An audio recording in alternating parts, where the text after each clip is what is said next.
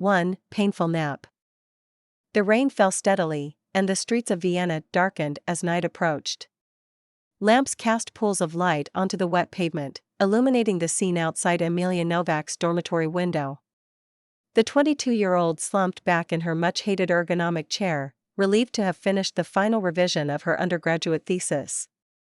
Though she still needed to defend it before a committee, she felt as if a great weight had been lifted from her shoulders. With a sigh, Emilia removed her glasses and closed her eyes, giving them a much-needed rest. She knew she would have to call her mother soon, but decided it could wait until after her thesis defense. Talking to her mother always seemed to add more stress to her life, reminding her of how easily everything could go wrong if she didn't overcome her laziness and apathy. Instead, Emilia considered calling her father, who was always supportive and loving, even if he tended to be overly interested in spiritualism and other esoteric beliefs. She couldn't help but wonder how her parents had managed to stay together for 10 years before their divorce, considering how different they were. With a sigh at her musings, she drearily stood from her chair and headed to make some late dinner before passing out for the day. Just as she took more than a few steps in the direction of her small kitchen, she felt a piercing pain in her chest. It quickly spread out from the initial point, as now it felt like her whole upper torso was pierced by thousands of needles.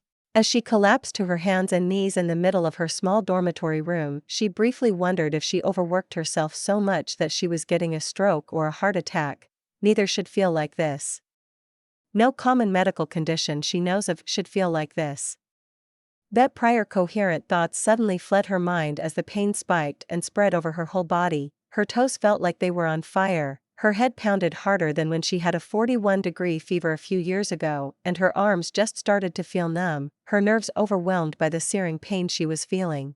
As tears started to pour from her eyes as she trembled on the ground from this agony, the torment suddenly came to an end after a final spike that made her feel like all cells in her body were tearing themselves apart. It took a few minutes for her mind to regain some form of cohesiveness to it. Phantom pain still flared in her body periodically, and her sobbing continued along with it as she slowly calmed herself down. She was still alive, somehow. Whatever that pain was, it has passed, and she was still breathing. With that thought, she took a deep breath to the count of 4, hold to 7, and exhale it to 8 through the mouth. She repeated her by now favorite calming breathing exercise a few times. After the third exhale, she opened her eyes, which were forced shut previously. She has felt the cold rocky material below her hands before, but couldn't make sense of the situation even after opening her eyes. Her gaze traveled over her surroundings, as her still sluggish mind tried to make sense of what she saw. It wasn't such an inexplicable sight that would warrant such a reaction otherwise. It was a simple alleyway, with trash bags along the side and a flickering lamppost peeking over the edge, giving some illumination to her surroundings. This was all good, but she was in her dorm in Vienna when she collapsed. She couldn't have sleepwalked outside into a shady alleyway in that state. She stood up with great effort, still feeling like she was both hungover and had muscle ache in every single one of her existing muscles. She was slowly hobbling towards the flickering light at the end of the alley as she considered her situation. She was sure her dorm room was locked and the hallways were watched by security cameras, plus she didn't remember hearing anything unordinary, so she probably wasn't attacked by someone, maybe poison? But why would anyone bother to poison her in her dorm and drop her in this alleyway afterwards, presumably unharmed? That halted her thought process. Was she unharmed? She didn't wake up in a bathtub filled with ice cubes, so probably her organs were still in their original place. Maybe she was kidnapped and now she was being released after someone paid her ransom. She didn't know if her mother had any enemies or was that famous that she would be targeted so far away from her home. But all that was just hypothesize, nothing was certain as of now. She needed to find out where the 9 hells she was now. As she made it to the end of the alley while immersed in her thoughts, she returned her attention to her surroundings. The road it opened to was a small 2-lane one, with barely anybody walking around in the middle of the night as it was. Maybe she wasn't passed out for more than half a day then, at least she could hope she wasn't kidnapped as she thought. Even in the open, trash in and outside of bags littered the sidewalk, while some cheap-looking cars were parked haphazardly on both sides of the road. She looked around, searching for any signs or landmarks, maybe indicating where she was. The houses were old, some looked like they were built centuries before. Not like those in Vienna she was used to at all. Most buildings there were older than some countries and looked as good as some decade-old buildings. She searched for any writing or road signs around the road. She quickly found a graffiti depicting Captain America in a less than quality on the side of the building she was leaning on for support. Wherever she was, at least they had comics here. Then she found a sign with the name of the road she was on. It read Rivington Street. Well, that didn't bode well. How the hell was she transported to England, or even the USA? Road signs in most of Europe tended to be written in the local language, barely any were in English. With a push, she separated from the wall, slowly getting a handle on walking without support. Her head was still pounding, and each step took effort, but both were slowly getting better. She single-mindedly focused on only the next step, so she jolted a little when words seemed to directly enter her mind. She must be crackhead, along with a wave of disgust that washed over her. She snapped her head up from the walkway, searching for the source. She didn't find any for a moment, and another string of words entered her mind. She must be high as hell. I should avoid her, followed by another wave of emotions. This time trepidation with a tinge of fear. She finally found who she deduced should be the source of the words she heard. It was a gangly man, now in the process of crossing the road. His intention was clear. He didn't want to go beside Emilia on the same walkway as they were headed in the opposite direction. His steps became hurried as he seemed to notice her gaze as it locked onto him. He soon disappeared along a corner, and Emilia lost sight of him. This time, the steadily mounting waves of discomfort and fear that were washing over Emilia in waves abated and gave way to a wave of relief, and soon the emotions ceased. Emilia felt extremely perplexed by this, and also confused. She stood there in the cold night, staring at the corner that the man disappeared behind. What the hell, she muttered, wondering whether the drugs or sedatives the imaginary kidnappers used on her were making her hallucinate even now. She dismissed that idea. Too unlikely. Plus, the emotions she felt were quite distinct from her own. The words she heard were often fewer words and more thoughts. Yes, that was right, thoughts, ideas, and emotions. Was her father right after all? Did she open her third eye because of those drugs, or is she just having mental trauma from the pain? Maybe it was a combination of the two. She always silently dismissed her father's lectures about spiritualism before, trying not to hurt his feelings, but also not taking them to heart.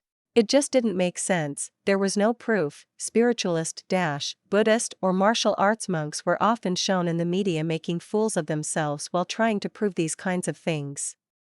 But this could be different. She would need to experiment with it after getting back to college. Maybe they would still let her present her thesis to the committee even if she was out of the original deadline. Although it took some self-convincing, she again started walking down the sidewalk. Her mind still whirling with ideas about what happened so far in the short time since she found herself here. As her eyes were fixated on the ground just in front of her feet, she noticed a discarded newspaper, thrown beside a trash bin. She quickly picked it up, intent on finding out the approximate date, while wondering who even bought newspapers anymore, instead of reading news on an app. 2007 March 27th, she read aloud to make sure she saw it right. It could be a memento to someone, that they just found fitting to throw away. That was far more likely than her traveling back in time more than 16 years.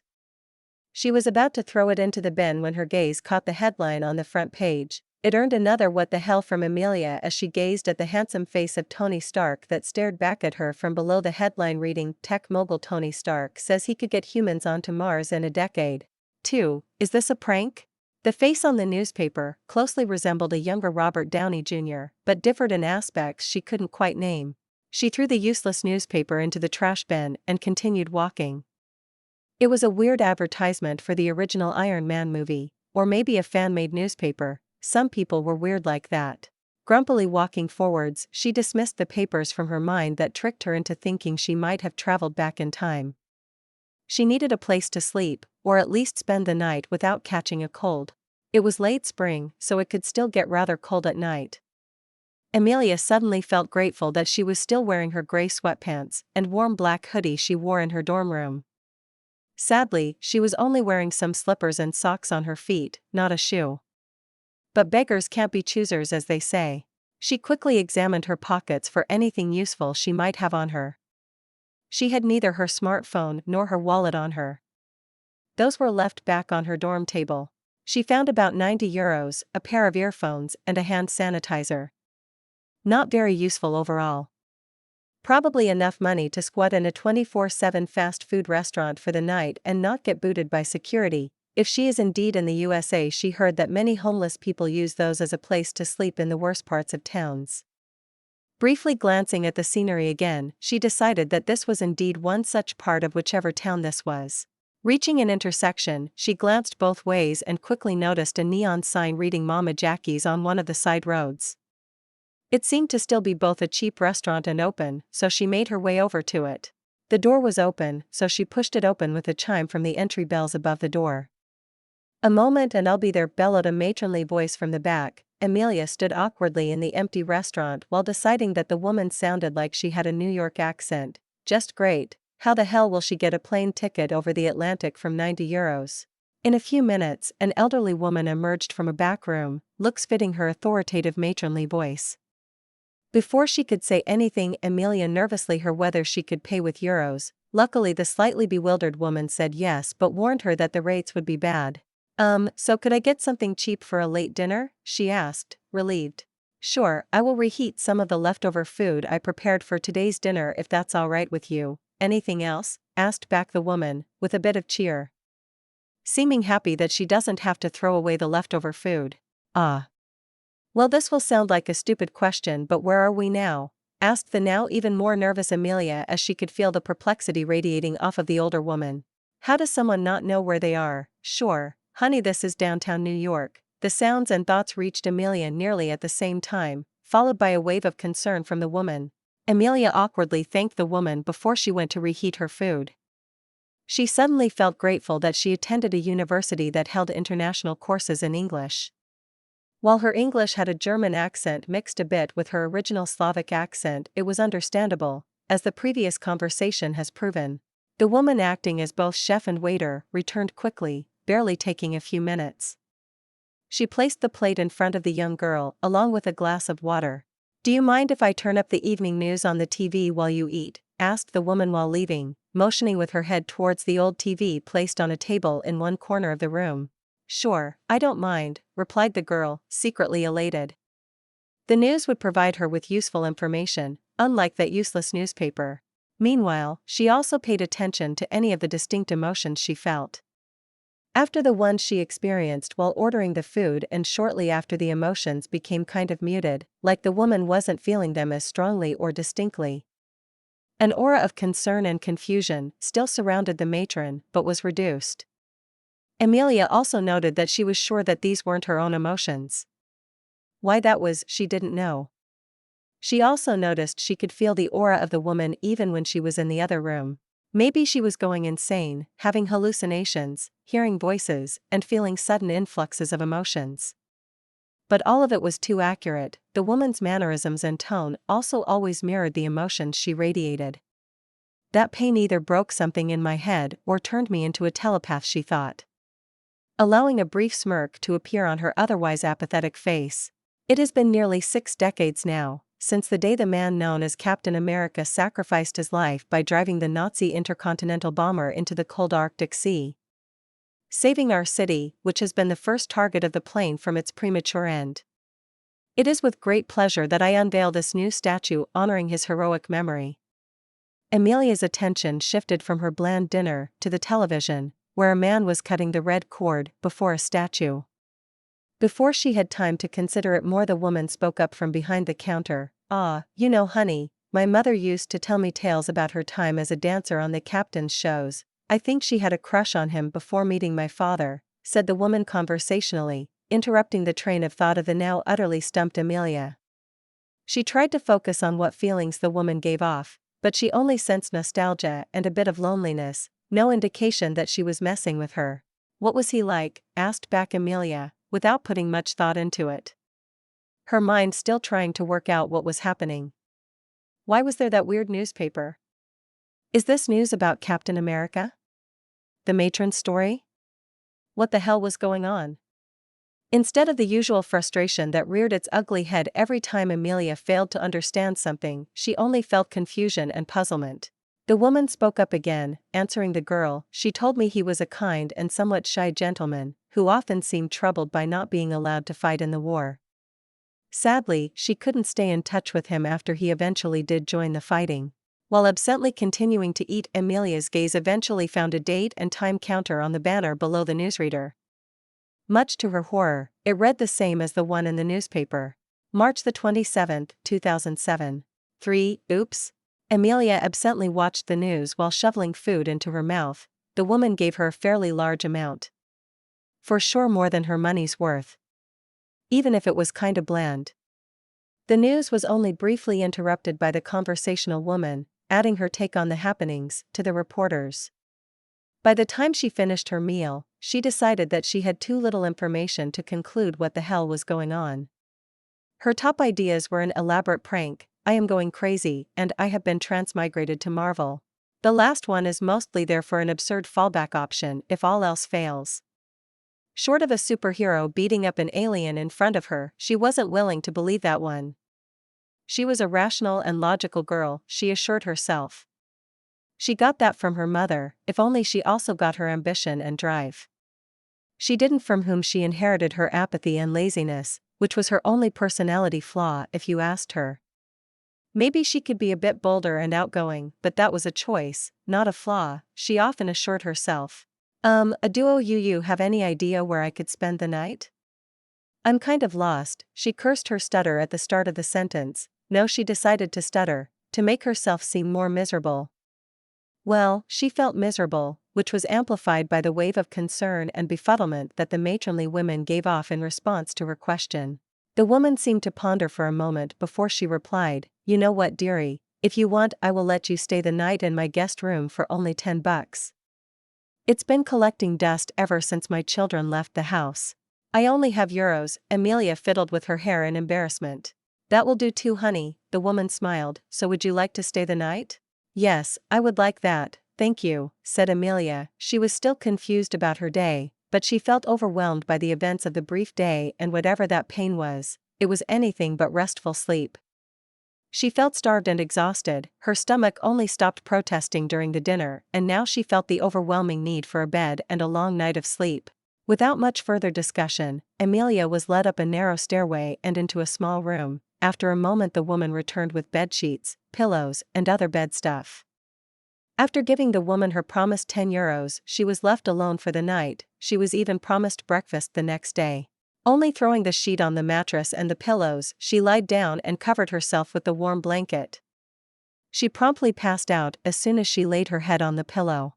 She awoke the next morning reinvigorated and full of energy. Her previous headache and muscle ache must have vanished while she was asleep.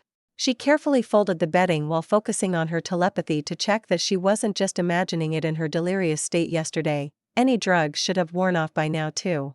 As she focused, she felt like she was in the middle of the ocean during a storm. Incoherent thoughts crashed into her mind without pause, and conflicting emotions were intent on pulling her to the depths of the ocean.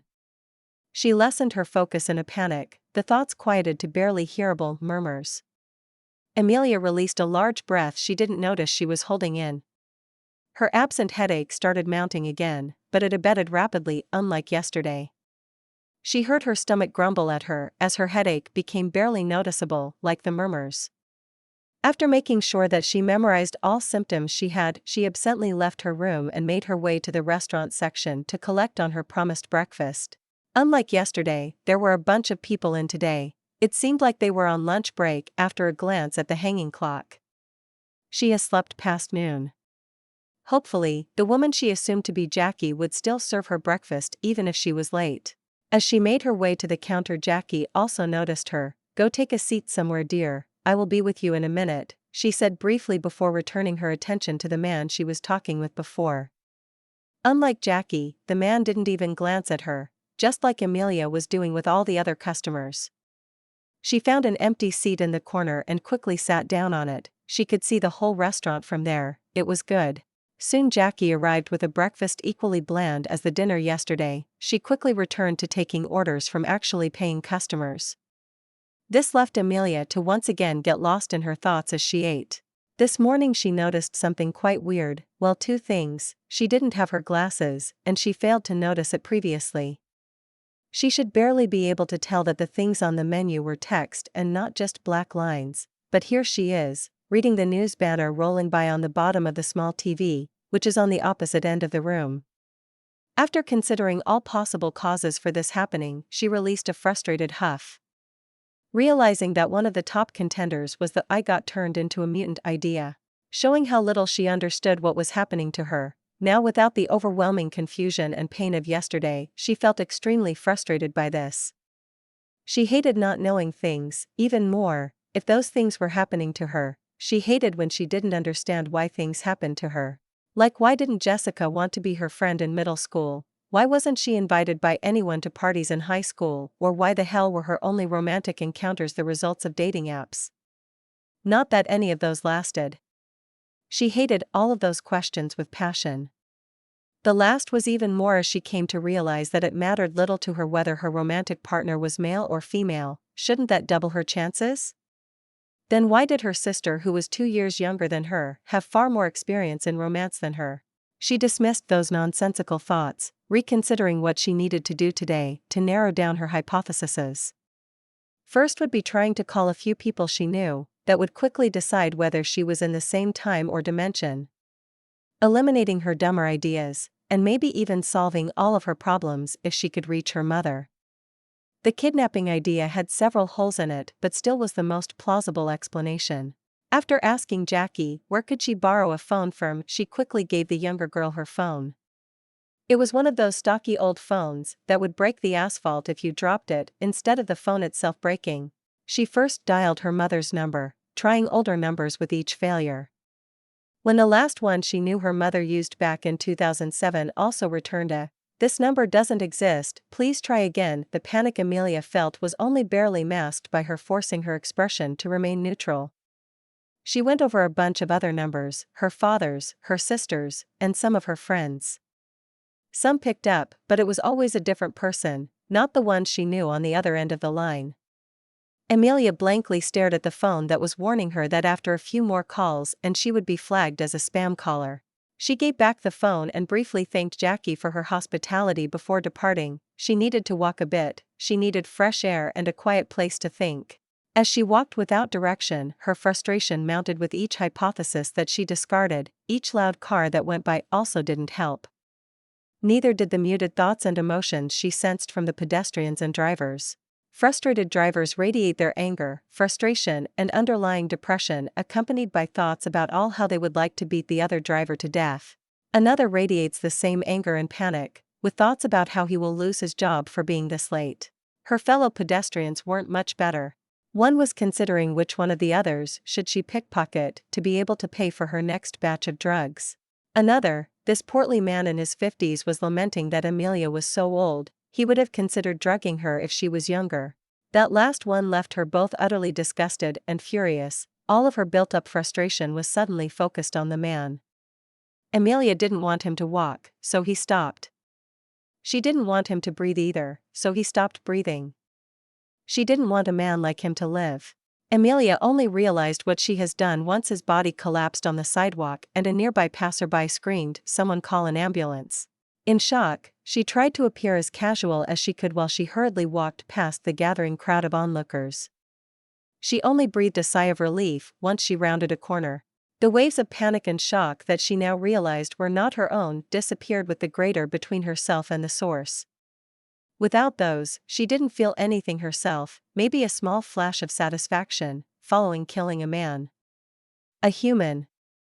Holy shit, she probably killed that man, didn't she? You can't hallucinate death into someone.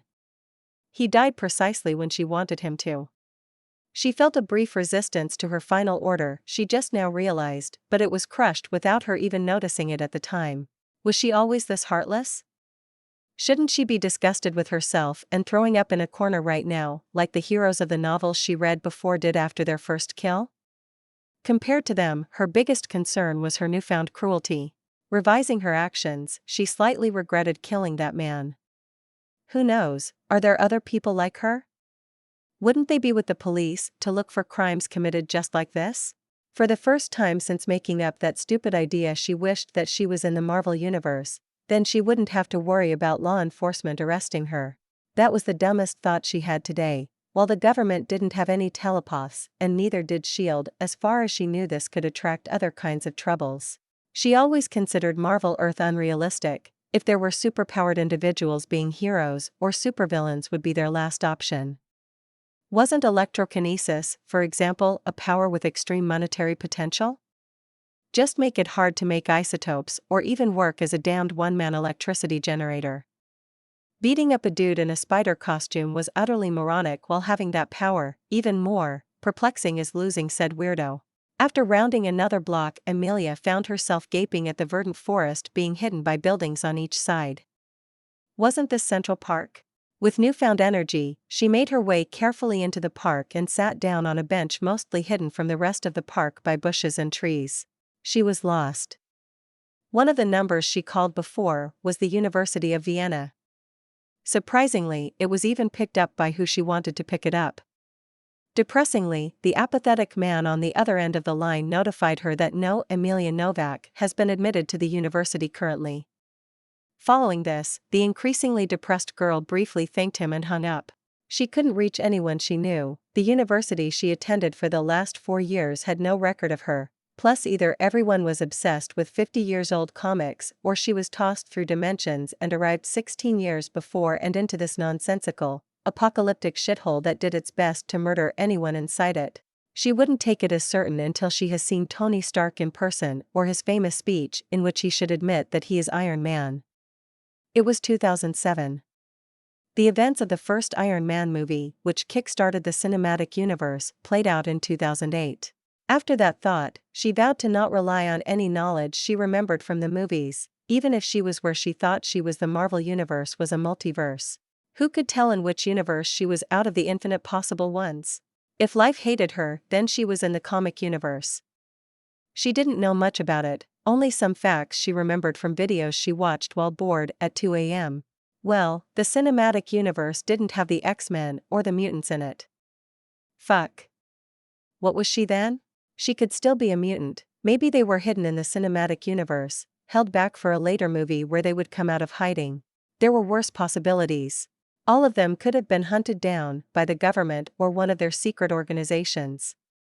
She knew S.H.I.E.L.D. collected superhuman individuals along with many other organizations.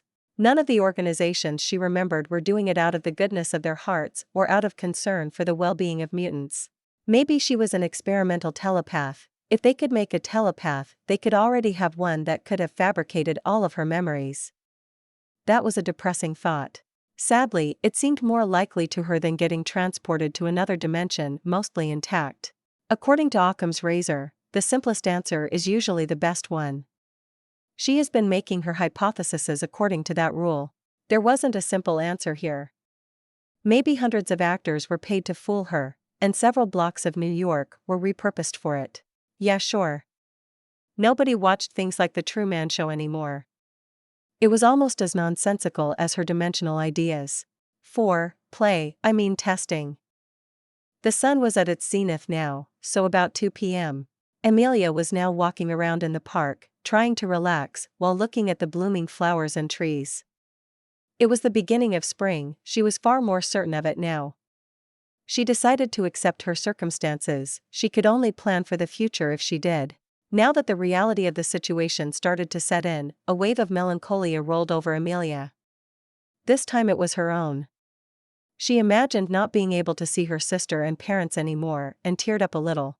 She cleaned her eyes with a brief sob escaping her. Even though she wasn't especially close with her mother, she knew the woman cared about her, even if she would rather swallow a cactus than show it. Her father's silly stories about living with Buddhist monks for months, and how he believed karma and souls could be measured by cards and throwing sticks. She felt a pang in her chest at the thought of not hearing any new stories from him. Then there was her sister, Emma. Yeah, her parents were creative like that. They were always close, growing up with a mostly absent father and a cold mother that left raising them to hired nannies. They still chatted almost daily after Emilia left for college. Emma would be fine, she was a far more mature woman than her, even if she was the younger one. It stung to admit it, but she felt it was the truth. Emilia forced her attention onto the colorful petals and greenery. attempting to shift her thoughts from such a depressing direction. Telepathy. That was a better distraction. That was what she guessed her power was. What could one use telepathy for in fiction? She was trying to jog her memory to remember everything she could about the subject. She decided there were 5 major ones. Communication. Telepathy can allow people to communicate with each other mentally, even if they are physically far apart or unable to speak out loud. Mind reading. Telepathy can also allow people to read each other's thoughts. Manipulation. Telepathy can be used as a tool for manipulation. A person with telepathic abilities could influence the thoughts and actions of others, either to their benefit or to control and manipulate others. Empathy. Telepathy can allow people to feel the emotions of others, creating a deeper understanding of other characters and their motivations. Psychic battles. Telepathy can be used in intense psychic battles between telepaths, with each telepath trying to gain the upper hand by invading the other's mind or blocking their abilities. She was sure she could do mind reading and empathy. Those were the thoughts that she heard and the waves of emotions she felt. She wasn't sure she could use more intrusive variations of either, where she would dive into the mind of someone instead of just standing there like a net. Catching stray thoughts. The same with empathy. Hiding emotions would be harder, and she seemed fairly sensitive to underlying emotions, and more muted ones if she focused. She could also sense minds and auras around her, with increased range if she focused. She guessed ordering that pedophile to stop breathing counts as both intrusive and offensive manipulation. That was good. If this world was indeed Marvel, she would need every tool she had to stay alive. Well, safe would be a better word, and free is the best. Many of the organizations that would seek to capture mutants wouldn't be happy if their test subject died. It was hard getting new ones and all that. It would be best to avoid that, she thought glumly. Back to planning the future. Money, a place to stay, and information. These were the things she needed. The order wasn't strictly necessary. If she applied her telepathy liberally, all 3 should be doable. She didn't want to try neither mind diving or copying memories. Both have some severe dangers if she didn't do them very carefully and expertly. She would need far more experience before attempting either. Her mind and personality are being rewritten because she mistakenly copied more than she should have, along with memories of going catatonic as she lost her mind in the psychic landscape of another mind. Neither sounded like a fun end. They weren't even deaths, she would just disappear. Not much different from how she imagined death before appearing here. Her death was different, so different that it was alive in a sense. Which was a weird thing to say.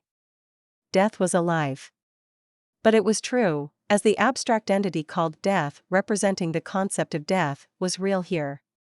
Along with innumerable gods and goddesses of death, along with demons and eldritch beings that would eat her soul or enslave it without batting an eye.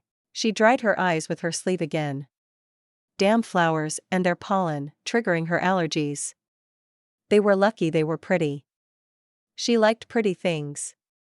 A cold spring breeze swept away an array of colorful petals along with verdant green leaves.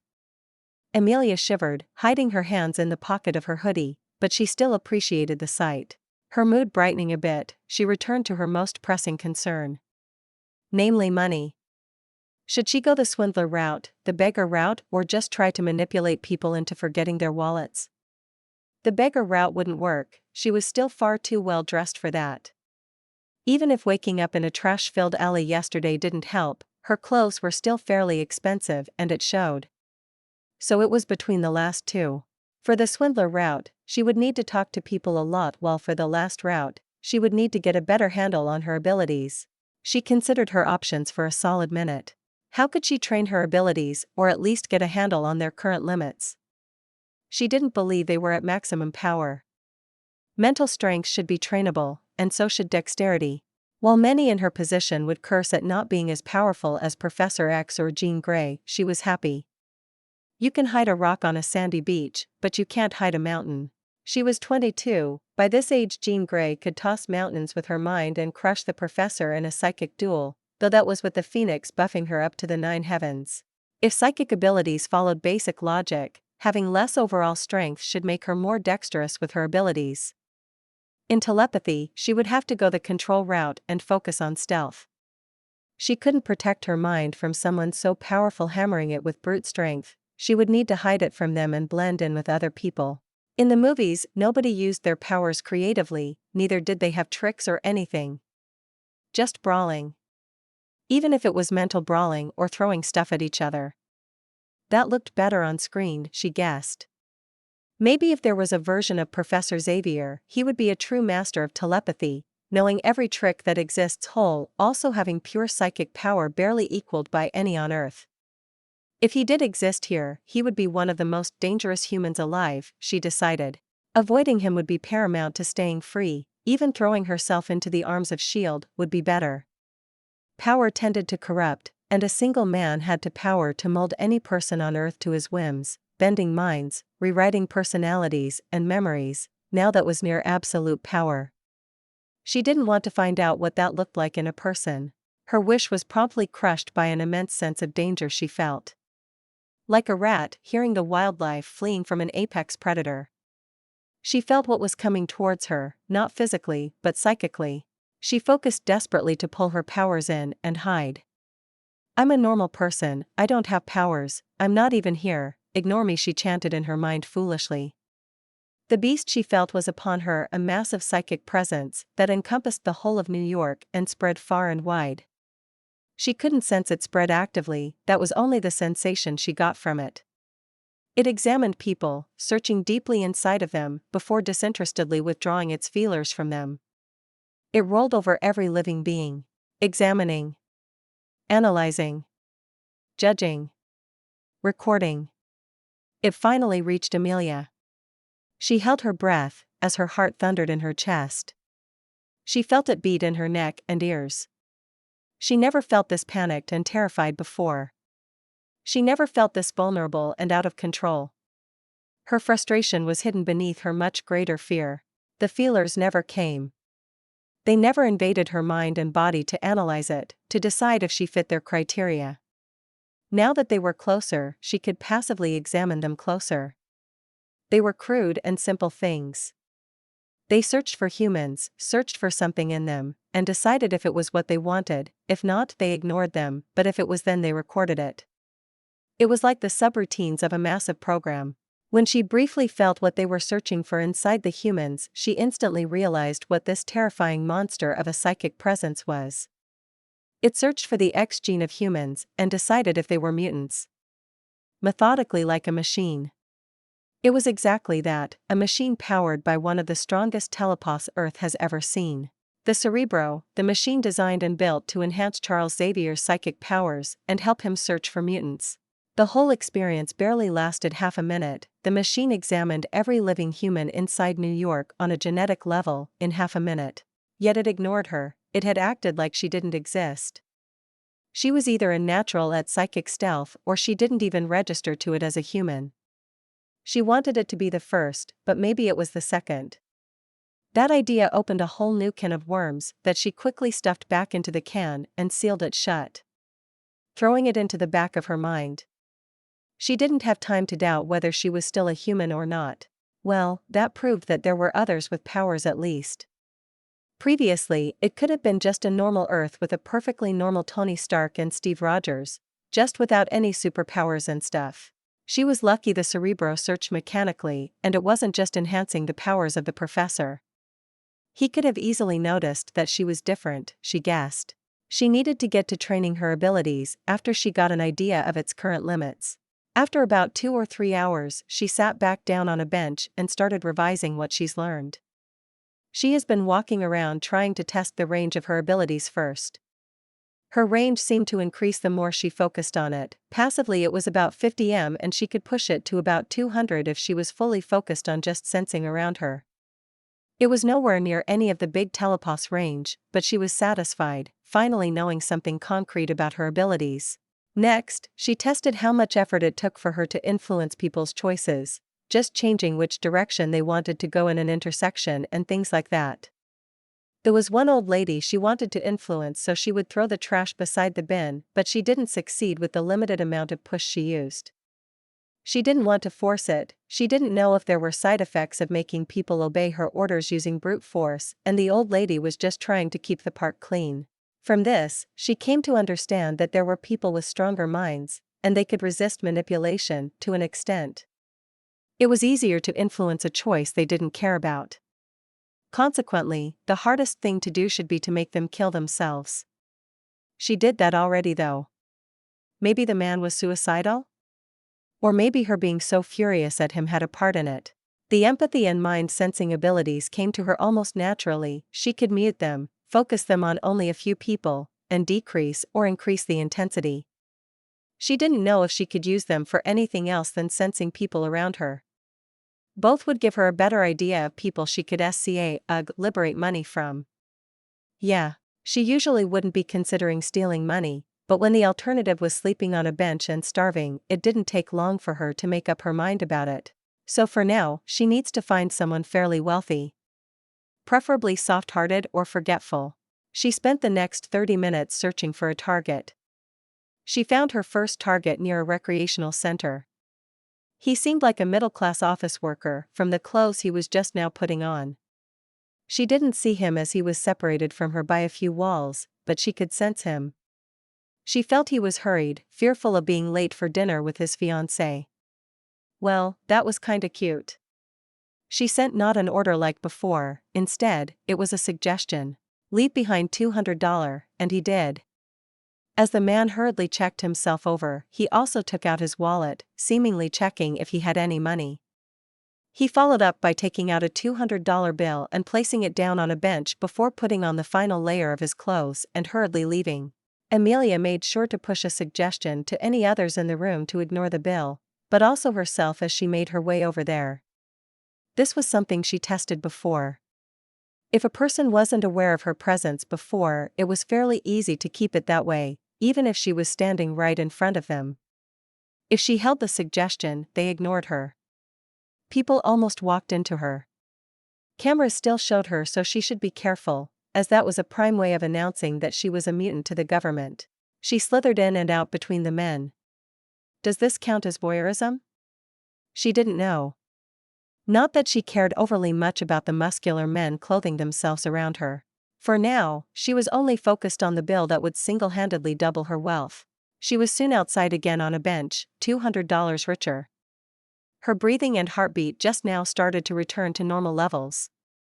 It seemed she was still worried about her powers failing her when she needed them the most, but they didn't. That was good. Very good. She could become effectively invisible to the normal human and only seen by technology or superhumans. Like some kind of reverse vampire. Fuck, those were a thing too here, weren't they? Let's hope Blade and his vampires weren't a thing in this universe. Just as the sun was setting, Emilia made her way towards a fairly affordable hostel. She asked a receptionist for directions to one. She made sure with her empathy that she was telling the truth too. Over the past few hours, she has collected about $900. That was both a lot and very little. A night in this hotel would cost $70. Hopefully, she could wash her clothes without charge, but this was New York, so who knew? Tomorrow she would need to go shopping and continue her scamming spree afterwards, to be able to afford the next night here. She wanted clothes and a smartphone.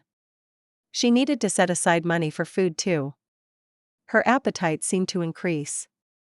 She felt like she hasn't eaten in days after she overexerted herself once today with telepathy. What kind of telepath used food as the energy source like this? Well, at least it satisfied her logical side. She wasn't pulling psychic energy out of the ass of an outer god at least. She quickly got a room from a frowning receptionist. Her thoughts were quite clear on her needing a shower, so she quickly obliged once she got to the room. After once again shoveling down food enough for 2 grown men, she went to sleep. For the first time with somewhat solid ideas about her future. 5. A bit of overthinking. It was the next day already, noon here soon. Emilia has gone on a shopping spree out of most of her money. She now had an old phone, she forgot smartphones weren't a thing yet. She also got a few more sets of clothes and a pair of shoes. Spending 2 days outside in indoor slippers was more than enough. Her clothing went from sweatpants and a hoodie to jeans, sweatshirts, and a jacket. March was still fairly cold. She now had about enough for food and a room for a while, but would need more to do anything else. She considered if there was a better way of making money than scamming people. The first thing that came to mind was investing in soon-to-be famous companies. That had two severe issues: she had no identification, and by this world's standards, she wasn't ever born. The other was that to invest money, she would need money. Legal money. Several people reported their savings missing, and a no-name girl invested thousands of dollars in cash into a company. Now that was not a good look. Getting identifications would be hard too, without extensive help from some government agency. She didn't want to risk using telepathy for this. At best they would think the poor office worker was corrupt, and at worst they could somehow deduce that she psychically manipulated him. The easiest would be getting the bank information of a wealthy person and making them forget it. They could still report it to the bank, but maybe she could have withdrawn enough to go on for a while. Emily decided that for this, she would need to include her target being at least morally gray. Her conscience was still there in the background, protesting her stealing hard-earned money from people. She wouldn't mind it if her targets were immoral though. Before that, she decided to head to an internet cafe. First, she wanted to use her phone to get information from the internet, but this ancient thing could barely be used to make calls and text. That made the cafe her next target. If that too fails, it was time to go medieval and head to a library with real books. Not that Emily had a problem with books, but she was far too used to having every piece of information she needed in her pocket and downloading books online. She found one as out of the open as one could find in Manhattan. It was somewhat cozy. They charged $5 an hour to use the computers, so she quickly got to researching. First, she looked up the names of her family. Her mother should have had more than a few new articles written about her even in 2007, yet she found nothing. Sadly, the same with her father's website. He sold weird trinkets to chase away bad spirits and increase karma, and other such stuff. Next, she looked into world history and nations. It was mostly the same with a few outliners. The two she recognized were Sokovia and Latveria. Both were important locations in the Marvel universe. There was no mention of Wakanda, but they should be still hidden in Africa. Next, she looked into famous Marvel characters that should already be active or known. Captain America was known to be the result of a super solder experiment. There were even before and after photos of him. Howard Stark also had a bunch of articles about him. There were still conspiracy theories about his death floating around. Tony Stark was like most celebrities in her time. He somehow managed a successful company, had time to sleep with hundreds of women per year, and made several public appearances at important events and galas. She followed up with a few other people: Hank Pym, Reed Richards, Norman Osborn, Justin Hammer, Wilson Fisk, Victor Von Doom, Peggy Carter, and many others. She found several pages about all of them, all considering them real people. She would probably still be shocked when she first met one of them, but for now, she accepted her absurd situation. She was in a Marvel universe. Well, that gave her a load of new opportunities and even more dangers and problems. She would need to be careful to survive the coming sequence of apocalyptic storms. On the other hand, these storms all provided opportunities for her. She was a mutant, a fairly weak one for now, but she felt she could be so much stronger if she was given time and resources to experiment with her powers. For example, what could a telepath do with the Mind Stone? Well, that was far too dangerous to get and have, but there were many other such artifacts in this world. Next, the main threats to her safety. She looked up mutants too. The X-Men were known, and Charles Xavier was an extremely influential person in US politics and intellectual circles. X-Men were looked at as outsiders and weirdos, but not with outright hostility yet. Thank fuck for that. She didn't want to deal with a Sentinel situation. There was also some kind of mental parasite too in comics that made people hate mutants. She barely recalled that detail. The X-Men tended to somehow fuck up massively, ending with the end of humanity. She once again reaffirmed to stay away from them. Her next main threat would be the government. She didn't search for S.H.I.E.L.D. or Weapon X or any other of the secret organizations. Even though there was an obvious lack of random mutants turning up. There were some news reports about them joining Xavier, but it was far too few. She guessed the government swooped in to collect awakened mutants they noticed and removed their traces. That didn't bode well. On her Earth, there would be mass protests about mutant rights or some shit like that, but not this. Americans protested for the rights of cows and chickens in her time. She didn't believe they would do a 180 and call for the death of mutants who were still human. They were stronger than humans and dangerous, yes, but so were lions and gorillas. Back to S.H.I.E.L.D., she found mentions of its predecessor being established by Howard Stark and Peggy Carter. It was well hidden, but some equally hidden conspiracy theory websites still had information about it. S.H.I.E.L.D. was a weird one from her standpoint. They would be suspicious of her, turning up with no personal history and telepathic powers. She might even consider turning herself over to them if it weren't for Hydra. If she played it well, she could convince them to let her only do interrogations and stuff, no active fighting. Sadly, telepaths were few and far between, and she didn't trust any organization to keep the other's grabby hand off of her. The only things she could trust to protect her were her powers and maybe personal allies. Her greatest weapon would still be secrecy. Hydra can't turn her into a test subject if they didn't know she existed. Her one paid hour would soon run out. She didn't want to look up anything else, so she stood up to leave. Now that her attention was returned to her surroundings, she overheard a few concerning things said and thought by the other people in the cafe. Yeah, they were all over the place, even though it was said to be a heart attack, said one. Maybe he was someone important, for there to be that many secret agents swarming over it, replied another. Even with listening in to their surface thoughts, they didn't seem to know much else, but they were talking about the man Emilia killed. The image was clear in their head, so she has seen it too. Was she caught already? If she left this cafe, were a bunch of agents going to jump her? Maybe they would just shoot her. After all, she seemingly killed a person with a glance. They shouldn't know how dangerous she was. But maybe she was overreacting and thinking like that. She left quickly, only releasing a sigh of relief once she was walking through a crowd on the street. When she killed that man, she also got a deeper look at his mind and memories. Luckily, it felt like watching a TV just on near infinite playback rate. Yet she somehow remembered the most important bits. She just now noticed thinking more deeply about that experience.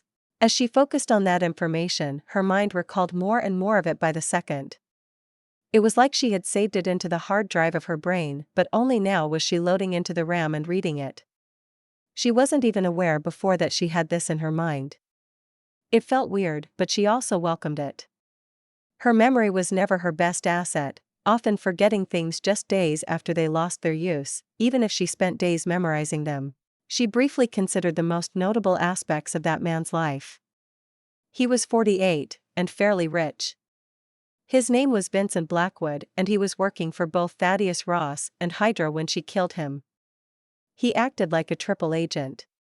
Working officially for S.H.I.E.L.D., acting like a double agent for Ross, but truly being loyal to Hydra. Well, fuck.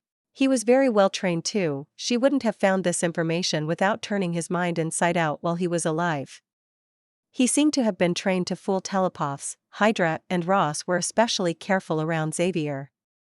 Well, this seemed like a blessing in disguise. On one hand, two secret organizations might be hunting her, plus a general. Meanwhile, on the other hand, she now had information. Deeply classified information and an old secret agent's knowledge of the big players in the USA. Luckily, the man wasn't on an active mission when he died, so if they didn't find any evidence, they might just accept he died of a heart attack. Well, this was Marvel, so she was happy she got 2 days before fate started to fuck with her. She refrained from cursing out what might be an abstract entity. Another boon she got from delving into old Vincent's knowledge was the location of several hidden caches. It included a bunch of stuff useful for disappearing, plus identification for the man. Using those would be tricky, but maybe she could do it with some liberal application of telepathy. But most importantly, money, a bunch of it. Not that getting the money was the problem before. But it was always good to have more money. She tried to save these locations separately from the rest. In a sense, this was similar to folders on computers. Instead of having everything recorded in a single big folder, she now made a separate folder for this. Her powers turned out to work on herself too. After all, wasn't she directly manipulating her memories now? She walked down the sidewalk with a spring in her steps, happy about discovering a new aspect of her powers. "What have you managed to find out?" asked a black man his subordinate. Said subordinate did his best not to squirm under the pressure of the black man's one-eyed stare. "Sir, he shows symptoms of simultaneous organ failure. His heart, lungs, kidney, liver and nervous system all entered a state of shock before simply stopping to function," said the agent steadily, pausing at the end to take a quick breath before continuing. He didn't have signs of prior medical conditions that would result in any of those. The agent paused again, to the visible frustration of his superior. Before he could be berated, he quickly continued, "The first to receive the shock seems to be the nervous system, specifically, the brain. The shock traveled along it to the rest of the body." The doctor noted that it seemed like the brain itself ordered the organ failure, he finished. Even if the doctor thought it was a ridiculous idea, he reported the last part too. These were the kind of things S.H.I.E.L.D. dealt with. The black man began to tap his fingers on his desk, his previous frustration lessening after getting provided useful information. "You can leave," he mentioned offhandedly, with a wave of his hand. Putting the agent out of his mind already. "Yes, Director," said the man before leaving the director of S.H.I.E.L.D. to his thoughts. Once alone, he searched for a document. It was stated on the front page that it was a Level 3 classified document. This level was only granted to agents who have demonstrated their loyalty and competence. It provides access to highly sensitive information and areas of the organization. He quickly opened it and searched through a list. It was the basic list of known supernatural abilities by S.H.I.E.L.D. There were a few exempt from this, but those would require higher levels of clearance. Not that it mattered to him, as one of the select few having level 5 clearance on the whole planet. He wrote out a few entries in a notebook. Biokinesis, electrokinesis, chi mastery, and finally, telepathy and psychokinesis. He hated dealing with those asshole monks, so he put chi mastery to last. Out of the rest, all mutant powers could have achieved this effect, but he circled biokinesis and telepathy. From the records, those two powers could cause this effect without extensive training. It could have been done by other means. Not every weird crime had to be committed by mutants. But then again, the only viable option would be a new type of neurotoxin that someone just left in the open like this for a virtual nobody. Yeah, Agent Vincent Blackwood was a S.H.I.E.L.D. agent, but he was only level 2, and he was known to be working for that ass Ross. He didn't fire him as he might have come in handy when he needed leverage over the general, but that was moot now.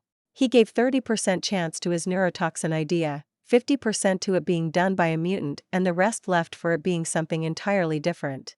Well, the chances for the mutant part would sink lower if he didn't get a chunky compensation and apology from Xavier in a few days, or a notice that said mutant joined his terrorist boyfriend. At least he worked together with them, even if barely for the sake of coexistence. Fury hated the idea of him having superpowered people under him, training to be combatants. He often advocated for getting rid of him.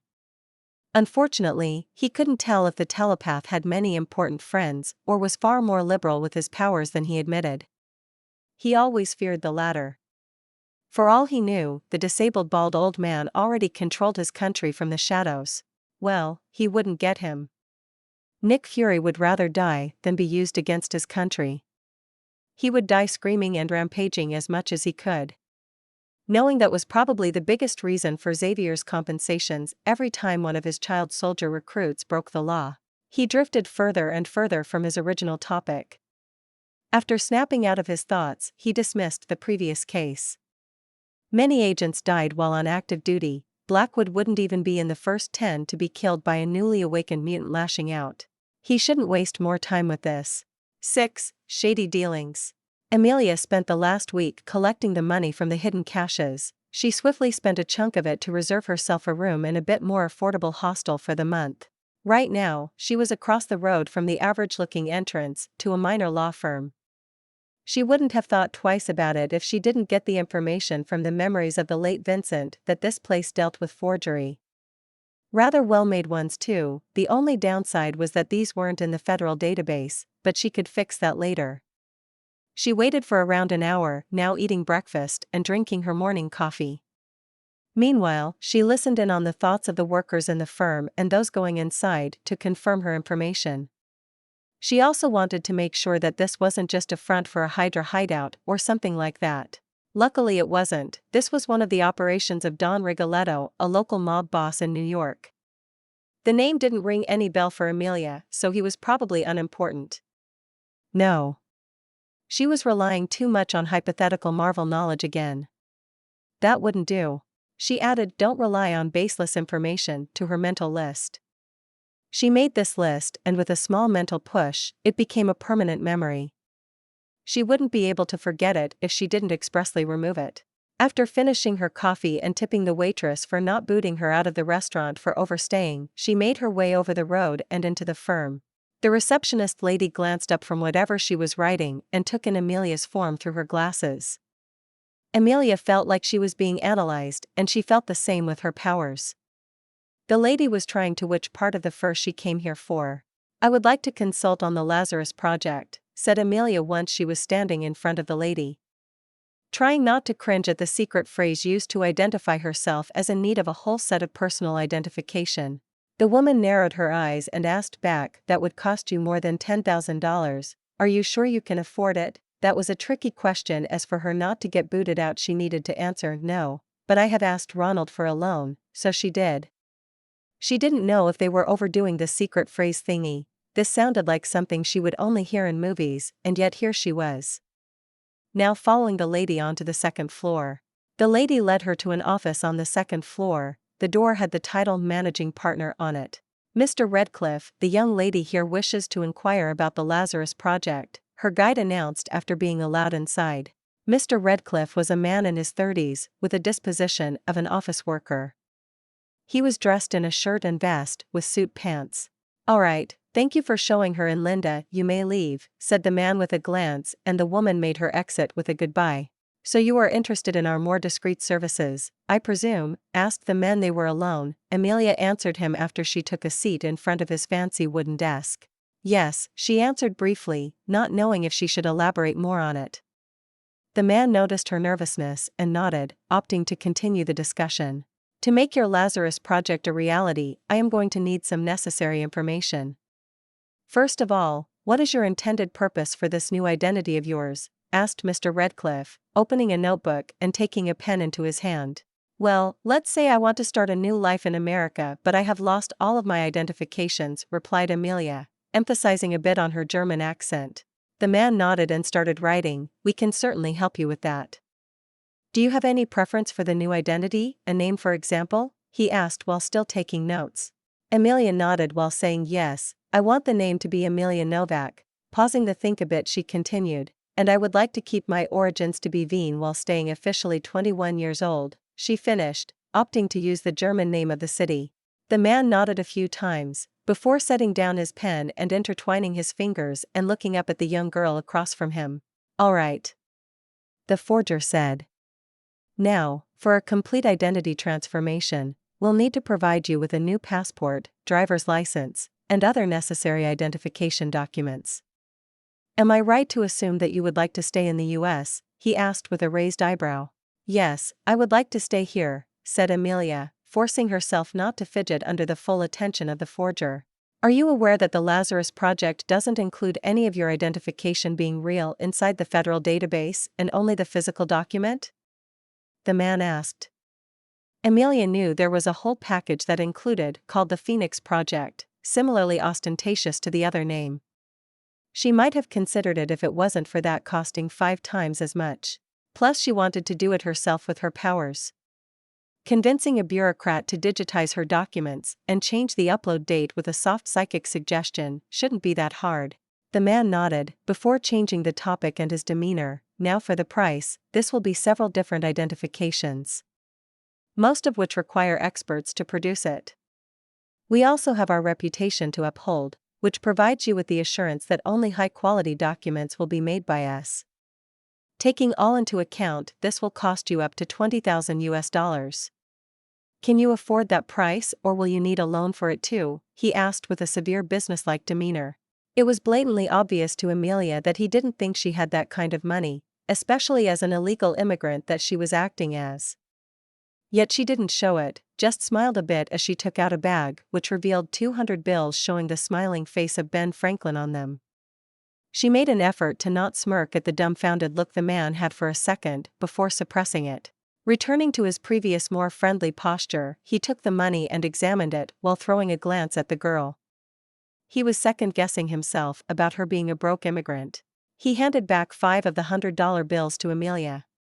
"I believe you might find yourself in need of my own or my colleague's services.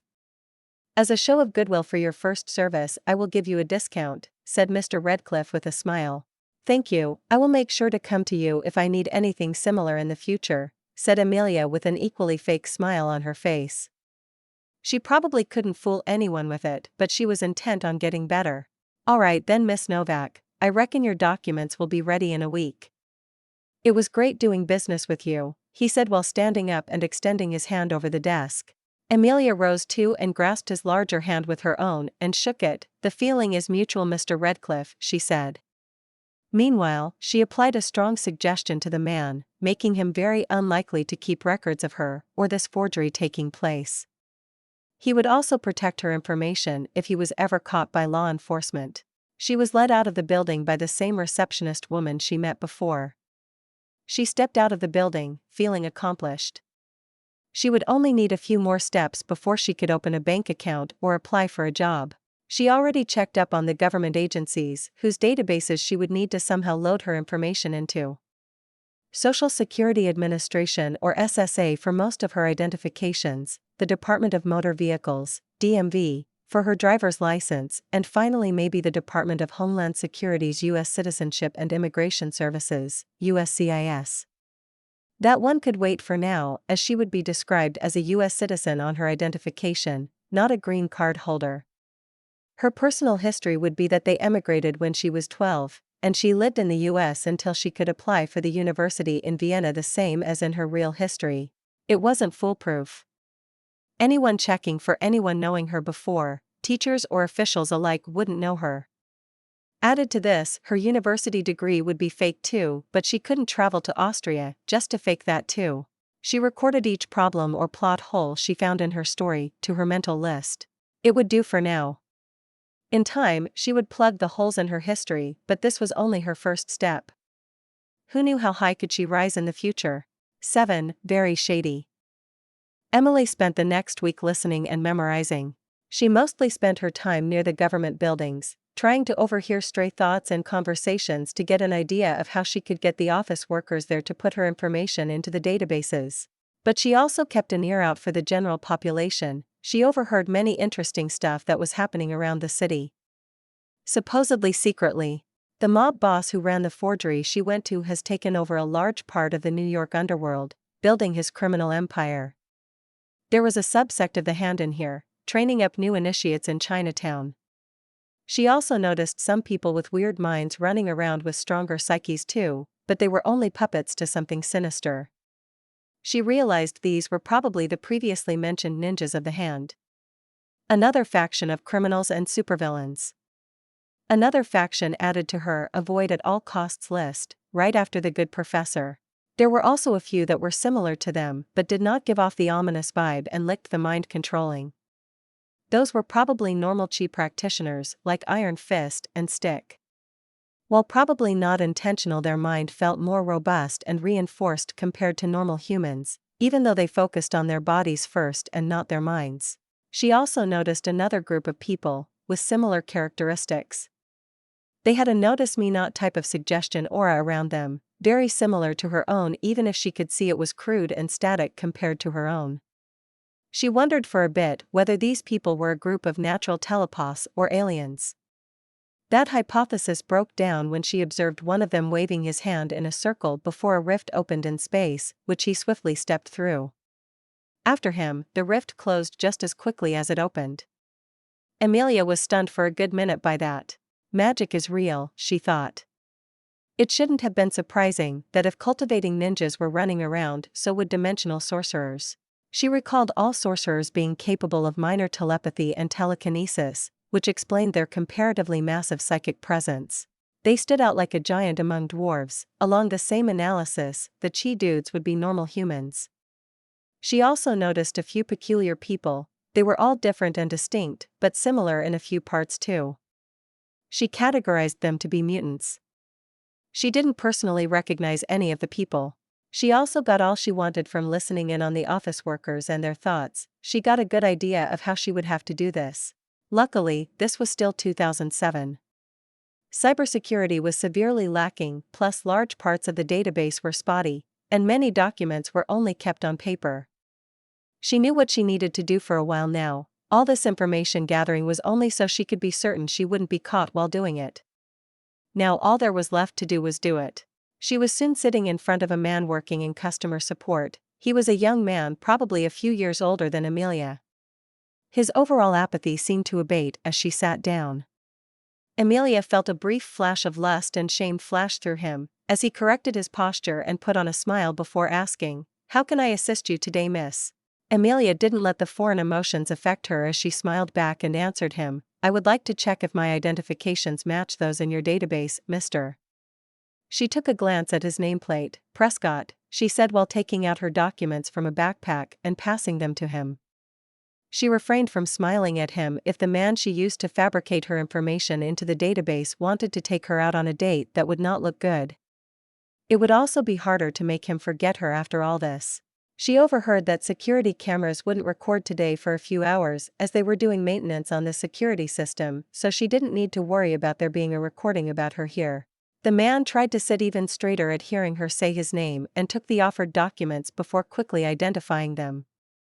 "All right, I will be back with you in a few minutes, Miss Novak, at max 15 minutes to go through all of them. Please be patient in the meantime," he said before retreating to a backroom containing a terminal to the database. Emilia just relaxed in her chair as she closed her eyes.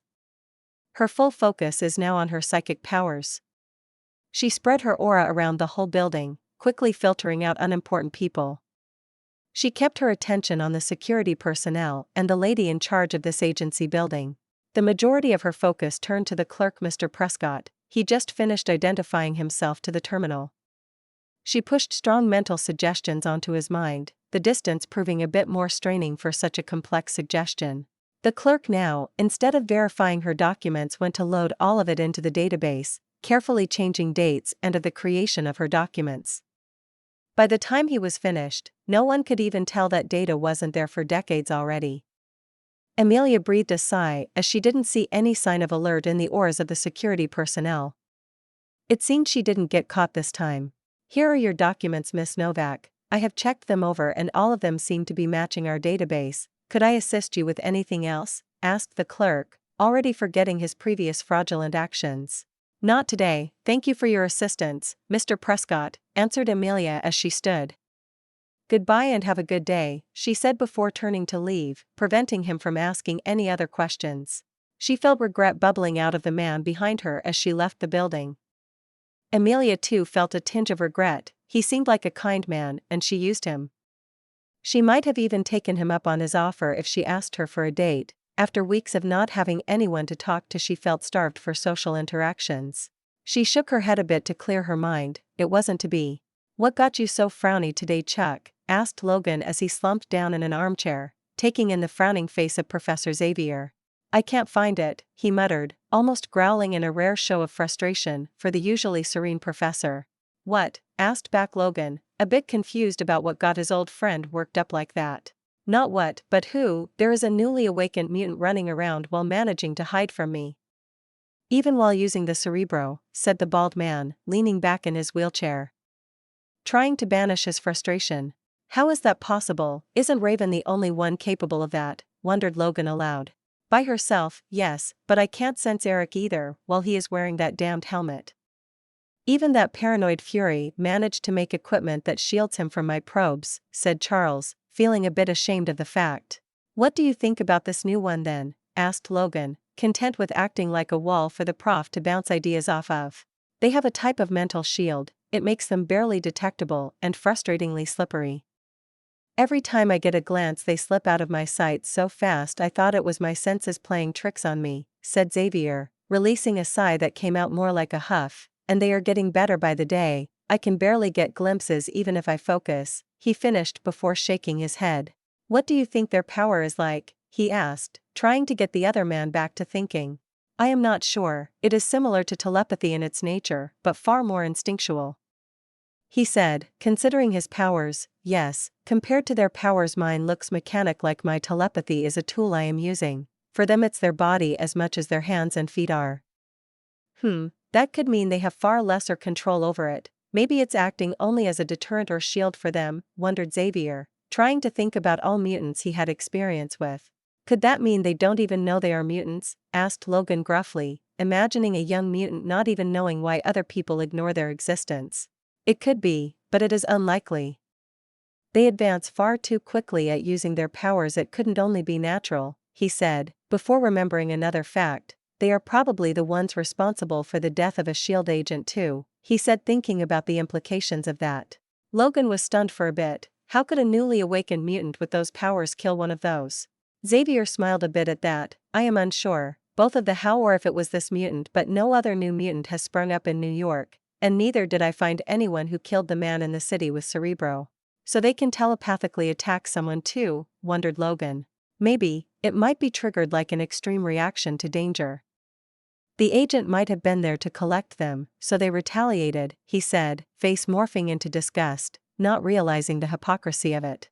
Wouldn't be a first. Scott is still holding a grudge over what happened with Jean, said Logan, while he had blood trailing down his knuckles from adamantine blades trying to force their way through his skin. The professor also looked morose after remembering that and shook his head. There will always be parents who forsake their children because they are different. They didn't know what would happen to her if SHIELD took her, he said, trying to justify what the Gray family did to Jean. Do not justify it, Chuck. They wanted to send their daughter to jail for her powers, so she wouldn't be a danger to the world, said the centuries-old man gruffly. He had seen many atrocities, but parents forsaking their children still got his blood boiling. Charles only shook his head at that, not even trying to empathize with the Greys anymore. A mutant like this would be a prime recruiting target for an infiltration agent for any secret organization. Even Magneto might try to brainwash them if he gets to them first, said Logan. Yes, we mustn't let others exploit this young mutant. They should be terrified and alone right now, said the professor sagely. To this, Logan only nodded before raising to his feet. Call me if you need me to go collect them, Chuck. I will go out and run for a bit. Gotta blow off some steam.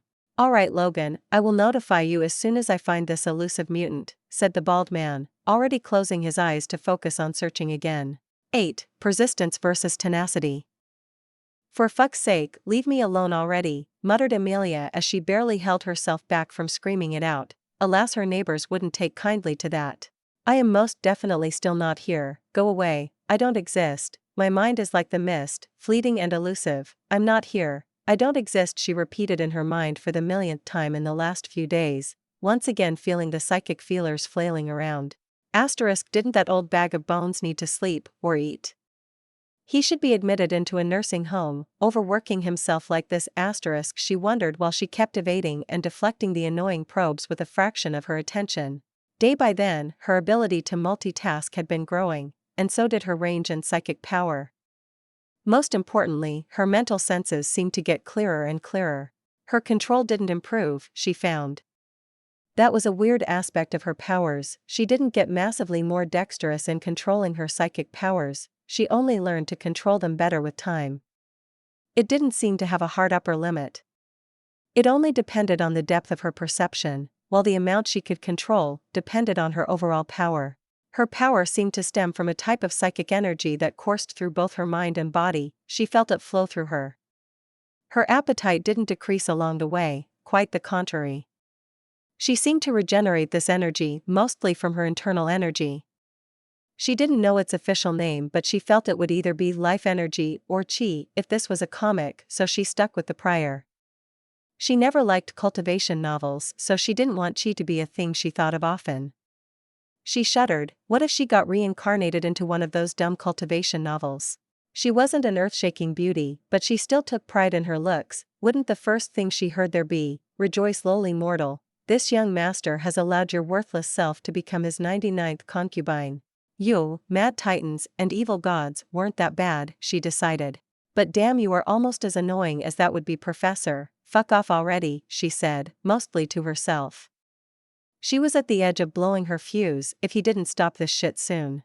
Luckily, she got finished her business with all government agencies already. It would have been hard expanding her senses to cover buildings while also hiding from the cerebro-enhanced Xavier. Something had to change. She couldn't keep doing this. She was woken up in the middle of the night, interrupted while walking on the street. Wasn't this similar to a type of mental torture, where they would repeatedly interrupt the sleep of a prisoner? She didn't know if even fleeing the city would free her from Xavier's hounding. She would have to be patient. He has to have more important things to do than this. He was spending 16 hours a day sitting strapped to a machine, scanning every human near New York. She thought about ways to passively hide her from this or block out other telepaths' nasty probes from her mind. Unfortunately for her, they were all either unfeasible or had extreme side effects. Putting on a helmet like a magneto would keep out any telepaths. Unfortunately, it would also keep her in. All of her newfound sense and powers were cut, suppressed, and forced into a small helmet. She didn't even want to imagine how suffocating that would feel. She loved her powers, she realized over the last few weeks. This sense of power, of getting better at using it, at all of its future possibilities. She wouldn't give it up for anything. Computer sciences were fun and all, and so was programming, but this was far more. Maybe she would get back to her more artistic hobbies in the future. That sounded good. Into the to-do list it went. After another 30 minutes of playing whack-a-mole with psychic probes, they finally retreated. Emilia promptly slumped into her bed, and once again thought about what she could do about this state of affairs, but came up empty as so many times before. Her only option in this battle was attrition. She often got furious while these attacks lasted, but she wasn't getting tired. Neither mentally nor physically. Sure, she was irritated, but she could keep evading good old Charles for however long it took for him to give up. As days passed, she didn't feel mental exhaustion set in from sleep deprivation. Her body was also fairly energetic still, considering she slept for a whole 10 hours in the past 3 days combined. She dearly wished for Charles not to have similar mental enhancements, or that they would be less effective in his advanced age at least. She would keep doing this for as long as she could. That was all she could do now. The only person she knew of that managed to hide from Xavier's detections was Raven, and she perfectly replicated a normal human with her powers to do it. The professor couldn't follow her if she switched between forms, and never had the glaring identifying mark that was the X gene. That was not a viable option for her. She decided to get as much sleep as she could before the prof got back to it. She passed out the moment she closed her eyes, still in her normal clothes. Emilia awoke to the first rays of the sun glaring at her face. She felt strangely refreshed. She suspiciously looked around her empty room, both with her 5 senses and her psychic 6th, or was it 7th? There was nothing suspicious around or in her building. Which in itself was suspicious. Where were the annoying probes and psychic feelers trying to invade her mind? A giant smile broke out on her face as she made sure there wasn't any SHIELD or X-Men attack team in her vicinity. The annoying old man might have finally given up on finding her. Well, at least for now. She should get to doing stuff from her list. Now she had a driver's license, a bank account with a credit card, and official personal identifications. What is a 21-year-old girl to do with her life? She would consider getting a normal job, but that would be a waste of time. She could get however much money she needed. She would need a reason to travel around the world. She wanted some of the fancy materials and artifacts that could be found on Earth in the movies. Maybe a traveling journalist, or a painter? Well, not that painters made enough money nowadays to make up for her stolen amount. For now, she wanted to eat and walk around Central Park. Maybe she should get out of this city. She always liked nature, and Central Park was the only place she could go to see some close by. She found herself once again on a bench, eating a croissant and trying to de-stress. People were running on a track, exercising, and playing sports games in front of her. Her attention was more focused on the leaves waving at her in the soft afternoon wind. It could always calm her down and take her mind off of her problems. "You mind if I sit down here?" asked a soft voice from beside her. She didn't remove her attention from the trees. "Sure," she answered absently and felt the bench shift a little as the other person sat down. "Do you come here often?" the person beside her asked, to which she replied absently again, "Yeah, I enjoy watching the trees here." She forced her head away from the said scene to look at the girl beside her and suppressed her urge to scream or fall off of the bench upon what she saw. She was a beautiful girl, probably the same age as her, with vibrant ginger hair and green eyes, combined with a face fit for a goddess. But it wasn't what she sensed with her 5 ordinary senses was the thing that freaked her out. it was how the girl felt to her psychic sense. She was massive but also suppressed. It was like the monster that was the cerebro-enhanced Xavier was condensed down and sealed into the mind of this girl. While her attempt at not making a fool of herself was successful, her astonishment and shock were still quite clear on her face. Not that the other girl needed to see her facial expressions to feel her emotions. "I'm Jean, may I ask your name?" asked the girl. "No, Jean," gently. "Emilia," she said quietly, trying to focus on her visual senses, not her psychic ones. Still, she also felt the emotions rolling off of the other girl. There was a sense of wonder and curiosity, but hidden beneath it all was a giant well of loneliness and sadness. She was also sure of who this girl was by now, Jean Grey, probably the strongest natural telepath on the planet, maybe even beyond it. I know it's weird to ask this to a stranger, but could I invite you to a meal or something?" Jean asked, a bit pleadingly. Emilia tried to listen to her logical mind, to leave as soon as she could. This girl was a catalyst to many disasters in the Marvel movies and comics, and she really shouldn't get involved with her. But her own near-desperate need for social interaction combined with the fearful hope she felt from Jean won out before her logical side could gain a foothold. A meal couldn't hurt, she thought. "Sure," she said, a genuine smile gracing her lips. "Oh, great, should we exchange numbers? Or is now fine for you?" asked the now elated girl. "We can, but now is also fine for me," said Emilia, taking out her brick-shaped phone.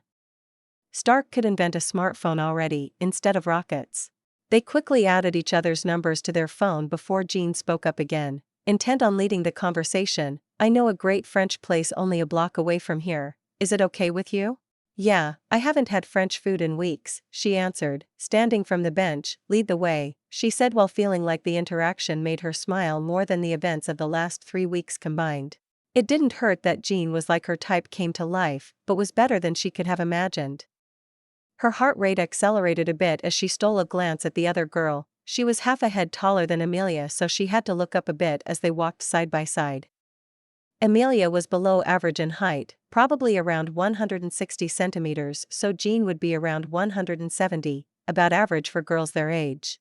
Her logical side once again tried to rebel. Getting a crush on Jean would exponentially increase her chances of ending up in shitty situations.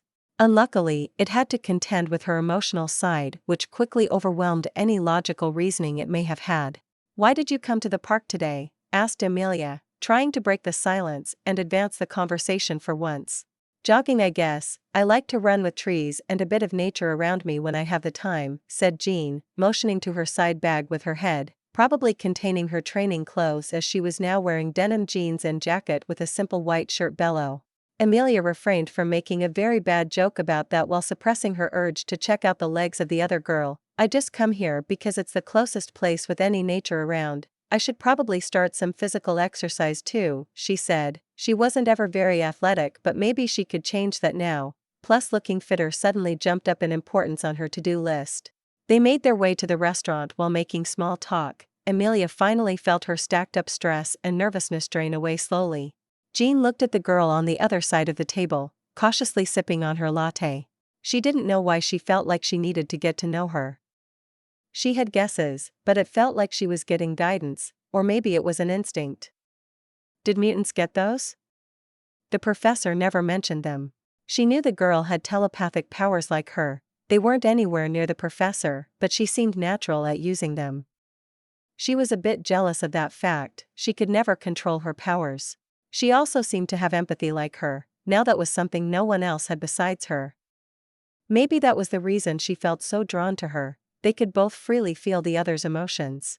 Others always felt creeped out when she told them she felt their emotions or hears their thoughts. They tried to be understanding, but they simply either didn't understand her problems or didn't even try to. Suddenly she felt a weak telepathic field spread out from Emilia. It spread over the whole restaurant. She didn't know what it did, but the smaller girl interrupted her thoughts while putting on an unreasonably cute serious face. "Now we can speak freely. Please tell me, Jean, why did you invite me here?" she asked. Jean glanced at the people around them and felt their thoughts. None of them registered anything the girl has said. She somehow made them ignore their conversation. "I already told you, I just wanted to get to know you," Jean answered a bit defensively, but she didn't feel offended. She felt Emilia's fear and determination as if it was her own. She didn't know why she needed so much determination to ask her this, or what she feared this much. The girl stared at her, almost glaring. She didn't know what answer she wanted to hear, so she answered honestly. She didn't want to ruin her chances because of whatever this was. When I saw you sitting in the park, I felt like I had to get to know you. It felt like a fate was guiding me to you. I just knew I had to do it. As she finished, she realized that her honesty might have had a different effect than intended, considering. Emilia was blushing intensely as she finished. She wanted to clarify until her empathy once again let her feel what Emilia felt. It shocked her slightly. The other girl was so elated, and then she got another glimpse into deeper emotions. Overwhelming loneliness. She felt like she was alone in the whole world with nothing and nobody at her side while the world was furiously heading towards the apocalypse. Jean was stunned. She thought she felt alone after her parents abandoned her, but she still had friends. She still had her legs on the ground with a future ahead of her. Not this girl in front of her. Coughing a little, seemingly trying to cover her still crimson cheeks, Emilia spoke up. Okay, I'm sorry I asked you like that. I don't know what I thought. It might just be my paranoia. Jean understood that. How could she not understand as a mutant herself? Her lack of paranoia almost landed her in a government lab. She reached over the table, putting her hand on the other girl's arm while trying her hardest to project understanding through her empathy. She stiffened first but slowly calmed down, and her hands gave way to a shy smile as she spoke. Thank you, quietly. Those two words also carried deep emotions behind them. Jean didn't even need her powers to understand them. No problem, she replied. She felt a bit of disappointment radiate from the girl, but she didn't otherwise show it on her face. By now Jean realized that the black-haired girl was starving for any type of affection. She also felt isolated in Xavier's mansion, so she asked the girl, "It is getting late and I need to get back in time, but I would be happy if we could keep in touch. Maybe repeat this some other time," she asked. Not that she wasn't sure of the other girls to answer. "I would be happy to," she said. "Next time maybe I will search for a place instead." Jean stood and extended her hand to Emilia, acting as a gentle lady should to her partner. She was surprised to feel delighted at Emilia's face, once again gaining a reddish tint. The smaller girl gave off a wave of nervousness and hope, before looking Jean in the eyes and asking quietly, "Did this count as a date?" Jean would have been stumped at that answer before, not considering herself interested in women. "First of many, I hope," she answered smoothly, even surprising herself. "Okay, I will write to you later, I guess?" Emilia said, showing her obvious inexperience with this kind of interaction. "I will keep in touch too." Jean turned to Emilia as the restaurant door closed behind them. "Goodbye for now." "Goodbye, Jean," she said, her smile never leaving her face since before. 9. T is for. Emilia stared at her ceiling. It was a nice ceiling, only a few cracks here and there, and it wasn't even moldy. It didn't manage to distract her for much as her mind once again returned to war with itself. She quite probably just jumped into a barrel and started rolling down a mountain.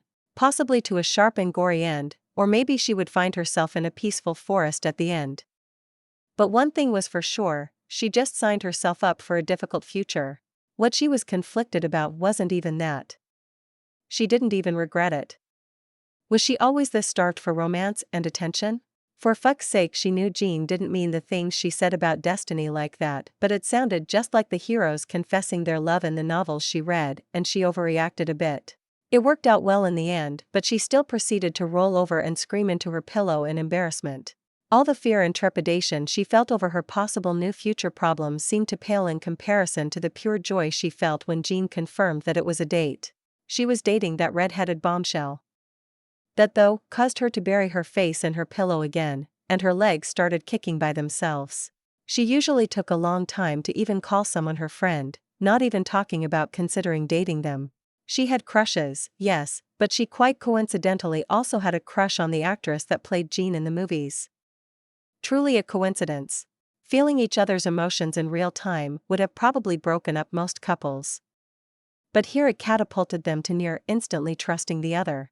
This wasn't an aspect of her powers she considered before. Her and Jean's powers were similar, telepathy and empathy. Plus Jean have telekinesis. Emilia got a wild idea. If she was right, she was going to beat her head into a wall for not considering this before. She turned her head to her nightstand and ordered her lamp to float. Surprisingly, it did not, in fact, float. She wasn't about to give up after just one try. If it worked like telepathy, she would have accidentally levitated objects before. She focused on the lamp. She imagined a new vector of force from its center extending and lifting it into the air. She wouldn't have noticed anything without her new increased perception than the lamp shattering into 1,000 pieces on the ceiling. It did go up, but maybe a bit too fast. Note, less force next time. She quickly called reception to apologize for the noise. The grumpy lady notified her that if she broke something it would be added to her bill. She put down the phone after another quick, sorry. Well, this was the point where she vowed to smash her head into a wall, but she didn't want the receptionist to be even more annoyed with her. She had telekinesis too, she had the whole psychic toolkit from Marvel. She also felt dumb for not considering this before. After considering it, she realized she didn't dare to hope for stronger powers or more than she already has. Maybe she had a bit of a self-esteem problem. Never mind that. In any other media, what kind of powers did psychics have? She asked herself, not willing to make the same mistake twice. She compiled a mental list of all supernatural powers with psychic or psionic origin. For now, she decided she didn't have the depth of senses or knowledge to attempt some of them like astral projection or transmutation. What if she managed to leave her body but didn't know how to return? She would have considered asking Jean, but considering she seemed even less adept at using the powers than Emilia, it would have to be the other way instead. The prof seemed to be content to leave Jean under that psychic seal and not teach her how to use her abilities. The image Emilia had of him was rapidly degrading. It was one thing to be a dumb hypocrite and another was to imprison a telepath in their mind. Emilia knew there were far worse people out there, but Charles Xavier was far from the saint he was portrayed as. He probably feared Jean, if her senses weren't tricking her. The girl was almost as powerful as Xavier while he was jacked up by the cerebro. There was another thing about Jean that Xavier might fear, probably rightly so, and that was the massive presence Emilia glanced at through the eyes of the girl. That was the Phoenix. An abstract entity, one of the most powerful beings in the multiverse. And it had a fetish of living through avatars. Unfortunately for Jean, it chose her. In the comics, it didn't interfere much in the lives of its avatars' content to live through them and act like a psychic battery for them. Emilia decided that if Jean let her, she would help her get out of her seal. As a telepath, she couldn't imagine worse torture than that. Emilia still felt conflicted about choosing to make her future harder, but a glance at her phone, now containing the redhead's number, quelled her worries and instead, she smiled a bit. She would find out if she should choose to jump ship later, but for now, she would choose to give her all for this. She concentrated psychic energy that flowed around her body and suddenly left it and formed hands and tools around the room. They quickly cleaned up the mess she made before. Psychic constructs also felt natural to Emily now that she tried to do them. She just imagined what she wanted and the energy followed her will. Telekinesis would probably be the same, she just needed a clear picture of what she wanted and it would happen. The durability and duration for which she could keep these up would need further testing. These could give her offensive options even if her enemies were shielded against telepathy. Plus, pure kinetic force was very hard to defend against if there was enough of it. She probably didn't have enough of it yet to do some of the more picturesque displays like lifting buildings, but smashing the soft parts of people into mush should be more than doable. The brain was also especially vulnerable to kinetic force. If she could directly apply her telekinesis to it, that would kill almost anyone. Logan would probably just come back more angry, but it should disable even him for a few minutes. Emilia propped herself up and got into a lotus pose. She wasn't sure it helped, but her father swore on it being the most optimal pose to focus her spirit. It was probably nothing of the sort, but she did it anyways, and got started on exercising her psychic muscles. It was time to see how much she could do, before she exhausted herself. Psychic constructs sprung up around the room, weapons and figurines floating and flying around, testing her multitasking ability and imagination. She included some softer objects that she moved telekinetically too, like pillows. It would have made a weird scene to an outside observer, but Emilia was intent on testing her stamina today. Emilia levitated 3 bricks in front of her eyes. People walking by the alley she was in ignored her thanks to a notice me not field she spread around her. She examined all 3 bricks deeply. The first wasn't showing any cracks or fractures. The second was in several pieces, but still only looked like it had been dropped from a few meters high. The third was mostly powdered brick. This time, she was testing what would happen if she tried to crush the bricks only using her telekinesis. She imagined outside kinetic force crushing them. The 3 ones were the results of the amount of effort she exerted on them. The first was without focusing overly much on the brick. The second was a bit more serious, she could only do that to about 20 bricks simultaneously. While the last was when she focused most of her attention on a single brick. She could apply a similar amount of force to a single object as smashing it with a sledgehammer repeatedly would do. She was satisfied with that for now. Her goal was still throwing mountains around. Everyone had to aim high to succeed. She has spent most of her free time testing and practicing her powers in the last few days since her date with Jean. Her not free time mostly involves scamming criminals out of their money. She got an idea of her current limits, but she also realized that said limits seemed to be raising slowly as she trained. She felt like a muscle-brained weightlifter. She was delighted when she felt she could lift more weight. The positive feedback loop of dopamine and training increasing her power quickly grew a bit addicting. She never felt this actively getting better just from effort. And it wasn't like only effort mattered for her powers, the way she imagined constructs and forces directly affected their outcome. Some came out underwhelming, while others nearly blew her head off. She had to move to another hotel once her reserved time ended. The receptionist blacklisted her after the 4th broken furniture call. After that, she decided to do the training that tended to break stuff outside. And so she was in a shadier part of New York, in an alley, breaking bricks. She still kept a part of her attention on listening in on the thoughts of surrounding people. You never knew when was something interesting going to turn up. She was proven right when she overheard a conversation at the edge of her range. Is he dead? Yeah, I saw his corpse myself. Fisk was parading it around before throwing it into fresh concrete. What the fuck, wasn't Fisk the Don's muscle?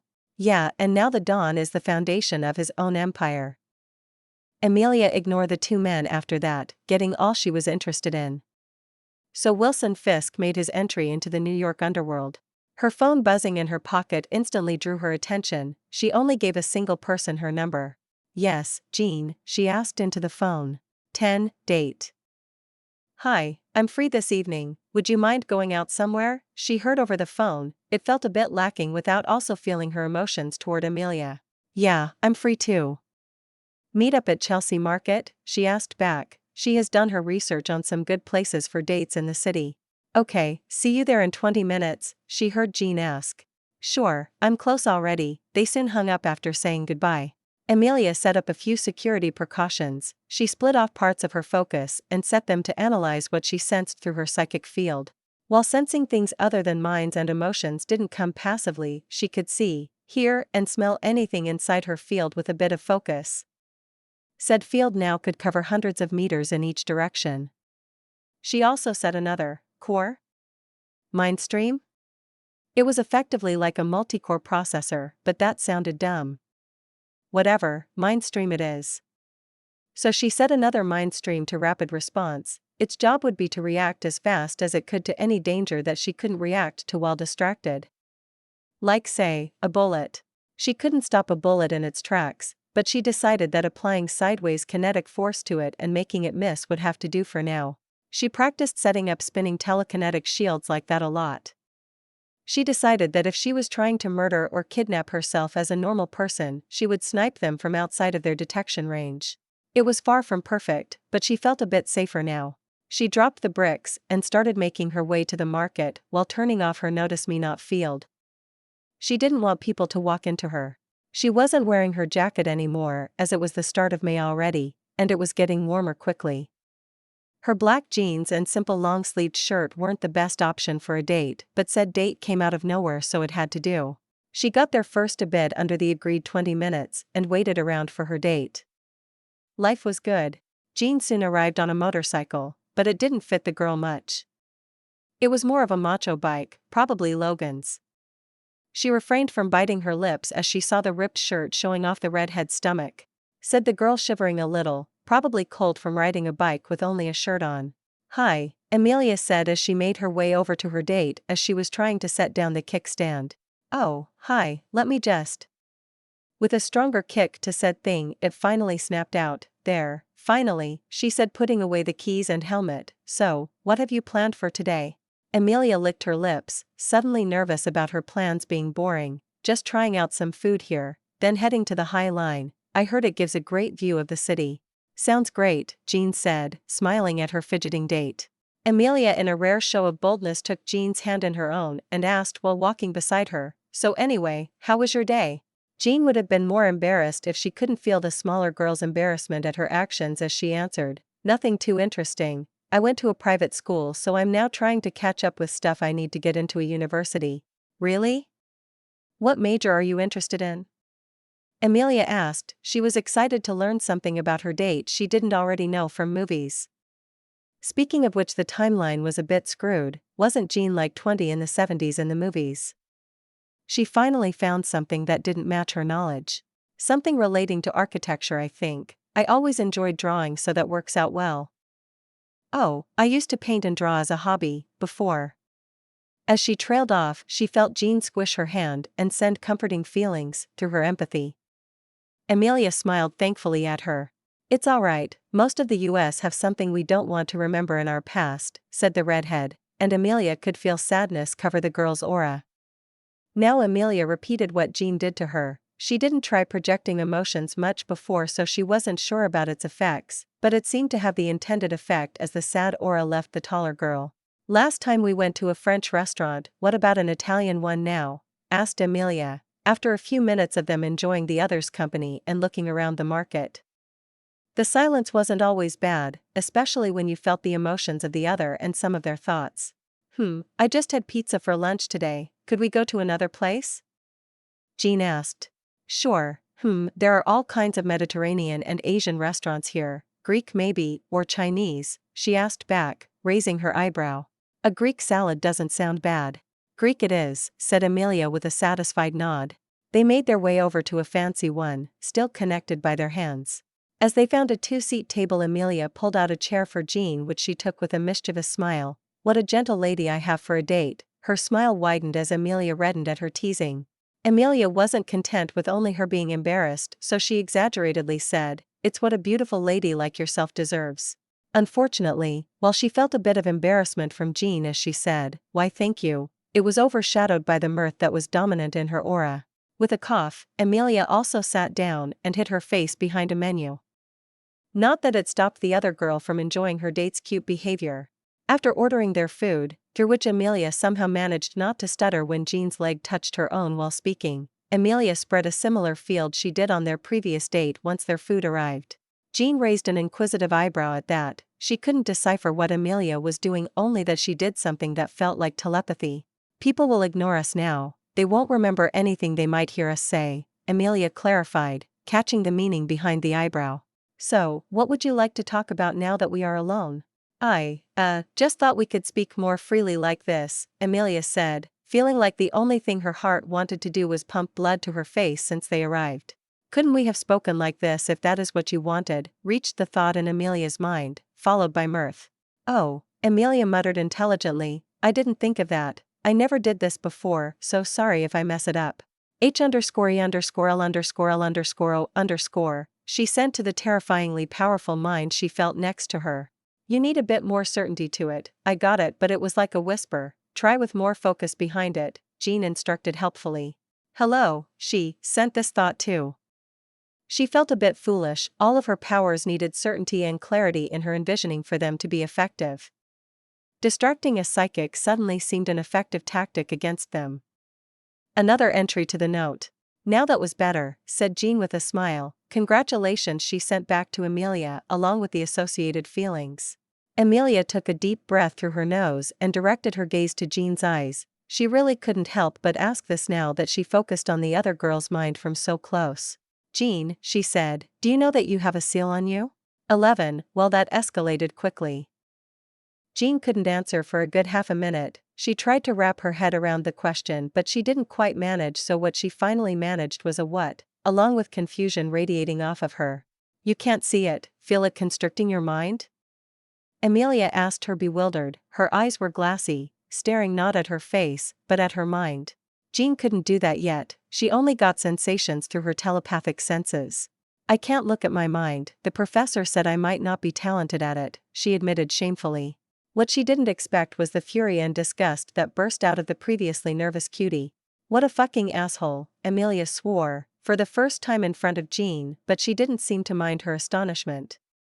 Looking her in the eyes, Emilia said with the most seriousness she had seen from her so far.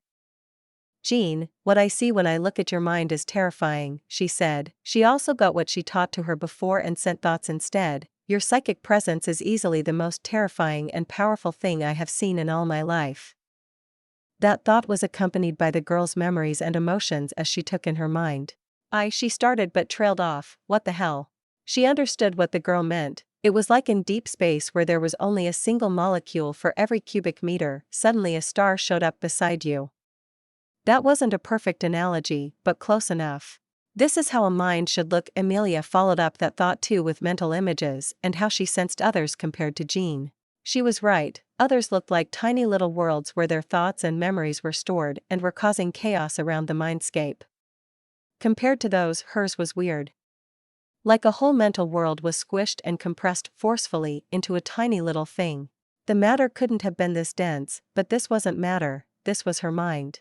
She also got snippets about what Emilia felt when she looked at her. The girl was utterly terrified of her the first time she saw her, but also extremely angry at the person who did this to her. Emilia thought someone was intentionally torturing her. She wanted to help her. How cute. Why did you call this a seal? She asked the one thing she did not understand. She got that her mind had something seriously wrong with it, but she didn't see what the girl meant about a seal. You were taking this better than I expected. You didn't know about this before, right? The girl asked, a bit bewildered at Jean's seeming lack of reaction. I mean, it's weird, but I don't get it why it's so bad. She turned it into a question at the end due to the black-haired girl's seething glare. You don't know what's so bad? Jean averted her gaze. She felt the girl's feelings about her condition slam into her mind. You are like a person that has been in agonizing pain since the day they were born, not knowing how bad their situation is until the pain stops. Several similar analogies followed. Meanwhile, she felt the other girl's desperation rise. She wanted Jean to understand, badly. Jean focused on the one ability that came naturally to her even if she loathed it while growing up. She let her empathy suffuse deeply into Emilia. The girl suddenly stopped her rant, seeming to notice it, but instead of blocking her attempts she raised her mental shields. I'm sorry I did that, but I had to make sure, she said guiltily. She didn't find any emotion in Emilia that would imply her wanting to fool her or something similar. The girl was only lonely and deprived of affection. The worst thing she ever felt towards Jean was a slight jealousy, but that was normal. She felt more jealousy from other mutants at the mansion every day. The girl also pitted Jean greatly. While Jean didn't like feeling patronized, this felt different, so she put that out of her mind now. It's fine, if you need to you can use telepathy too to make sure I mean you no harm, the girl said. Well, she didn't say so. Doing that would hurt her feelings, badly. Jean knew that. I'm willing to trust you, especially based on how much you are willing to trust me, she said.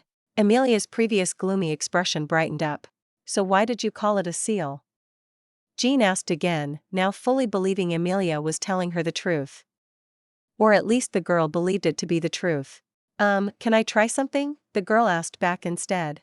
Sure, but what? I want to try setting up a mental link between us if it's alright with you. Jean considered that if she was guessing right, mental link referred to instead of sending thoughts like voice messages, they would be on a call. With thoughts and emotions flowing both ways constantly as they wanted. She nodded. Okay, do I need to do anything? I don't think. Wait, let's try it like this, the girl said excitedly, as her eyes again glassed over. Oh, I forgot you can't sense this. Can you, extend a tendril of your mind? Emilia asked. Jean smiled at the weird phrase but did as the girl asked, like she was sending a telepathic message, but she didn't send it, just pushed it out of her mind, blank. She felt it stretching and it became harder and harder. Suddenly she felt something connect to her mind.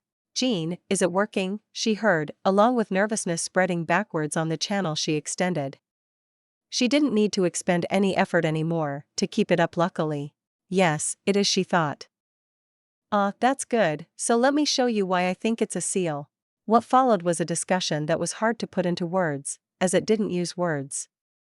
They exchanged mostly ideas, concepts, feelings, and thoughts. They sat there staring into each other's eyes while this went on. After about a minute, Emilia sagged in her chair, exhausted but with a happy smile on her face. Jean similarly slumped backwards, only the backrest supporting her head. So if I want to put it into words, it's like another telepath tried to put a normal seal on me but couldn't, so instead he decided to turn my mind into a rope and proceeded to tie knots on it until it compressed down to the state it is, Jean said, trying to put the conclusion they had come to into words. Kinda? Emily said, propping herself up in the seat. She quickly located her cup of latte and started to sip on it. I mean, it's not a rope, more like a sheet of paper they had crushed into a super dense paper ball, the girl provided her dumbed down analogy, seeming proud of it if her expression was anything to go by. Jean's gaze was locked on her. She never thought she could come to trust someone this much this quickly. The previous experience made it so she now doubted the professor, not the girl she was meeting for the second time in her life. What can we do about it though? Jean asked, almost pleadingly. She got a taste of how Emilia experienced the world with powers similar to her own. Now she started to understand how suffocated she was ever since she became a mutant. No, that wasn't quite right. She felt that free before, maybe just after she was awakened. Before she met the professor. Believe it or not, you can fix it whenever you want, maybe you just need a little push, Emilia said with a smirk. Jean just sent a feeling along the lines of, get on with it, through their link. Emilia flinched at it. Sorry, let's free you then, are you ready? Jean narrowed her eyes at the girl. Explain, she said authoritatively. Your mind hasn't been damaged or altered, it's just so tied up in itself it can't get free. With a bit of push, it should fix itself. I don't know how painful or transformative that is going to be, Emilia said, radiating uncertainty. It shouldn't get worse in any case if you are right. I am trusting you. You should trust yourself a bit too, Jean said, watching as the girl straightened in her chair at the remark. What are you waiting for? Push me, Jean said playfully. With a deep breath, Emilia nodded. Okay, I will do it to the count of 5. Are you ready? As ready as I can be, Jean replied, suddenly feeling nervous. It doesn't matter, this might very well change her life. 1, 2, 3, 4, 5. As the girl said 5, Jean collapsed backwards, but she didn't care. Her 5 senses almost left her, and keeping her body upright was her last concern. The world opened up suddenly. Instead of the measly 100 meters in which she felt minds, now she saw, smelt, felt, and heard the whole East Coast. Her telepathy became cleared. She felt like all those minds she saw were within her reach. All objects she felt, she could move, toss, break. Jean focus, the thought smashed into her mind, circumventing all of her new mental shields courtesy of their previous links. Focus on yourself, pull in your mind, limit the area, turn down the sensations, or mute them entirely. Jean complied. The East Coast became only a block of New York, the thoughts became background noise, and the emotions of people she didn't want to feel became muted. Finally, she felt like she could feel her fingers first, so she tried moving them. They seemed to work fine. Jean, she heard a soft voice ask weakly. She opened her eyes and saw the girl that gave her back her life, with tears running down her cheeks.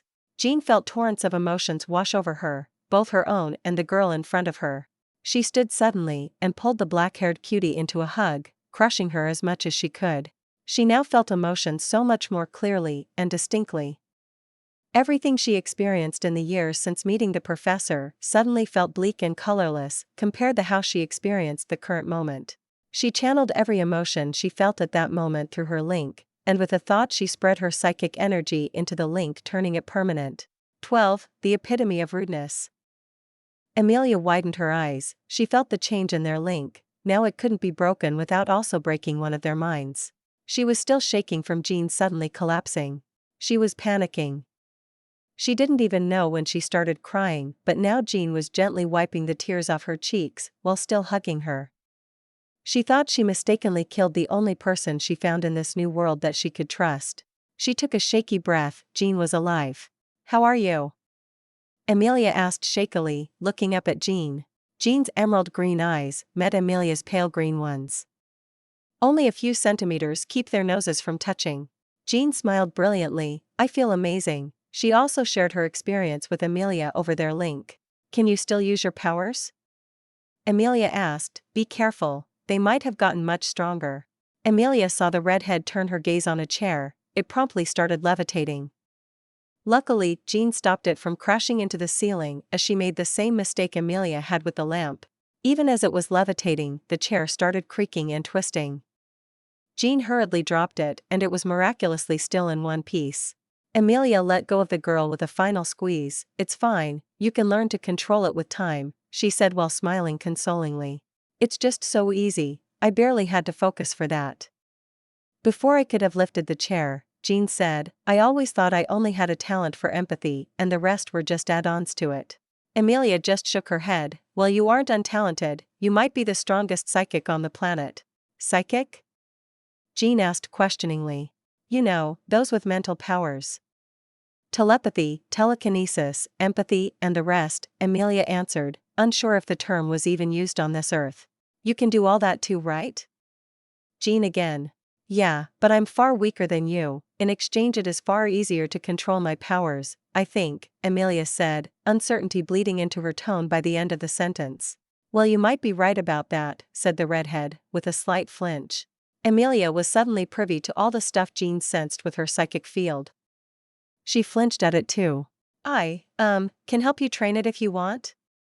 Emilia asked, once again nervous. She knew Jean trusted her, but she was unsure if she would ask her about mutant stuff instead of the professor. "Thanks, I would like that," she answered with a smile, her feelings on the matter made clear through their link. Emilia was surprised to find out that the girl not only shared her concerns about the professor but also agreed with her on him being responsible for the seal. "Would you like to continue our date?" Emilia asked, changing the subject. She felt a bit of time to consider things, and relax would do Jean good right now. As an answer, Jean intertwined their fingers and said, "Let's go. You said you had another place in mind for today?" Emilia was surprised to find the ginger more energetic and emotional than before, though it was probably the side effect of not having knots on her mind. This was the real Jean, not the previously reserved girl with subdued emotions and a serious apathy towards most things.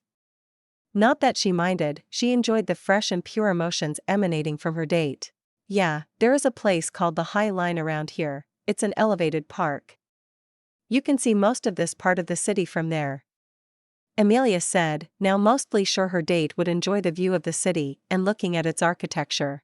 Her thoughts were right as Jean smiled brilliantly at her. "Sounds good, but you will have to elaborate on the rest you mentioned before," she said, saying the second part with equal part insistence and excitement. "Sure, oh wait a second." Emilia turned her gaze back at the messed up table. She quickly fixed it up with a bit of telekinesis. The chair would probably break under the next person that sat on it, but that was that. She left the charge on the table in cash, with a hefty tip for the damages. "All right, let's go. You have really good control," Jean complimented, with a bit of longing and jealousy underneath. "We will get you there too," she said, with a squeeze of her hand. Soon enough, they were walking on the High Line, looking around the panoramic view of Chelsea. "You still feel the same about architecture?" Emilia asked. I think I do. I liked to draw even before I became a mutant," Jean said, tearing up a bit. It seemed the girl wasn't used to her emotions feeling this raw and intense. Emilia just squeezed her hand again, unsure of how she could comfort the other girl. She heard sometimes being there was enough, so she did just that. Jean cleaned her eyes with a tissue. "Sorry," she mumbled. "It's all right, want to sit down for a bit?" Emilia asked, motioning to a bench overlooking the streets under them. Jean just smiled and nodded. "So, Emmy, what do you want to do in the future? We mostly only talked about me so far." Jean asked, curiosity evident in her tone. Emilia blushed a bit at the nickname but cleared her throat, reapplying the notice me not aura around them.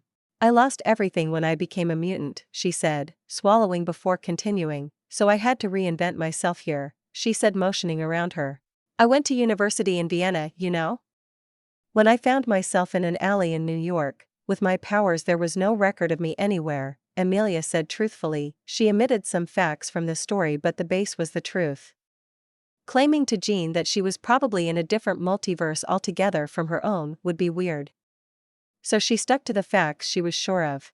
"I couldn't reach my parents' numbers, the university claimed I never attended it, articles I have remembered being written about me or my mother didn't exist," she said, devolving into a rant. By the end, she was feeling the desperation she felt on the first few days she arrived here. With nobody and nothing to rely on, in a world that actively worked to kill its inhabitants. A hand sneaked over her back and pulled her into a hug. Emilia felt the emotions she kept strictly locked up since she came her break out of her, and she started sobbing as Jean patted her head and back consolingly. She didn't say anything, she didn't have to. The feeling of comfort and understanding with a blooming feeling of affection behind it streamed into her mind through their mental link. It only made Emilia cry harder, feeling like she was cared for the first time in months. Even before arriving here, the only one she had a relationship anywhere close to this was her sister, and even with her they had drifted apart in the previous years. As Emilia was calming down, she also channeled her emotions through their link. It made the ginger beauty squeeze her harder. "Thank you," Emilia said, looking straight into those entrancing green orbs that shined with affection. Emilia glanced at the pink lips smiling at her, then back at the now mischievous eyes. Suddenly, the hand hugging her back sneaked up and held the back of Emilia's head and pulled her forwards. Emilia only realized what was happening as she felt her lips touch Jean's. She closed her eyes as they openly channeled their affection through the link. Emilia was lost in the sensations of Jean's lips and tongue tasting her own and their hands pulling the other as close as they could. But as fate likes to play cruel games on mortals, their moment was interrupted. Emilia couldn't have reacted in time if it wasn't for her separate mind streams still keeping their vigilance even if the main mind was enveloped in mushy pink clouds. The first to react was the sensing submind. A small object was traveling straight towards them at a barely visible speed. The second was the reactive submind. It subverted the trajectory of the object even before Emilia realized she was in danger. The projectile hit a nearby walker-by, who promptly collapsed backwards.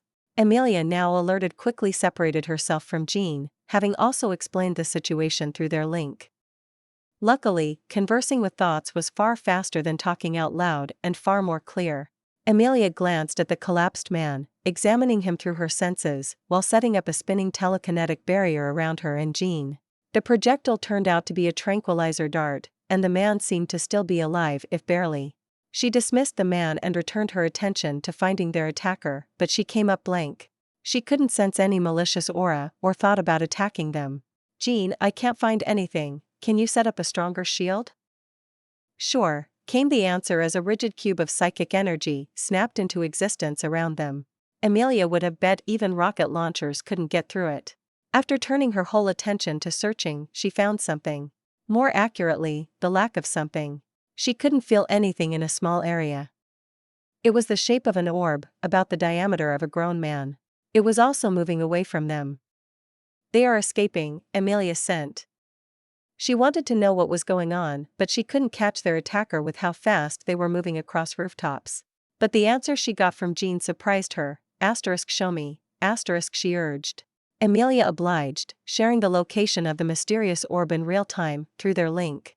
Jean closed her eyes as she seemed to focus. The next thing Emilia noticed was the orb seemingly starting to shrink before finally collapsing and revealing a black-clothed man under it in tactical gear. Emilia still couldn't sense the mind of the attacker, but her empathy finally registered his aura.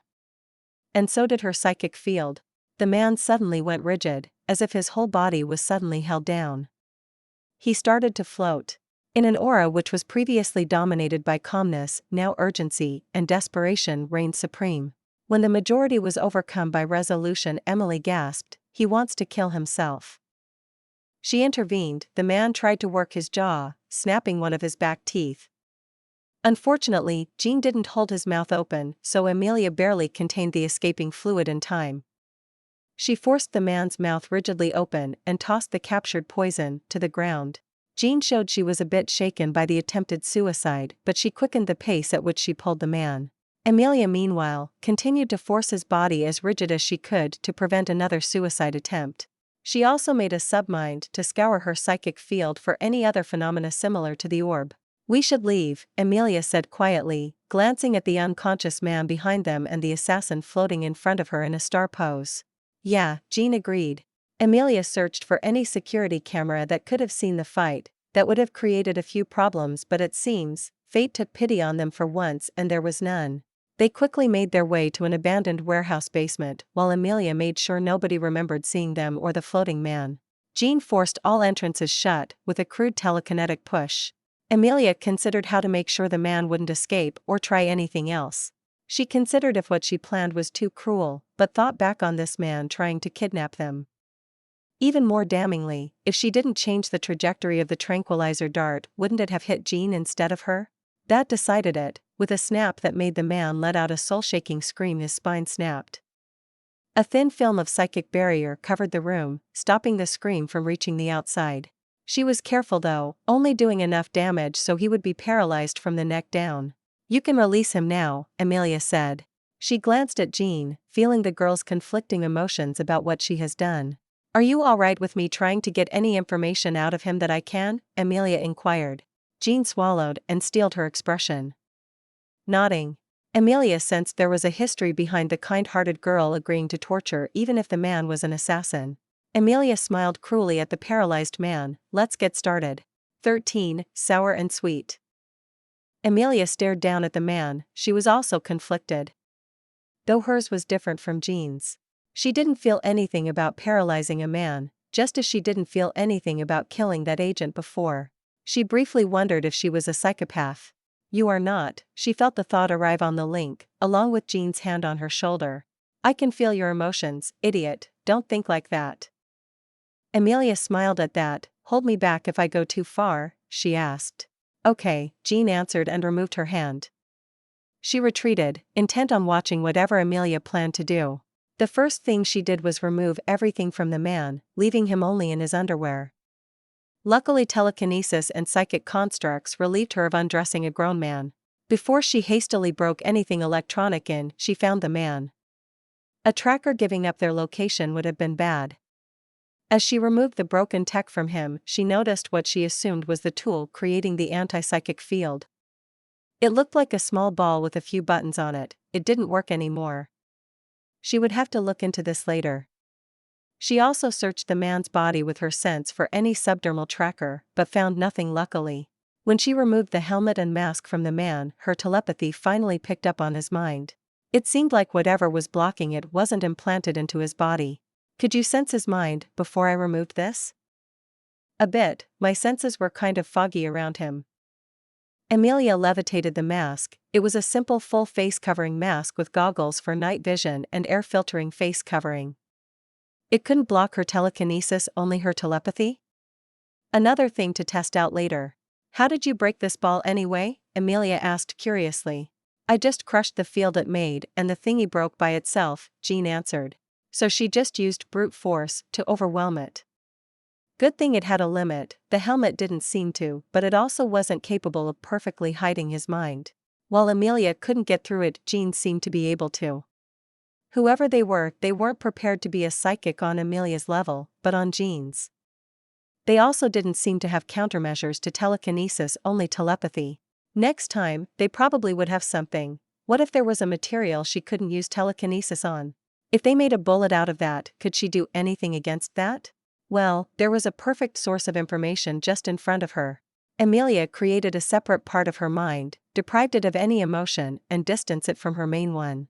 Then she proceeded to savagely tear the kidnapper's mind apart and copy any part of his mind into the new section. She didn't want to be affected by copying memories crudely.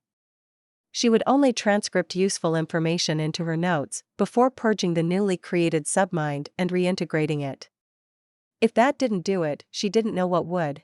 She was at it for a good half an hour. By the end, the man was lobotomized and comatose.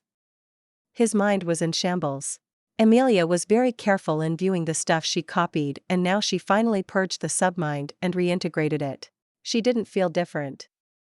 Needless to say, she probably wouldn't feel herself changing, so she asked the only one who could. "Am I still the same? Did I mess it up?" she asked her partner in crime. Jean tore her gaze away from the frothing man at the edge of death and swallowed. With a deep breath, she seemed to submerge herself in her telepathic sense. "No, if a bit shaken, but you don't feel different in a fundamental way," Jean said. She also made her way to Emilia's side, carefully avoiding stepping into the bodily fluids of the man. Emilia tried to smile reassuringly at her. "Let's clean up this mess and get out of here." "I didn't think I would be getting rid of a corpse on my date today," Jean said, trying to distract herself. Well, I didn't think I would be shot at during my first kiss, Emilia replied while glaring down at the now dead man. He seemed to have forgotten to breathe and suffocated. So that was your first kiss, huh? Jean asked, with a mischievous smile overtaking the previous fake one. While Emilia was happy, she was smiling again. She wanted to hide herself in a hole somewhere. Let's get rid of this trash and make up for it, Jean followed up. The now blushing girl swiftly got to work. She didn't think she would use one of her new tricks for this, but here she was. She focused on the idea of giving kinetic energy to every molecule separately in the body. Only a tiny bit, enough so it quickly warmed up and soon after caught on fire. It gave off a disgusting stench, which she tried to guide away from the two of them. She continued until there were only charred bones on the warehouse floor. Could you crush these into dust? I'm getting exhausted. All right, said Jean and steeled her expression. In a few short seconds, the bones were reduced to soft powder. Emilia collected all of the ash and bone powder before heading out of the warehouse. She searched for a patch of dirt, quickly made a narrow tunnel as deep as she could and tossed the remains inside before closing the tunnel up. If they found them after this, they deserved to. Emilia made eye contact with Jean and they both nodded. It was time to get out of here. Emilia only spoke up once they walked a few blocks from the warehouse. I need a shower and a change of clothes, she said. Do you think they already found out what hotel I'm renting a room at? Maybe? Jean asked back uncertainly, wouldn't you know better? Emilia only shook her head. He was only a hired sniper. He was given the gear and had been told that his target would have mind control powers, along with a picture of you. Jean frowned at that. So he was after me? Emilia just nodded, as if to confirm it. We can talk about it more later, but I want a bath. What do you say about finding a hotel for the night? Emilia asked. Yeah, that would be good. She glanced at Emilia. You know, that would have sounded quite naughty if we didn't have that link. I didn't mean it like that, Emilia squealed, the meaning of her words finally reaching her now sluggish mind. I know, Jean said playfully, before changing the topic. I will need to call the mansion so they don't worry. Emilia just nodded, sure, while feeling a bit conflicted. Jean also picked up on it. Don't worry, while I have my doubts about the professor, some of the other teachers are genuine there, she said a bit defensively. They had talked about the mansion and the teachers too before, where Emilia revealed that she already knew about it but tried to avoid it. Fortunately Jean accepted that, not acting like a zealot like the X-Men in the movies. Incapable of understanding why a mutant wouldn't want to join Xavier. Do you mind if we go into a clothing store before? Emilia asked, a bit guilty about dragging Jean around. Sure, my clothes are also smelling foul due to your barbecue, Jean answered with a weak glare. Emilia just nodded, a bit stumped over her date's emerging sarcastic dark humor. About an hour later, both of them wore pajamas and were lying next to each other on a queen-sized bed. Emilia would have been extremely nervous about sleeping together with a girl for the first time if she wasn't both mentally and emotionally exhausted by the events of the day. She found a somewhat high-end hotel, with armed security and protected rooms.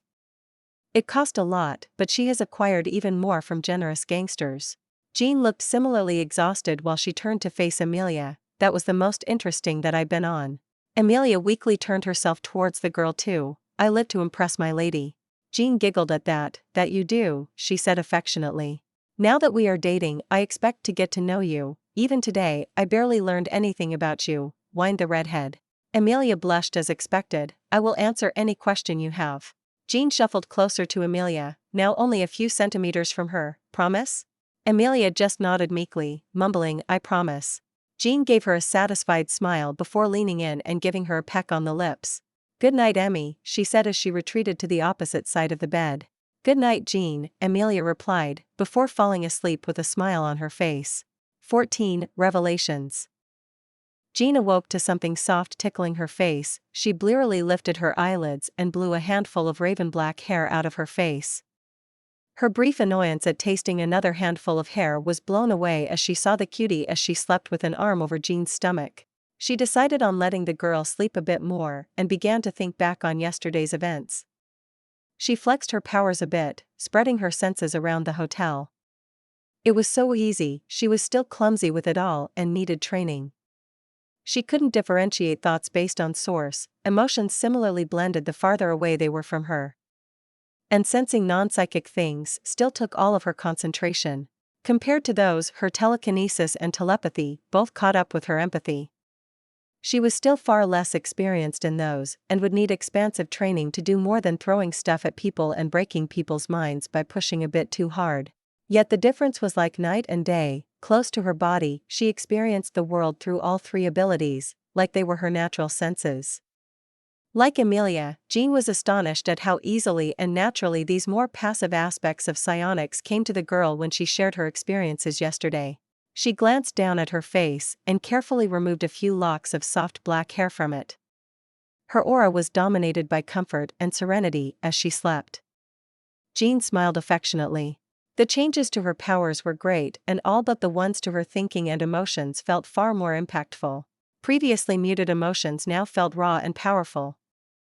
Dislike turned into hatred, slight irritation into anger, happiness into bliss, and interest turned into passion.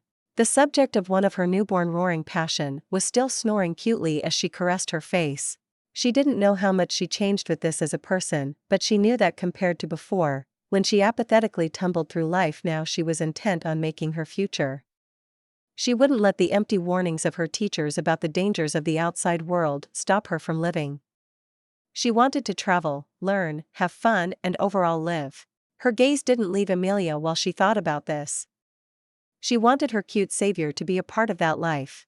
Emilia woke up feeling a bit warm. Why did the pillow she was hugging so warm? She adjusted her hold on it a bit, still unwilling to open her eyes and fully wake up. "Good morning, little koala," a soft voice entered her ears, sounding dangerously close. Her eyes snapped open and met the teasing almond-shaped eyes of Jean.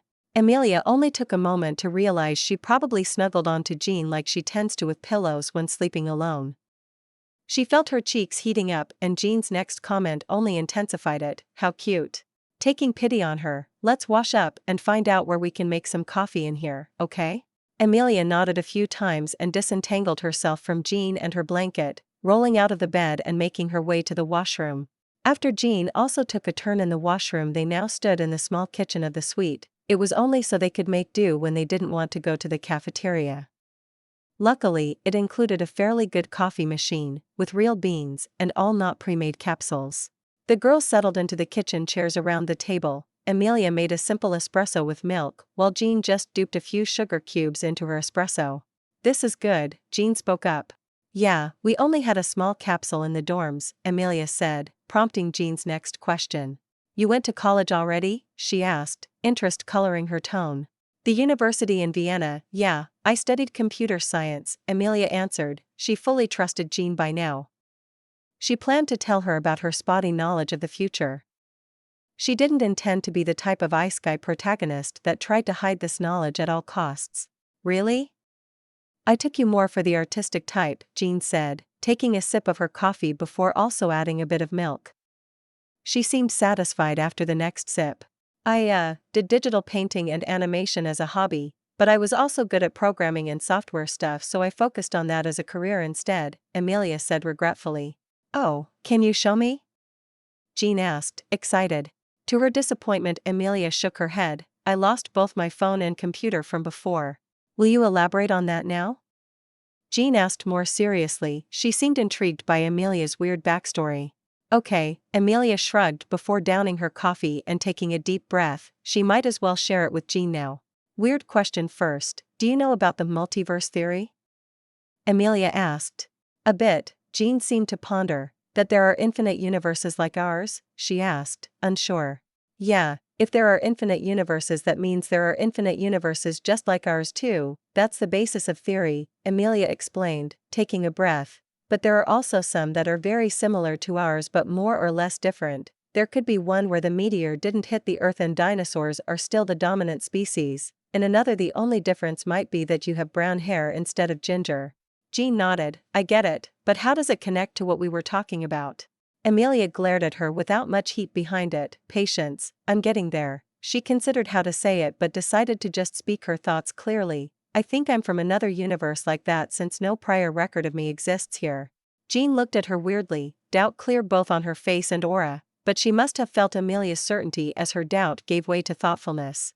"So I'm dating an alien?" she asked ponderously. Emilia, baffled, asked back, "Maybe? I think I'm human though." That's not the important part. Where I'm from, there were comic books and movies about a fictional Earth that was very similar to this, Emilia said.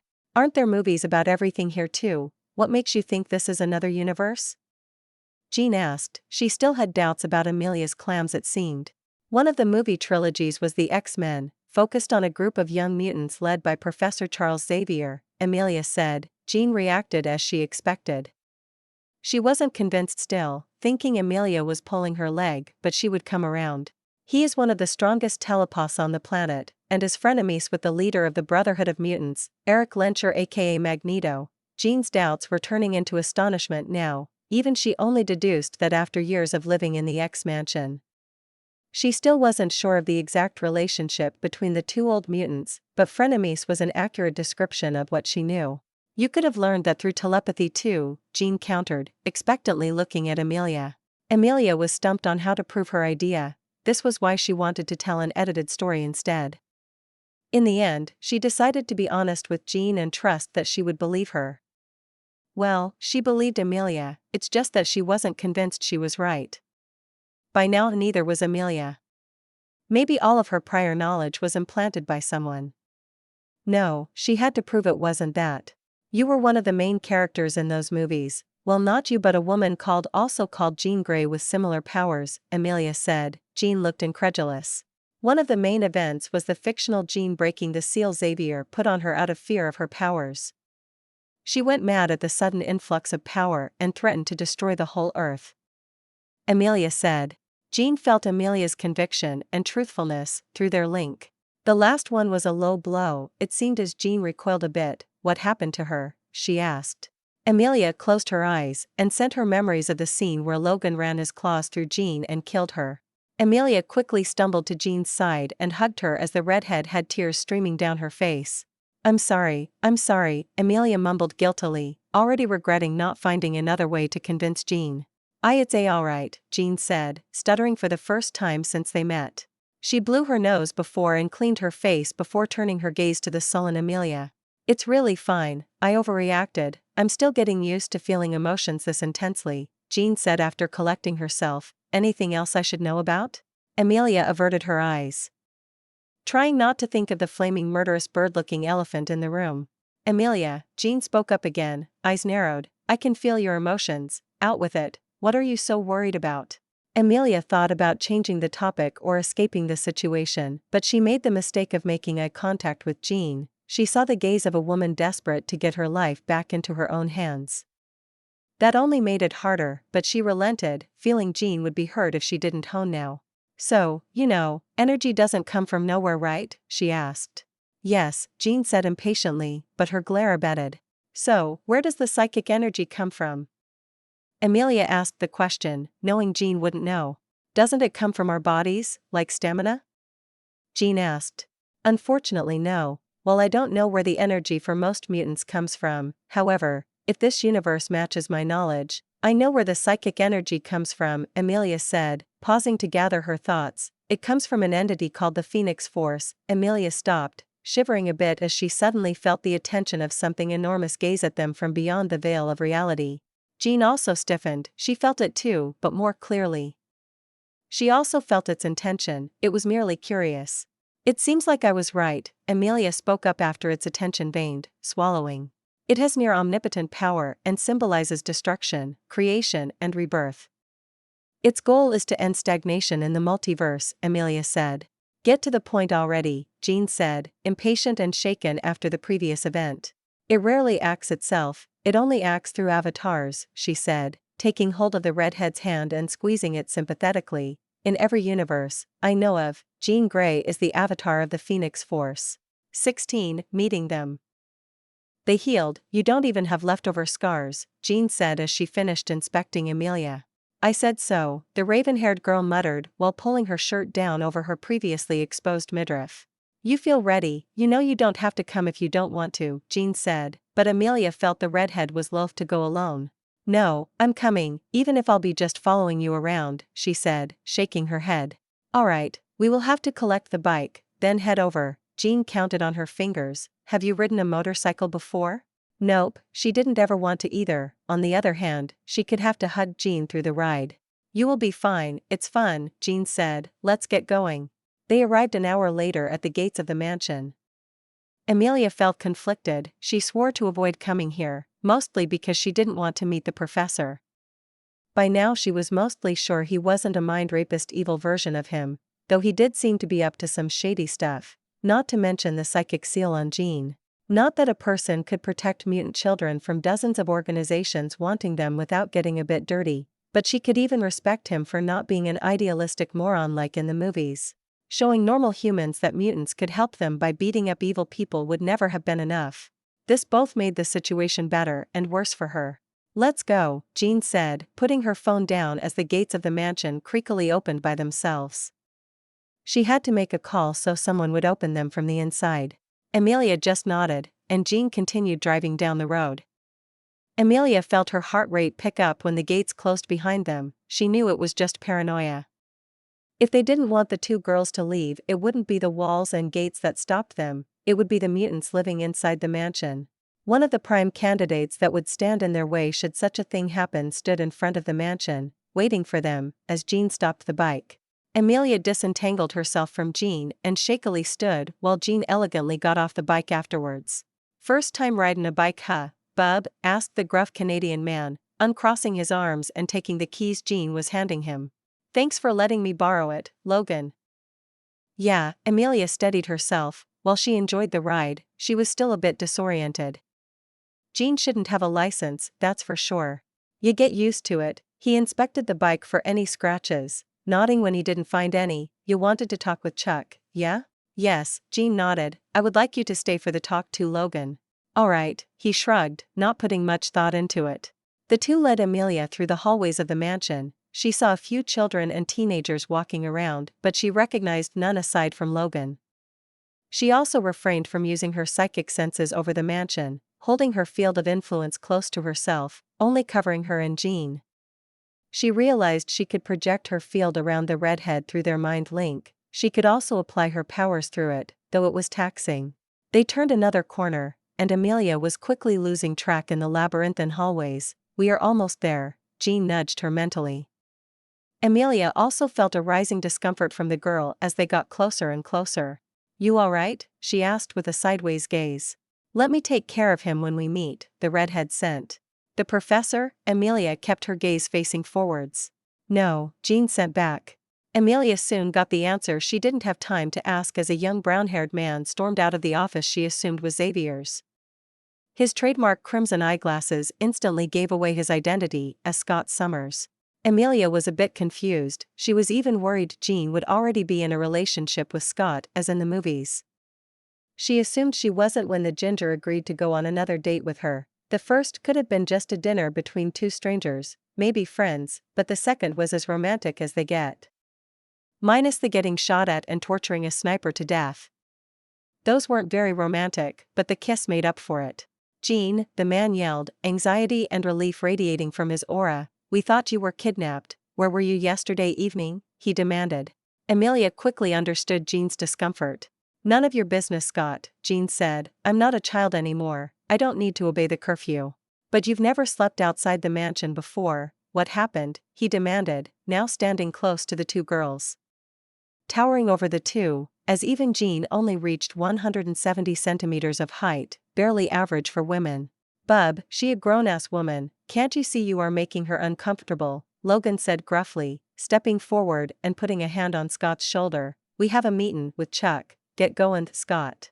Emilia imagined Scott had one hell of a tunnel vision, ignoring both her and Logan, but it seemed he got fed up with it. He tore her haze away from Jean's as she glared at him. Finally realizing there were two other people there. He got a frown as he glanced at Emilia, probably not recognizing her, but he quickly ignored her and nodded to Logan. He pushed past them, his footsteps still sounding like the annoyed stomps of a child to Emilia. We are here, Logan said, opening the office door and ushering the girls in before he entered. As the door clicked shut behind them, Emilia looked around the office from behind Jean. Somewhere along she instinctually hid behind her. She forced herself to step outside her shadow as she looked at the figure behind the dark artistic table.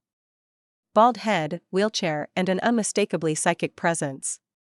However she put it was Charles Xavier, Even if he looked nothing like Sir Patrick Stewart or James McAvoy, he was unmistakable. "Ah, Jean, you asked for an official meeting. Welcome." He turned his eyes to Emilia. Disturbingly, recognition flashed through them as he asked, "And who do I have the pleasure of meeting?" "Emilia Novak," she answered the old man. "Sit please, you too Logan if you are staying." He waved them over to the couches at the side of the office.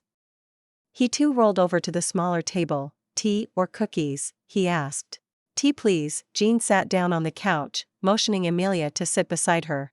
"Tea for me too, please." She obediently followed Jean's instructions and sat down as elegantly as she could.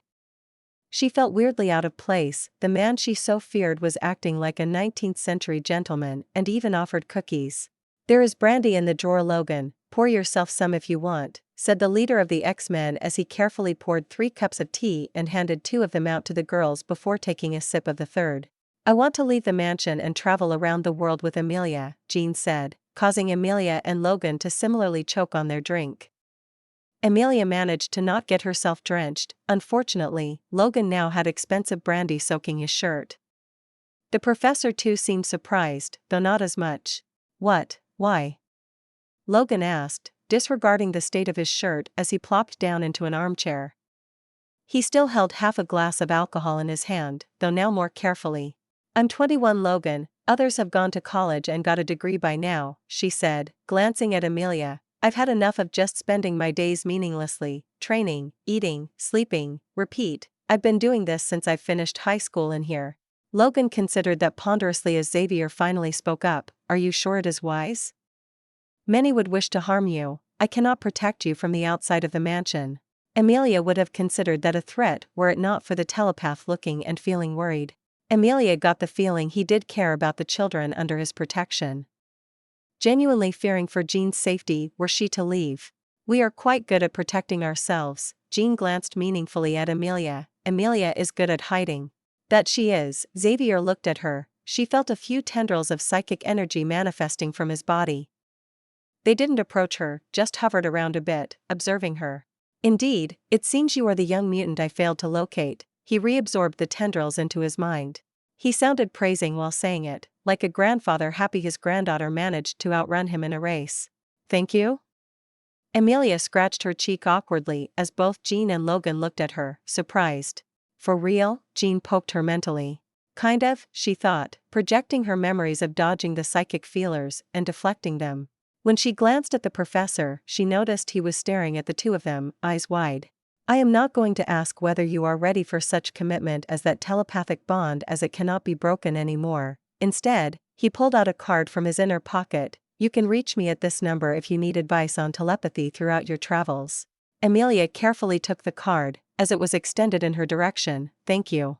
I am aware we have barely met, but I try to help fledgling mutants like yourself even if you don't wish to reside in this mansion," said the professor.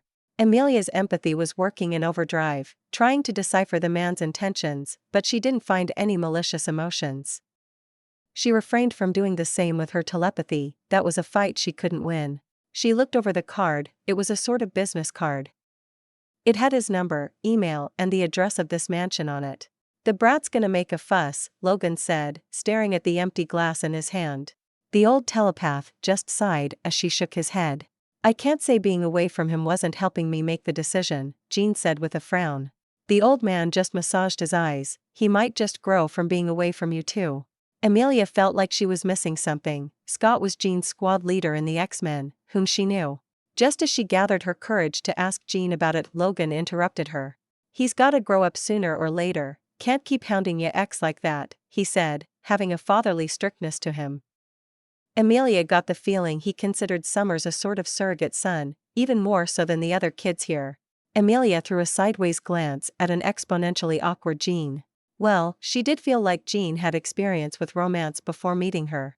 She did feel a bit disappointed she wasn't Jean's first partner, but this was life, not a fairy tale where two protagonists are guided to each other by destiny and live happily forever after. She didn't know why the ginger was feeling guilty right now, but she tried to reassure her it was fine. "Alright, I need to get back to working. If you don't have anything else to speak about, we are done for now," the professor announced.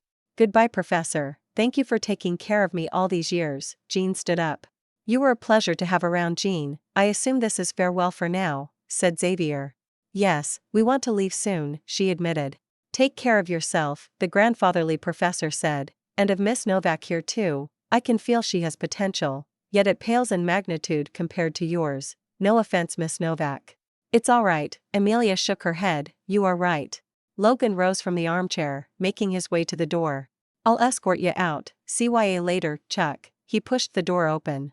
17, going forward. I'll miss having you around, Logan said as they made their way out of the mansion. I'll miss you too, Logan. Thank you too for looking after me, Jane said with more sincerity behind it than with the professor. It's only natural, he huffed, and the girls felt his awkwardness at being thanked. You ever went to a Steve Rogers museum, Mr. Logan? Emilia asked, confusing the two. Can't say I have seemed like all pretentious bullshit to me, Logan admitted. You might want to visit it once. You know there was a member of the Howling Commando looking just like you, Emilia mentioned offhandedly, though she guessed it looked as subtle as a brick to Jean if her increasing amusement was anything to go by. The redhead realized she was playing at something. Is that so? Might as well, the man shrugged, much less observant than Jean, but he still realized it might have something to do with his missing past. Do you have a ride? I'll call a taxi if it's all right. Emilia offered. Thanks, Emmy, Jean smiled at her gratefully.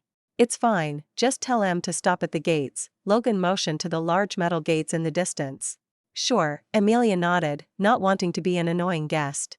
Be careful out there, the centuries-old mutant said. Many want nothing more than rip you apart and study your corpses to find out what makes you tick. I know, Emilia said quietly.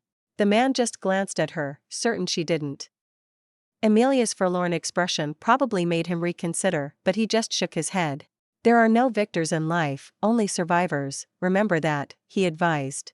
Both girls nodded. That was the last thing the old Canadian said, besides saying goodbye to the girls as the gates closed behind them. How do you feel? Emilia asked her girlfriend, interlocking their fingers now that they were alone. It wasn't like she didn't want to show their relationship in public, but she didn't want to overcomplicate the visit. That obnoxious knockoff Superman would have probably made a giant fuss too.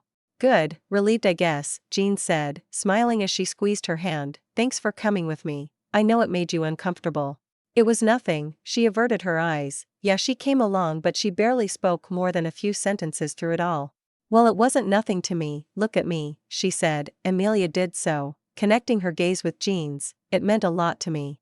The heartfelt moment was once again interrupted, to Emilia's irritation now even before they had kissed. It didn't come in the form of bullets or tranquilizers, but in an intense wave of anger and indignation originating from the mansion. Even if the two weren't physically interrupted, due to their empathy, this soured their mood nonetheless. What's up with that ass anyway? Emilia didn't even try to hide her frustration as she glared at a second-floor window. Her eyes only made out the shining crimson light over the vast distance, but she could make a wild guess at who it belonged to. My insufferable ex, the redhead wore a similar expression, if less murderous than Emilia's. Emilia recalled the girl had something to feel guilty about regarding him. She still didn't know what it was, but she inquired about it. She used their link, not quite sure how to word the question. It was such a great thing, no misunderstandings, no miscommunication. Through the link they could communicate better and more than through words. Neither of them wanted to use it exclusively, talking still felt more natural. A bit of guilt and anxiety once again emerged in Jean's aura, but along with resolve now. Well, he kind of didn't want to accept it when I broke up with him, she swallowed, so when you asked me about going on a date I decided it would be a great opportunity to show him I was serious about ditching him. Emilia stared at the ashamed-looking redhead, waiting for a continuation of the story, and, she asked when the girl failed to continue. I used you. I don't think I even took our second date seriously at the start. Plus he is going to be such a pain in the ass for you, Jean ranted at Emilia, staring into her eyes guiltily. Emilia considered that, yeah, it hurt that Jean wasn't as serious about their date as she was. Cyclops could also develop into a giant pain later on. And yet she couldn't find it in herself to be angry at Jean. All of this drama didn't matter in the slightest when she felt Jean's emotions through their link. She knew the girl was as serious about their relationship as she was now. She also felt her irritation at Scott that had built up over months or even years. She was ready to leave the mansion just because of him even in her previous apathetic state. Emilia glanced sideways at the mansion, crimson light still glared at them through the same window. Emilia smirked as she stood on her toes and threw her arms around Jean's neck and kissed her. She was clumsy, this was her second ever kiss, however embarrassing that was as a 21-year-old grown woman. She tried to show Jean that she didn't care, that only their feelings and shared future mattered to her. It didn't take long for the ginger beauty to snap out of her daze at being kissed like this. Emilia felt Jean's arms lock behind her back, pulling her closer. Their amateurish kiss ended soon enough, though their arms stayed as they were. "What was that for?" asked Jean, her glowing emerald green eyes staring into Emilia's own. "Do I need a reason to kiss my girlfriend?" Emilia smirked playfully. "You certainly don't do it as much as you wish," a coquettish smile gracing her lips. "Well, now I used you too, so we are even." Emilia glanced at the window, now showing the whole room glowing in intense crimson behind it, "and I showed him that he can't have you." "So hot yet so cute," Jean whispered, leaning close to Emilia's ears. "You are making me fall for you." "That was the intention," Emilia murmured sheepishly, her miraculous bravado all used up. "And now you are acting so cute again," Jean whispered again, tightening her hold on Emilia in a hug before letting go. "Our ride is here, Casanova," Jean said as she opened the door of the taxi. Emilia didn't even notice stopping beside them. "After you." "Hi." Emilia greeted the driver once she shook off her embarrassment and got in the car. "Hello there, miss," an older gentleman answered, not even looking like he was waiting for them to finish kissing. "Where can I take you on this fine day?" Emilia glanced at Jean as she also plopped down in the back seat next to her. They didn't have much stuff, most of it was already on their person, but their clothes were left in the hotel. "Starlight Hotel please," and after a quick stop at the airport, Emilia said, strapping her seatbelt. "All right ladies," he affirmed before raising the divider. Emilia was grateful she called one of the high-end taxi services. The chauffeur was a professional. "I know you were wondering why I would ever date him, right?" Jean asked, throwing a knowing glance at the raven-haired girl. "Yeah," Emilia admitted sheepishly. "When I joined this school after barely escaping getting locked up in a lab, I was ostracized here. Even mutants thought it was weird that I knew what they were thinking and feeling." Jean stared out the window. "Only Scott and another socially awkward girl called Kitty talked to me. I was lonely and alone in this big mansion. Then came puberty," she cringed at that, "and there was this one boy called Scott that talked to me and seemed to care about me, so we got together." Emilia could understand that when she was a teen she would have probably gone on a date with a goblin if it asked her out. That's how desperate she was for attention and romance. "So he wasn't always like that?" she asked, wincing at her question. Was it rude to ask about the ex of one's girlfriend? She didn't know for sure, but it sure was awkward. Jean seemed to mostly take it in a stride though. "No, he became like that slowly. He was always controlling though," said Jean. "I realized he didn't want me to be his wife. He only wanted to have me as a wife." Emilia grimaced at that. She learned already that Jean despised it when she felt like she was being controlled or manipulated. Summers, trying to mold her into a good trophy wife for himself, would certainly have that consequence. "Let's talk about something else. What should be our first destination?" Emilia asked, having had enough of the discussion. Even if she was curious, talking about who Jean had slept with weirded her out. "Oh, either London or Paris. We could travel around from there afterwards. What do you think?" Jean also appeared delighted at the change of topic. "I think London would be better. We could travel south and east over Europe from there," Emilia said as she linked her hand with Jean's, already missing the bodily contact between them. "Sounds good to me," Jean said happily. Her excitement was contagious. Emilia also felt herself grow eager to get on a plane already. 18, slipping through? They bade farewell to the gentlemanly chauffeur after Emilia swiftly made sure he didn't hear anything he shouldn't have. They were now at the airport, carrying suitcases containing their possessions, mostly clothes. Emilia still hasn't bought much personal stuff she couldn't leave behind. Jean, on the other hand, didn't seem to have much in terms of personal items. She had a thin golden necklace around her neck, a memento of some kind, though Emilia haven't gotten around to asking about it yet. Other than that, nothing she had was irreplaceable, according to the girl. "There are people with telepathy disruptors in the building." Emilia looked at the building carefully, trying to locate all of the locations where she felt disturbances. "Will it be a problem?" Emilia felt Jean's psychic presence join hers in scouting out the building as they walked into the lobby. "I don't think so. I've practiced a bit with the helmet, so I think I can get through it." Emilia evaluated her chances. She still wasn't quite sure they wouldn't find out something was amiss with her passport if she didn't use a mind trick on them. She smirked at the thought. Who would have thought she would be using Jedi mind tricks on passport control officers?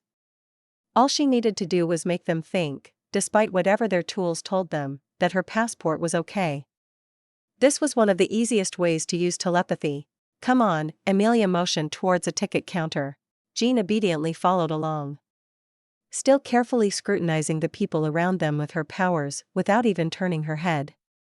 They had discussed before that looking around suspiciously would be counterproductive, plus their psychic senses would prove far better for scouting than their vision. They managed to book 2 tickets to the next flight to London. They only had to wait 2 hours till the takeoff. They decided to get something to eat and drink while they could. Emilia delegated keeping an eye out on security and the disruptors to a few thought streams she separated from her main one. These she would reabsorb afterwards, unlike the subminds she made for constant surveillance and telekinetic reaction. Those were almost constantly working, only pausing at night to rest. Luckily, the sensing part of her powers consumed only negligible amounts of her psychic energy reserves. Speaking of her reserves, they were expanding. Emilia didn't know whether it was slow or fast, but it felt painfully slow to her. The faster she got stronger the better. Though Jean's reserves were static, so maybe only hers growing. The redhead also started to slowly experience getting stronger. Her power, unfortunately, didn't increase passively like Emilia's but from her patron. Jean divulged, feeling like foreign psychic energy was streaming into her slowly, steadily increasing her overall reserves and enhancing her psychic abilities. Emilia sadly had to remind the girl that not also increasing her control over it would soon make her powers use her, not the other way around. To her relief, the girl took it seriously. Even now she could feel how the redhead was training her telekinesis by making gusts of wind make intricate patterns in the air, them and her telepathy by forging mental constructs in her mindscape. That was another thing they would have to do. A person's mindscape was chaotic and vulnerable by default. They would have to organize it and build up mental defenses. Emilia also got a few ideas she didn't tell Jean. She realized that their mental link was a backdoor to their minds. If a telepath got into Emilia's mind, the link would give that telepath easy access to Jean's too. She would rather have a destructible implemented into her mind than let that happen. Moron, what are you thinking about again? Jean glared at her. Emilia averted her eyes guiltily. Jean seemed to take serious offense to the suggestion when she brought it up before. She watched her with narrowed eyes. I will not have you implementing your self-destructive ideas, am I understood? She demanded. Emilia showed some backbone as she said, but I don't want to be your weakness. Didn't we manage that assassin by working together? Jean reminded her. She knew too that was mostly because of the man's lack of information, but that wasn't her point. Instead of working as 2 psychics with a mental link, we should consider ourselves as a single one. Emilia widened her eyes as she contemplated that idea, along with its pros and cons. You might be right, she admitted. They could almost meld their psychic fields together, and their link let them act in perfect synchrony, assisting the other and making up for their shortcomings. Of course I am. Jean raised her nose haughty, taking on a sneering expression. Emilia just stared at her, regretting talking about anime and villainesses with her girlfriend already. She considered playing along, but the cringe was too much. She just couldn't do it this publicly, though she had to admit Jean made for a perfect noble mistress. The girl had a natural elegance and grace to her movements that Emilia just couldn't imitate. She was naturally clumsy and unathletic. Even if she was kind of fit from jogging in the mornings for most of her life, she was never good at sports requiring swift reflexes or coordination. Anyway, I saw they serve good-looking ice cream sundae here. Jean glanced at another table where an old couple were just served one. Want to try it? Sure, Emilia said as she looked through the menu. I'll get a strawberry one. What about you? Oh, caramel for sure. Jean didn't even look through the list after noticing the option. Emilia noted the girl liked very sugary and creamy desserts. Excuse me.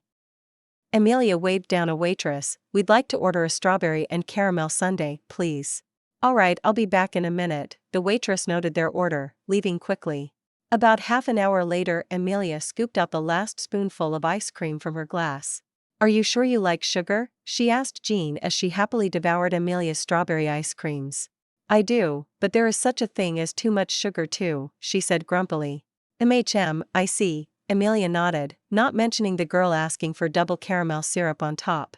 We still have about half an hour until boarding begins. Jean checked her watch as she too finished the dessert. How many disruptors have you found? Emilia asked. She also counted, but double-checking would be better. 9, 2 on this level and the rest upstairs somewhere, Jean answered, showing the directions she felt them in. The 2 on this level are watching over the check-in. I'm not sure what the ones upstairs are doing, but they aren't in the security control room. Emilia nodded. Jean still had problems with identifying anything not psychic in nature with her senses, so only Emilia could do this part of the scouting. They headed over to the waiting area near the check-in for the boarding and sat down for now. Emilia closed her eyes and pretended to sleep, slumping sideways in her seat, resting her head on Jean's shoulders. Her mind was meanwhile exerting itself, attempting to glean any information she could from the disruptor-wearing people. The disruptor wasn't a hard barrier that didn't let her use any of her powers, it just dispersed poorly constructed psychic constructs. It could also be overwhelmed by brute force, as evident in Jean being able to exert her powers over people wearing it. Unfortunately, Jean wasn't much good at staying undetected while probing others' minds. A normal person would assume it was a headache, but these people who have disruptors just for telepaths? They would know. That left Emilia to do it alone. She tried many types of mental constructs against the helmet, but she found shapes based on triangles were similarly solid in the psychic environment as in the real world. Her psychic tendrils were made up of hundreds of tiny tetrahedrons, basically pyramids, with triangles as the base, not squares. She could apply her psychic powers everywhere she could reach with her psychic sense. She named this area her area of influence or psychic field.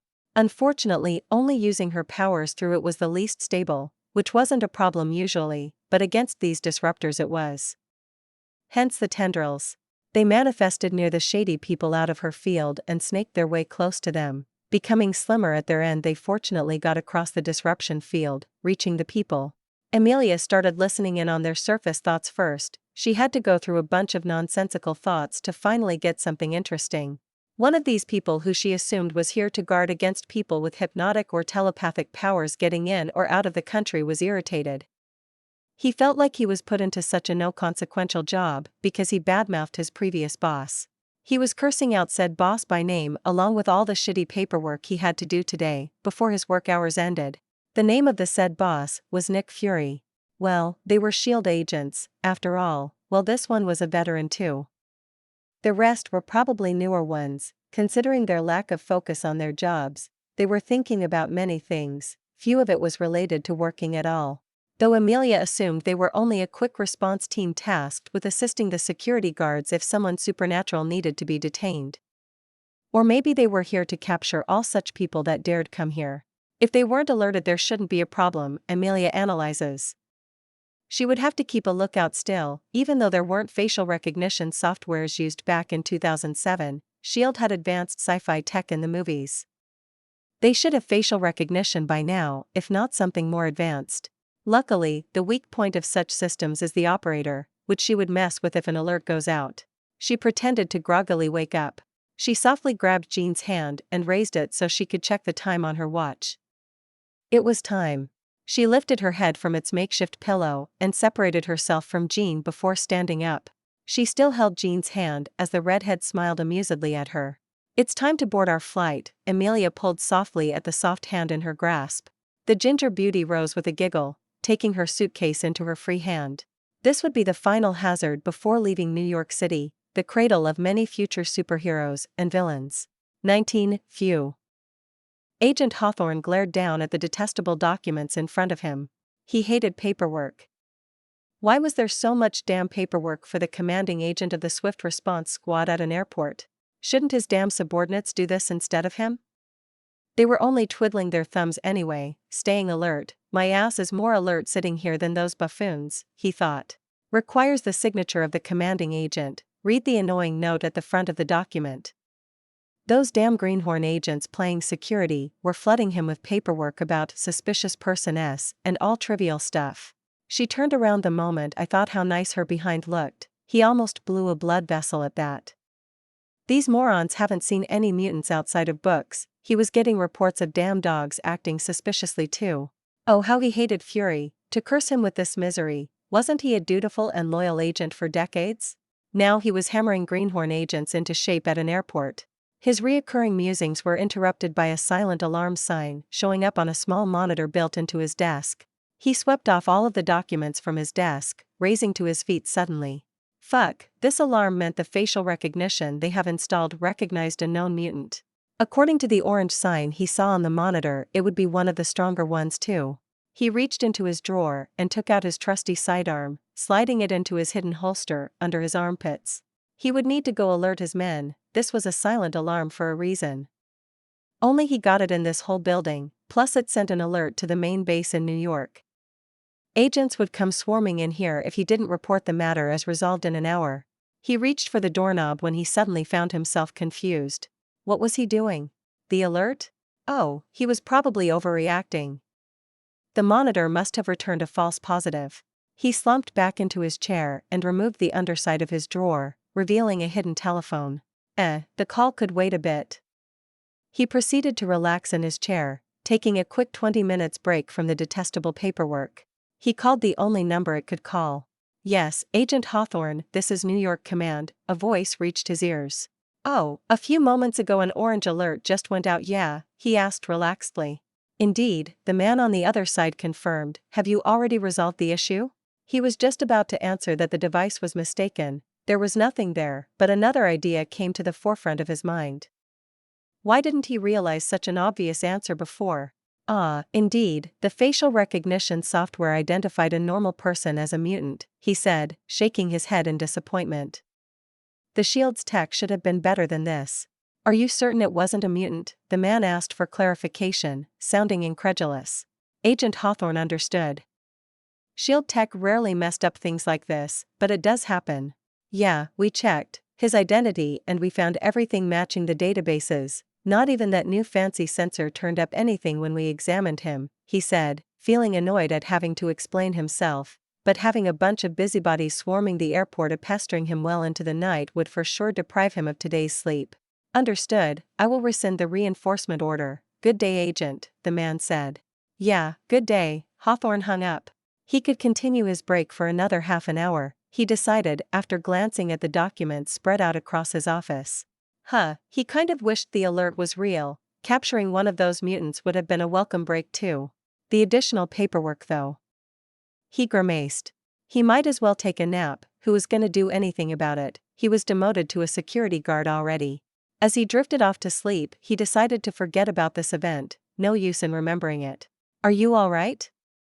Jean asked worriedly as she held Emilia's hand. Emilia was panting from exertion beside her. They were already on the plane sitting side by side. I just need a second, she managed to say between pants. The distance combined with the complexity of the mental orders and the disruptor made manipulating that agent severely exhausting. I'm good, she said with a final intake of breath. Her brain seemed starved for oxygen, while so was her stomach for food. Even with her expanding reserves, this was a bit much. Want me to get you water or something? Food, I need something to eat, her stomach grumbled on emphasizing it. Sure, I'll be back in a minute, the redhead said as she swiftly strode up to a flight attendant to order some food.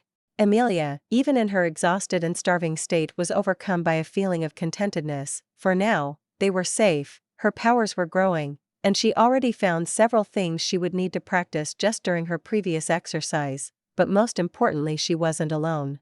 She didn't realize how lonely she was all her life before getting together with Jean. Her sister was similar, but the pure concern and affection she could feel from Jean couldn't be compared to any other relationship. The assurance that she was understood, cared for, and loved. It made a world of difference in her life.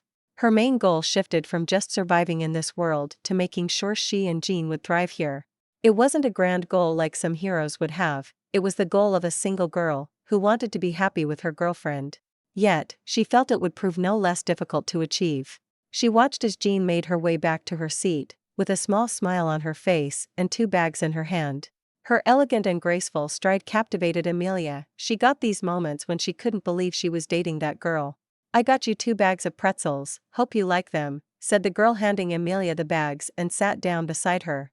Thanks, Emilia smiled. She didn't think she was the emotional type, but she was tearing up due to her previous musings. Is something wrong? Jean took her face in her hand as she cleaned away her tears with her thumbs. She looked at her in worry. Emilia just smiled and shook her head softly. Words wouldn't quite do justice to her feelings, so she didn't even try to put them into words, and she didn't have to. They had a mental link after all. Jean stiffened at the torrent of emotions that washed over her. As she recovered, her face adopted a loving expression as she stared at Emilia. She hugged the raven-haired girl, crushing her in the hug. "If we weren't on a plane right now, I would kiss you, silly," Jean told Emilia. Emilia blushed deeply at that. She was getting used to physical affection, but doing it publicly was too much for her. Though at the moment, she wouldn't mind it much. Unlike other people, as the two were both telepaths and mentally connected, they didn't need words or physical touch to show their affection. At that moment, as they stared into each other's eyes, they knew what the other felt, that they were the most important to exist person to the other.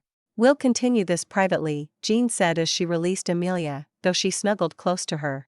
Emilia felt a meaningful promise behind that. Her heart rate skipped a beat at the thoughts that flooded her mind. "Good that you understand," Jean whispered as she interlocked her fingers. They stared out the window as the airplane slowly separated from the ground. The land swiftly became distant afterwards. Emilia looked on as the distant scenery passed by under them with a bit of nervousness. "Is this your first time flying?" Jean nudged her as she too leant closer to the window to get a look. "Yeah, never traveled overseas from Europe before," Emilia admitted. "But you did travel around in Europe, right?" Jean glanced at Emilia, before continuing to look out the window. "Only a bit. I was in London, Rome, Vienna, and Amsterdam, most of it only for a day on a school trip," Emilia told the ever-curious Ginger. "Show me around places you know then, Jean asked. "I've never been outside of the USA either." "Sure," Emilia said. She felt like a huge weight has been lifted off her shoulder as New York vanished in the distance. They were far too weak to contend with most threats that could have sprung up at any moment. There were threats all over Earth, but if they were lucky, by constantly traveling around they could evade them for long enough to train themselves. Both of them had great untapped potential. By the time they returned to the city, they would be able to shrug off most threats like SHIELD, Hydra, and AIM. Together they would be unstoppable on Earth. Emilia vowed to strive for that goal. Director Nicholas Fury glared at the sullen agent sitting before his desk. "Hawthorne, I've sent your sorry ass to that damnable airport so you could capture any of Xavier's runaway brats. So tell me, how in the nine hells did one of the highest priority targets slip right through under your nose?" Agent Hawthorne swallowed. He tried to remember, but his memories were foggy. "Sir, I don't even remember the afternoon this supposedly happened," he admitted shamefully. "Of course you don't, you motherfucker," Fury seethed as he slapped a document down in front of the man. "Read." Hawthorne grumpily did so. Name, Jean Grey, age, 21, class, unknown, type, telepath, danger level, 2/5. "Fuck," he said intelligently. "Couldn't have said it better myself," the director complimented sarcastically. "Now explain to me," Fury leaned over his desk, "how did a telepath fool you if you had your disruptor equipped?" "I don't know, sir," he admitted. "I did have it equipped when I woke up." Fury glared at him thoughtfully. Could that brat telepath manipulate one of his agents, both trained to resist such things, and equipped with a disruptor that proved effective, even that bald fool? Fury contemplated the possible reasons for this mishap. While he couldn't rule out that the girl truly did somehow manage what the most powerful known telepath could, not the idea that his moronic underling fell asleep at work or didn't wear his disruptor was a far more likely reason. His spies have reported the same girl struggling to exercise her power for years, only being capable of minor telepathy and empathy. Though her class was unknown and danger level was assigned according to the lengths Xavier went to save her from S.H.I.E.L.D. He assigned this moron to the airport because he considered it an important location, plus the new agents needed to be slapped into shape. After all, New York seemed to attract superhuman weirdos, so he needed to keep a watch over its airport. Most importantly, Hawthorne called the command to rescind the reinforcement order, due to the alert being a mistake. "You are fired, Hawthorne," the director announced. "Hand in your badge and weapon by the end of the week. You can leave."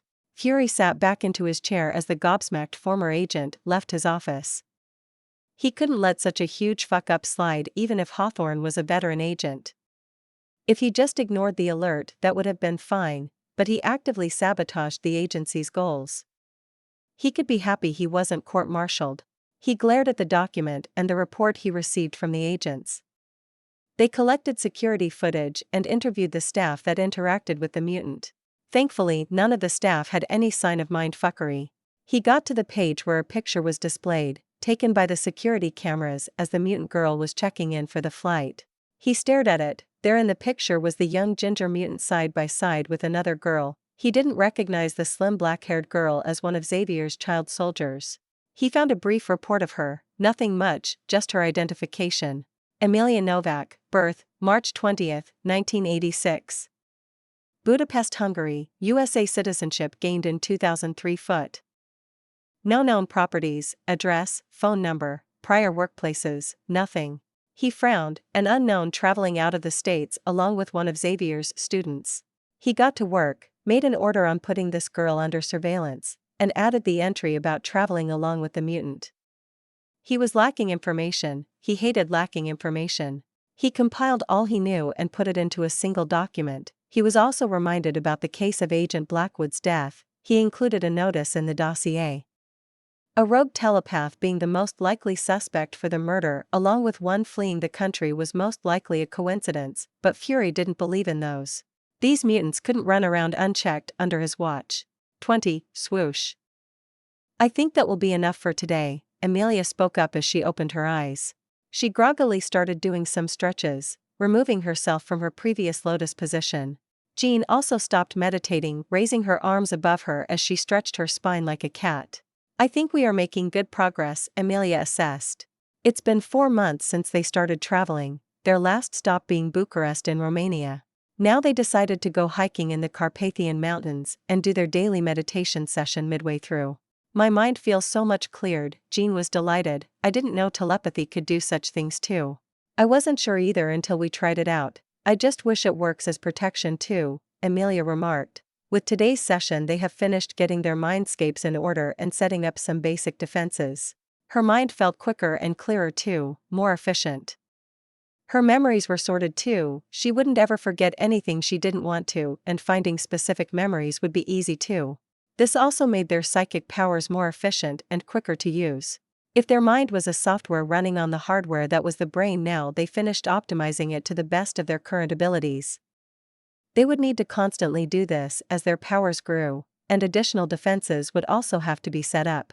Right now, they only surrounded their mindscapes with mental walls and set up sentries on said walls. Emilia had so much more in mind for them, but it would have to do for now. This, along with their training in what Emilia dubbed a clemency, also greatly helped Jean stay calm and collected. A clemency was the practice of controlling oneself and protecting one's mind, so even mindscape reconstruction could be considered part of it. The more important part was controlling the person's thoughts and emotions. It didn't seal the emotions, instead, it made the person clear-headed despite them. Even if Jean felt the most fiery, earth-shattering anger, she could still think calmly and not be overwhelmed by it. Well, that was easy to say and harder to execute, but they were getting there. Jean softly levitated herself, landing gracefully on her feet once she was upright. So downward we go, she mused as she took in the breathtaking landscape before them. They were on a relatively small mountain, but from where they were it gave a picturesque view of the flowing valleys and hills as they spread towards Transylvania. Emilia checked for any other hikers near them before suggesting, "Race to the bottom?" she asked. As she finished, she floated a bit above the ground. She only managed to fly a week before, and it was quickly becoming one of the favorite parts of her abilities. "Oh, you are on." Jean accepted, kicking herself away from the ground and floating beside Emilia. Jean wasn't any less fond of flying. Who wouldn't love to fly? Emilia looked at the steep mountainside, littered with dense forest. To that field, she pointed at the bottom of the mountain where the tree line ended. "Ready to taste dust?" Jean asked after nodding in affirmation. Emilia just snorted in amusement. While Jean was faster than her, she wasn't slow either. Plus she still had the advantage of quick maneuvering, which would come in handy while flying through a forest. "When it lands, we start," Emilia said, pulling a pebble into her hand telekinetically. When Jean nodded, she threw it into the air, launching herself forward the moment it hit the ground. Flying was just using telekinesis on the body, but you had to have a technique to not rip yourself apart. Splashing yourself onto a trunk wasn't fun either, so both girls used psychic shields around themselves. Emilia also trickily parted air in front of the shield, decreasing air resistance. She tried to decrease gravity on herself, but manipulating natural forces like that seemed to be out of her league still.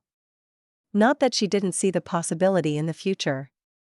After all, psionics was bending reality to your will. She slalomed between the tree trunks on the mountainside, parting bushes and canopy before her.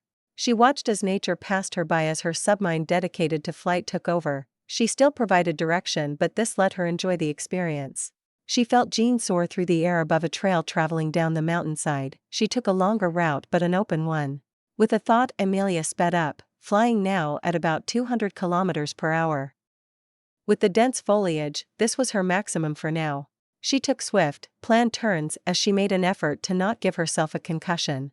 She couldn't deny the thrill she felt as she soared through the air faster than some cars could go. She didn't take herself for an adrenaline junkie, but she was loving this.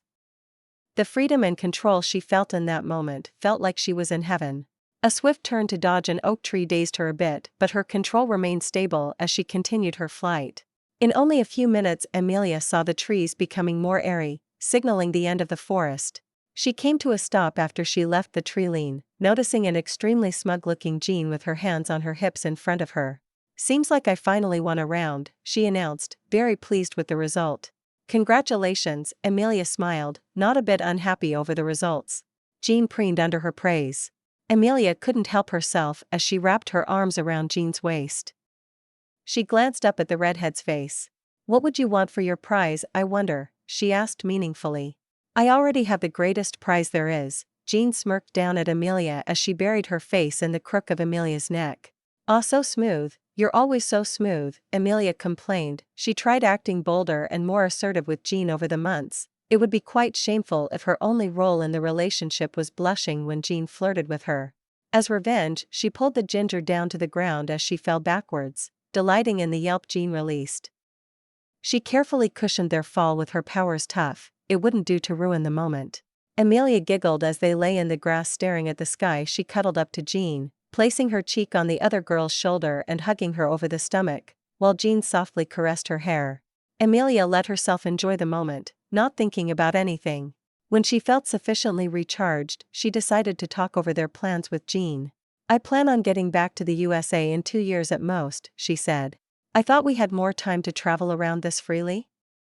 Jean asked, "Winnie, if we want to go to college before aliens start falling from the sky in New York, that's all we have," Emilia shrugged. "The buff green ones from Mars?" Jean asked seriously, making Emilia giggle. "No," she said, "I said those probably weren't real. How are you sure these will be?" Jean looked at her. "I'm not, but it's more likely," she shrugged again. "Why are the not green aliens coming here then?" Jean asked again. "To conquer Earth, for the Norse god that mind controls them with a magical scepter," Emilia nodded. Obviously, Jean also nodded, as if that was the most natural thing in the world. "We will see if I'm right," Emilia shrugged again. "Superheroes should also start turning up by next year. MHM and Captain America will come back to life to heroically bet up the evil Norse god," Jean said with the straightest face she could manage. Emilia just looked at her weirdly, causing Jean to also look at her weirdly. "What?" the redhead questioned. "Well." Emilia rolled her eyes. "You were close enough." "Eh?" Jean was stumped. "Did you know Logan was in his Howling Commando?" Emilia asked rhetorically. Obviously, she wouldn't know. "Is that why you recommended the memorial to him?" Jean asked, remembering their last talk with the gruff man. "Yeah," Emilia nodded. "Even reading his previous name should make him remember his past, I think." "You weren't kidding when you said this world is comical," Jean said sarcastically. "It is until it isn't," Emilia said glumly. "It won't be as comic once superheroes and villains start razing cities to the ground in their fights." Jean said. "Why don't we stay in hiding then?" "We could," Emilia sighed heavily, breathing in the scent of the forest and grass mixed with Jean's perfume and sweat from the long hike. "But as the saying goes, chaos is a ladder and chaos will be abundant in America in the following years," Emilia said. "Who said that?" Jean raised an incredulous eyebrow, apparently hearing the saying for the first time. "A character in one of my favorite books," Emilia admitted with a blush. This caused Jean to give her crimson cheek a swift kiss, before giggling. "Let's go then." Jean floated them upright and let Emilia stand on her own while landing herself. "I don't think we are quite on an equal level with a god." 21. Damned heat. They opted to walk from now on, It was one thing to fly under the cover of dense canopy, it was another to do so on an open field. Emilia glanced back at the forest as it crawled up the side of the hill, maybe a mountain if she was being generous. The different shades of vivid green blended as bushes, undergrowth and canopy made up a beautiful scene. She saw poplar, beech and oak trees at a glance, with some types of pine trees taking over the forest in higher altitudes. She sighed as she shook her head. "What's wrong?" Jean asked her, glancing at the forest too, but she didn't seem to find anything that could get Emilia worked up. "It's nothing," Emilia said. "I enjoyed floral biology in middle school. I wanted to be a forester when I was in 5th grade, but just like with going to art school, my mom convinced me to give it up. A career in IT is much more rewarding," she reasoned. "Nothing is stopping us from hiking around as we travel." Jean gave a brief sideways hug to Emilia before opting to hold hands instead as they walked. As much as she loved hugging and snuggling Emilia, it was August. They would stick together quite literally in this weather. True, painting and nature, painting nature? That would be fun, Emilia smiled, caressing Jean's hand with her thumb. "Where'd you like to go next? We were in Romania for a week now." Jean asked. "Why don't you choose the next destination?" "We are done in Europe, I think," Emilia said, thinking back on the months they spent sightseeing and traveling around the many famous cities of the continent. They opted to stay low-key, not giving their names anywhere and making people forget their faces, while avoiding airports. "It's been a month since the last moron that tried to kidnap them. It seemed someone has put out a bounty for them, or at least it became known that they were mutants. That would be enough for these kinds of low-life mercenaries. Let's go to Africa then, it should be easier to cover our tracks there too," Jean recommended. Africa it is. Emilia was already considering the hidden nation in the heart of the continent.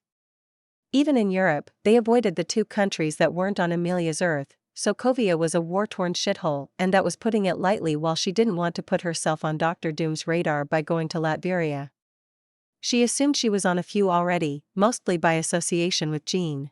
That didn't matter for now. She wanted to know if they could get their hands on some vibranium, or maybe even some advanced Wakandan tech. "What are you scheming again?" "I'm not scheming," Emilia huffed with false irritation. "I'm planning." "Oh, my apologies, oh evil villainess, what might your genius plans be?" Jean asked as she exaggeratedly bowed before Emilia.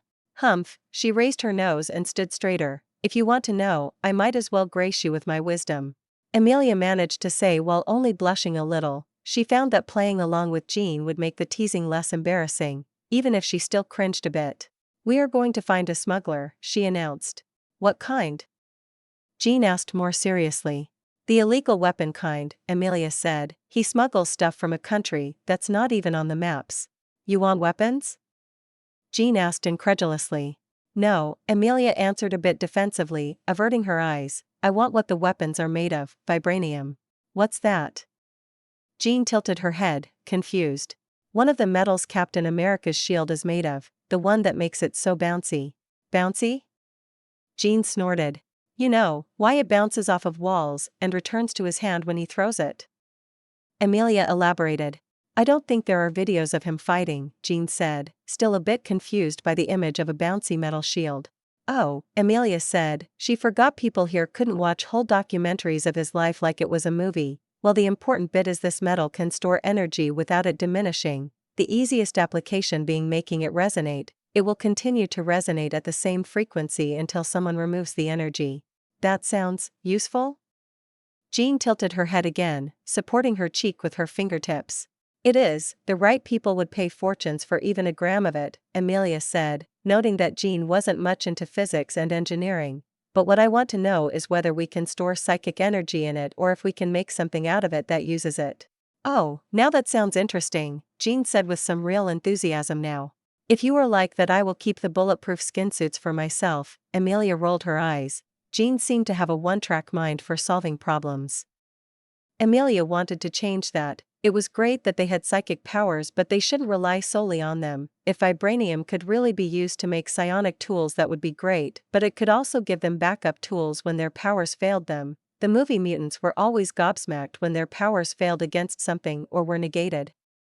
What could the prof do against Magneto wearing his helmet?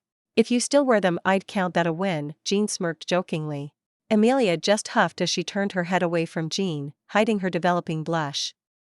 Was it healthy to have this much blood on her face? Hopefully, her small regeneration would fix it if there was a problem.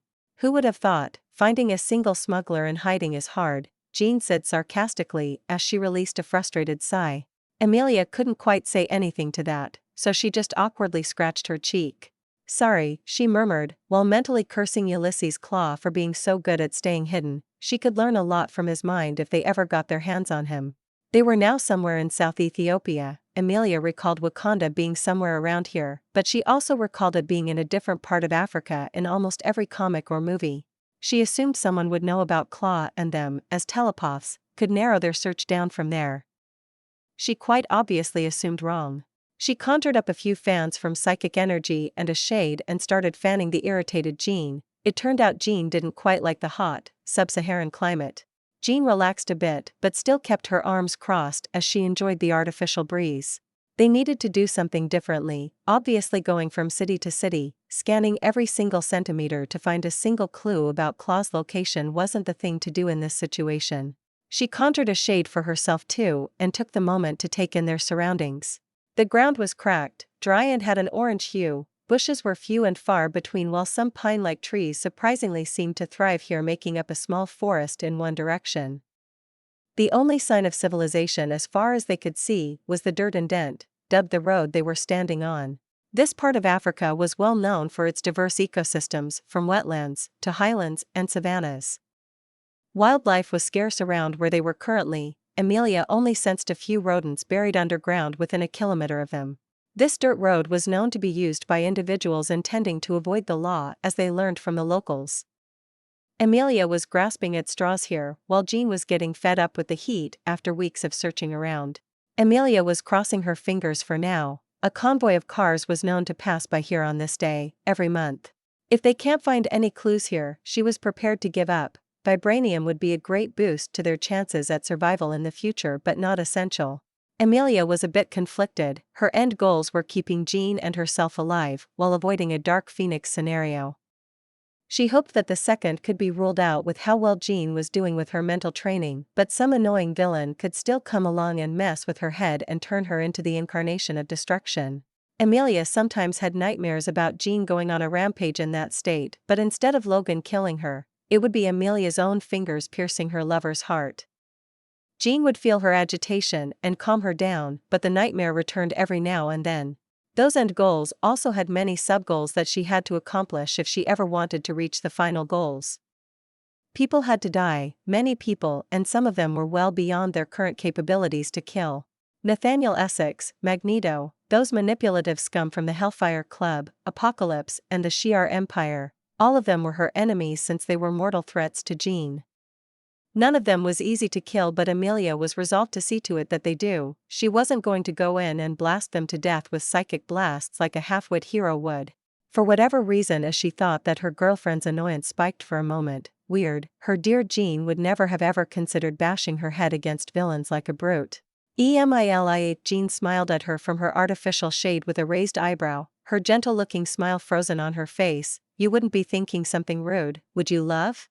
Never, Emilia replied stoically, crossing her arms under her breasts, especially not that you'd have gone to fight Sinister right after I told you about him. Emilia sighed in relief dramatically. Thank the gods my girlfriend is smarter than that. I said I'm sorry. Jean looked uncharacteristically sheepish at that. Well, that was good.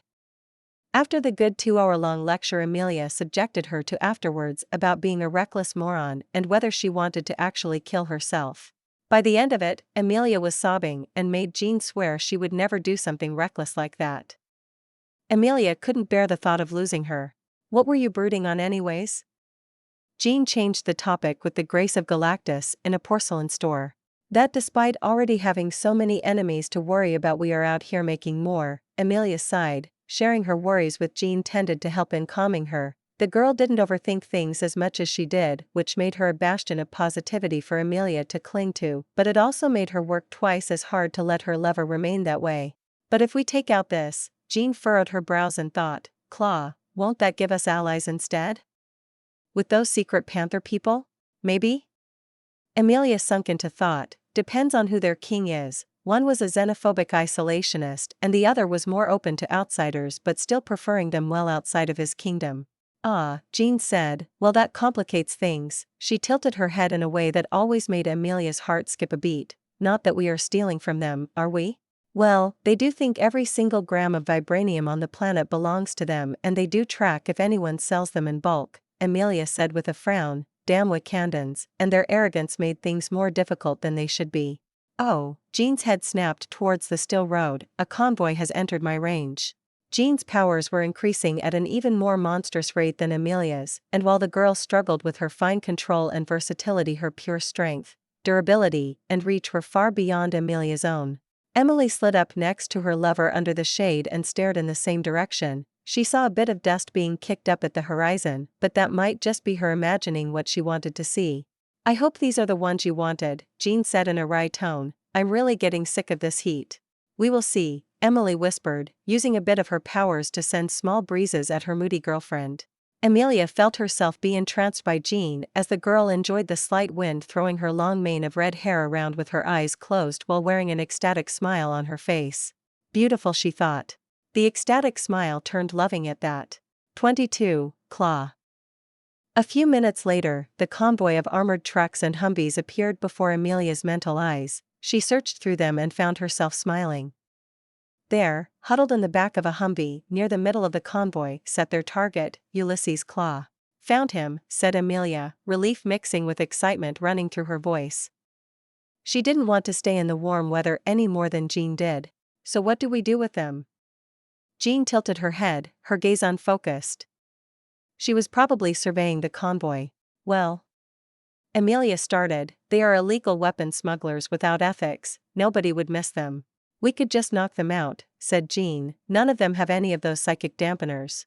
Oh, Emilia blinked, yeah, knocking someone unconscious was quite easy with their powers, let's do that then. She wouldn't have thought twice about just snapping their necks. She always viewed weapon smugglers as more or less people that just proliferated wars and destruction. Only a little better than the actual people using their weapons to murder others for their own gains. Thanks, that's why she depended on Jean. She didn't want to become an emotionless murderer like them. Always, Jean sang, placing a quick kiss on her girlfriend's cheek. Emilia just smiled happily at the attention, making Jean click her tongue.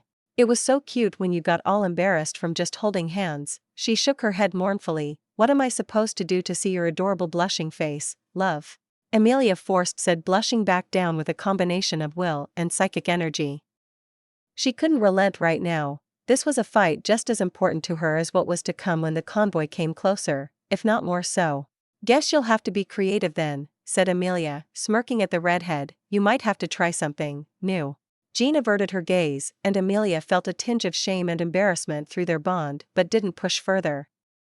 She never thought she'd have to edge the girl on when they started dating, but Jean had a severe aversion to taking the final step, and even Emilia with her zero relationship experience knew something was up. Despite how quickly they went from strangers to passionately kissing, they never once slept together. Well, they did sleep together but not sleep together.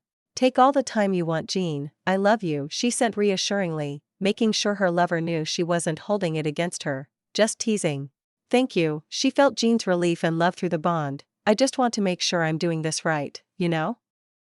Emilia wasn't sure she knew exactly what was going on, but she could guess. Her girlfriend was worried she'd fuck up their relationship for whatever weird reason. Emilia also had a bunch of worries like that, but whenever they found themselves in a romantic position, she always got swept along by the currents and just went for it, her previous worries fading into the back of her mind. Emilia snuggled up to her contemplating girlfriend, giving her a quick side hug before letting her go. The loss of the physical connection sent a feeling of loss through her, but she didn't want to stick themselves together with sweat. That wouldn't be very romantic. They are here, said Emilia, sending a smile at Jean, who was now finally calming down and out of her contemplation. We might not be killing them, Emilia started, her eyes narrowing, but they do deserve a beating at least, no? Sure, Jean laughed. With no cameras around her, we can finally let loose a bit. Europe and the USA felt so stifling. Just make sure no drones or satellites can make out what you are doing. I don't know what you mean, Jean scratched her cheek in slight embarrassment. Emilia glared at her a bit. They had to leave Germany much sooner than they planned because the girl got overeager when fighting one of their occasional assailants, and turned a large patch of forest into ash. Emilia was terrified at first, thinking that the Dark Phoenix took over despite all of her efforts, but Jean was all the same, just with an instinctive control over psychic fire. Emilia nodded, not too convinced, but letting the matter drop. She turned her gaze towards the dust cloud still more than a kilometer away, and focused. All of the vehicles appeared in her mind along with all the minds around them. Emilia first focused on the vehicles. She might have some sadistic tendencies she wasn't willing to acknowledge, but knowing the unconscious would be far too boorish in her opinion. She mentally grabbed the wheels of a dozen Humvees and pulled. The armored cars turned, she pushed on the gas pedals, and the cars smashed into trees or just went sailing off the road wherever she wanted. Next, with firm control of her powers, she turned off the engines, letting the roars they were letting out before dying out. She felt satisfied with the terrified screaming of the occupants enough to knock them unconscious soon after, before they could get out of the locked cars. For normal people, she barely had to wish for them to fall unconscious for them to do so. She pulled on her thought stream that was paying attention to Jean and how she handled the rest of the convoy, reintegrating it into her main thought stream. She sighed, somewhat in exasperation and in slight disappointment. Jean was lifting the vehicles, Humvees and trucks alike, into the air, tearing their tires off and letting them fall back onto the ground. Sometimes giving them a spin too, just for the sake of it. She stared at her girlfriend, who had a blissful smile on her face, like a kid playing with her toys. "Jeannie," Emilia said calmly. "Yeah? I don't think they are surviving getting sent flying in a truck that is spinning through the air for 20 meters. Oh," Jean gasped, the last few vehicles she was still holding on to falling out of her hold for a moment before she caught them. Thankfully before they got smashed into bits on the dry dirt road. "Damn," Jean muttered, her lips pulled into a tight line. Emilia wanted to tease her girlfriend about being a brute, but she knew this wasn't the time. Was she somehow affecting Jean badly? She was sure the movie Jeans would never lose themselves in playing with their powers, but then again, her Jean didn't fear her powers and was even enjoying it. She didn't want to stifle that. "They are still alive," she reassured her girlfriend. "I paid attention to them while you were playing." Thanks, Jean said, staring listlessly at one of the upside-down trucks. While Emilia was making sure Jean was all right, she also found Claw scuttling out of a Humvee. Somehow he managed to regain his consciousness despite Emilia making sure he was nearly comatose.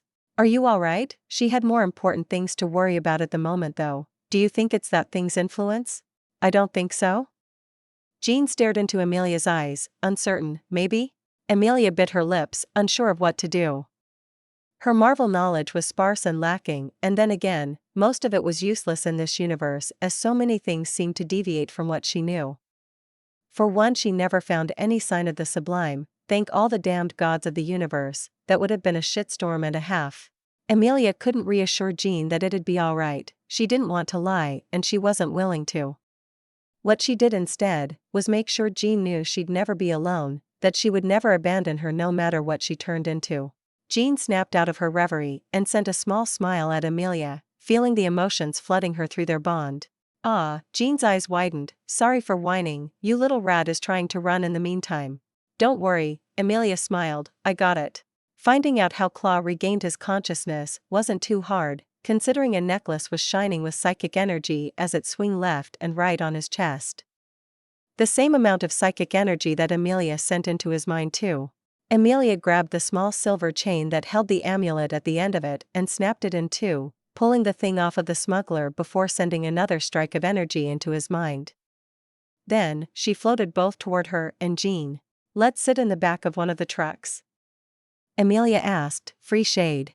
"Sure," Jean laughed, and just that made Emilia's day that much better. Ulysses Claw was an experienced man. Having evaded Wakandan enforcers and intelligence for decades, he could confidently say that he had a talent for slipping out of the grasp of people. He had a smell for dangerous situations, and he didn't scoff at running for his life when that was the easiest way out. When some of the vehicles in the convoy started veering off the road, he suspected foul play already, sabotage or betrayal perhaps, but when the ones that didn't get lifted into the air, he knew shit was about to hit the fan, and an astronomical amount of it too. He remembered pulling his trusty amulet around his neck. It had saved him from many of those freakish mutants, and he hoped it'd prove useful yet again. He didn't even realize he'd passed out until he woke up, with said amulet vibrating with energy. The only word running through his mind was fuck at that moment, and after a few seconds of failing to get the ignition in his Humvee back into order, he opted for running for his life on the only transport he could trust in a situation like this, his legs. He only got a few dozen meters away before his belief was proven wrong when his amulet was torn from his neck. He felt himself be lifted into the air by an unseen force. Son of a bidash. Thoughts fled his mind. One moment he was fully conscious, and then the next, he was no better than being comatose. When he regained his consciousness, he did so with a jolt, springing to his feet and taking in his surroundings as he looked around frantically. Much to his surprise, he could do so, with no shackles keeping him down or ropes tying him down, have full range of movement. He awoke on the floor of one of his trucks, but what made him gape was two beautiful women curiously looking at him while lazing around on a crate. He expected many things from the vicious mutants that made quick work of his convoy, but this wasn't it. If he was being honest, he was expecting tentacles based on the obvious telekinetic powers. The shorter black-haired one was sitting on the lap of the ginger bombshell with a blissful expression as she was currently receiving a scalp massage. Claw himself almost felt embarrassed for the girl with the sounds she was making. He stared and made eye contact with the redhead as her fingers stopped their work. The smaller girl opened her emerald blue eyes with a frown on her face. A second later her gaze found the cause of her annoyance, him. Claw felt a shiver run down his spine as her eyes stared right through him, taking in everything that he was and knew, evaluating, judging. He didn't like the feeling, but then again all of his well-honed instincts were screaming at him more than ever before. These two were dangerous, impossibly so, and he couldn't anger them.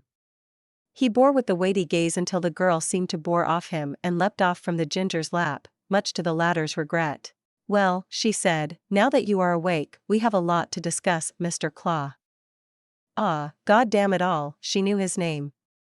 That was bad. "I don't remember being acquainted with such fine ladies, but I'm sure we can reach an agreement," he said and put on his best smile, feeling like his life depended on it. He felt the ginger's glare bore into him, almost burning his skin, but he tried to keep his mind off of it. His mind spun so fast he could barely keep up with his actions, but he turned his originally charming smile into a more businesslike one. Feeling the redhead's glare lessen, he held back a sigh. Fucking hell, and he thought they were cute together a moment prior. "Mr. Claw," pulled the raven-haired one his attention with her soft voice, "we want to make a deal with you. I'm sure you will be ecstatic to hear it." Her smile felt wrong, very wrong. Barely concealed sadism, but in its infancy, he has seen much worse people than her, but none of them had her powers. His amulet floated up to her palm and started spinning slowly atop it, telekinesis. In short, the girl took a breath, intentionally taking a moment to torture his nerves. "We want your vibranium." 127. 23, Spar. "My vibranium," the disheveled man muttered before his eyes refocused on Emilia. "That is a very pricey commodity, young lady, though I'm sure you already knew that." "I'm sure we can come to an agreement." Emilia held back on rolling her eyes. "I'm tempted to trade you for a bit of it to Wakanda, though since they are so stuck up I'd like to avoid that. What do you think?" "Ah," he blinked dumbly. "Young lady, I can't help but disagree. Wakandans would never part with even a gram of it willingly, even if you saved the life of their damned king." His tune changed instantly. "And I'm sure even if they'd have more vibranium than they'd willingly part with, not on me of course, but I'd compensate you handsomely for my continued freedom." Slimy bastard, Emilia mused, amused at how quickly the man understood his situation. The moment he understood she knew about Wakanda, and how much they'd like to get their hands on him, he foregone any of his previous pretense. Emilia nodded. "I'm sure you will, especially since we are willing to act as your bodyguards on your way back to your hideout." She narrowed her eyes at him as he stiffened. "You are welcome, though it'll cost you all of your vibranium, I'm afraid. A perfectly fair trade for ladies like yourselves, to escort a humble smuggler like me." He nodded with a twitching grin. "Are you sure this is worth it?" she heard Jean's telepathic question, along with the woman's clear dislike of the slimy smuggler. "Don't give up now, Jeannie, we suffered through the heat for this," Emilia sent back, "just a little bit more." "If you say so." With that she felt their bond go back into its natural, inactive state. "Your men will wake up in a few minutes," she notified the smuggler. "We can't do anything about your vehicles though." "Ah, no problem, my lady." He shook his head vehemently. "I'll get them into working order as soon as possible." "Off you go then." She waved him away, asterisk, and the moment you try anything I'm tearing off a finger, asterisk. She sent directly into his mind, making herself appear like a mental colossus, bearing down on his frail mind. He stumbled on his way out but started nodding frantically. Well, Jean started once the man was out of the truck. Didn't know you were good at negotiations. Where did my shy little Emilia go? It's much easier when I can read all of their thoughts. Emilia shrugged, a slight blush creeping up on her face, but she acted like it didn't exist. What she said was right too. Her usual social anxiety was much easier to deal with when she could clearly feel others' emotions and read their thoughts, which also made negotiation considerably easier. If I knew we were going along with them, I wouldn't have torn off their tires, said Jean a good half an hour later as the two of them watched the bunch of people running around like headless chickens, trying to fix up as many of the vehicles as they could. It's all right, Emilia shrugged. I didn't think it through that much, but I realized we wouldn't have to bother fighting the guards at his hideout if he led us there himself and gave up his vibranium. It'll take much longer, noted Jean, her distaste for the circumstances echoing clearly in her tone. This is a perfect time for practice, Emilia smirked, throwing a sidelong glance at her wincing girlfriend. I'll keep a part of my mind here to keep an eye out on them. Jean nodded as she took Emilia's hand into her own, caressing it softly as their bond strengthened as psychic energy flowed freely between the two. They closed their eyes and focused, submerging themselves in the sea of energy that was the power of their interconnected minds. A moment later they opened their eyes to a very different but familiar scene. They stood on a bridge of solid energy glowing in iridescent colors as it extended over the expanse between two floating islands above the nothingness of the astral realm. Now then, Emilia floated up freely, pulling Jean up with her effortlessly. Your place or mine? Mine should be better, said Jean, glancing at one of the islands with a large dark castle in the middle surrounded by an expansive forest that was in an endless cycle of forest fire and regrowth. The flames spread quickly, incinerating the fauna to ash, but it sprung back up from the ash soon after, stronger and more vibrant than ever. I guess so, Emilia nodded. It's convenient that it regenerates by itself, she sighed, remembering how tiring it was to rebuild her own mindscape after one of their practice sessions. They floated over to a clearing in the ever-burning forest, facing each other a dozen meters apart. Try to limit your power output so you don't just send me spinning into the astral sea again? Emilia asked. That was an annoying few hours she spent floating back to her mindscape. Okay, Jean nodded, floating a meter above the charred ground, her flaming red hair billowing behind her. Not now, dumb moron, Emilia thought to herself, biting her lips a bit as she stared at the domineering form of her lover. She herself didn't want to waste energy on floating when she didn't need to. Efficiency, control and versatility were her strong points while Jean's were more focused on stamina and power, but she also had the psychic fire from the phoenix that gave her some abilities Emilia couldn't replicate no matter how much she tried. The flames could heal and regenerate anything just as much as they could vaporize even the strongest materials they'd tested it on. She guessed it somehow tapped into some sort of conceptual power to become the physical manifestation of destruction and rebirth like the phoenix force itself.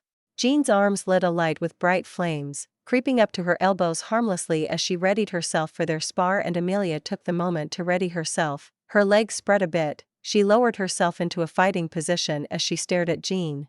3, 2, 1, go. 3, 2, 1, go. They sprang into action at the same time. Jean flew up a few meters and threw homing balls of fire at Emilia while a film of psychic energy covered her skin like a bodysuit, glowing in all the colors of the rainbow. Emilia flooded her body with psychic energy, focusing on her legs as she launched herself at the retreating Jean like a bullet. Despite her previous remarks about Jean's brutish style of fighting, in the end, when it came to a fight where she had to go all out, she was much more brutish. She noticed the difference between their powers a while back. Unlike Jean, who could exert her power equally over any distance inside her range, Emilia's power was exponentially greater the closer the enemy was to her, peaking when she was in physical contact with them. Fist-sized psychic shields sprang up over her palms as she slapped away the fireballs one after the other like annoying flies, while closing the distance quickly between herself and Jean. The girl didn't let her though. When the fireballs proved inadequate, she started tearing up the ground from under Emilia, crushing the dirt into hardened stone before assaulting Emilia in a hail of stones. Emilia used telekinesis on her own body to make turns and dodges that no normal human could. She stopped in the air for half a second, mid-jump, only continuing when the rock aiming to strike her in the head flew past her face and the next one was threatening to crush into her back. She launched herself to the side at full force, no slower than she was running before with her enhanced muscles. She took 90-degree turns without any effort while going faster than some cars. She had to be careful and keep her brain from swishing around too much from the increased G-force, but it was manageable. Telepathic attacks were out for this spar, as that would include them beating up each other's mindscape, and with them fighting inside Jean's would give Emilia a large edge. Still, they went at it with passion. Emilia didn't let Jean have a moment of rest as she launched attacks on the floating woman while closing in on her. Her psychic energy manifested and solidified into physical form. Glowing white swords, spears, halberds, and anything she could imagine manifested and flew at Jean, not leaving her a single second of peace.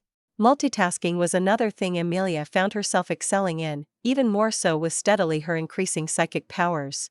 The rocks let up and Emilia only had a split second to launch herself far up into the air, gritting her teeth as she pulled herself like a rag doll, but the scalding heat touching her feet made it evident that it was a good decision.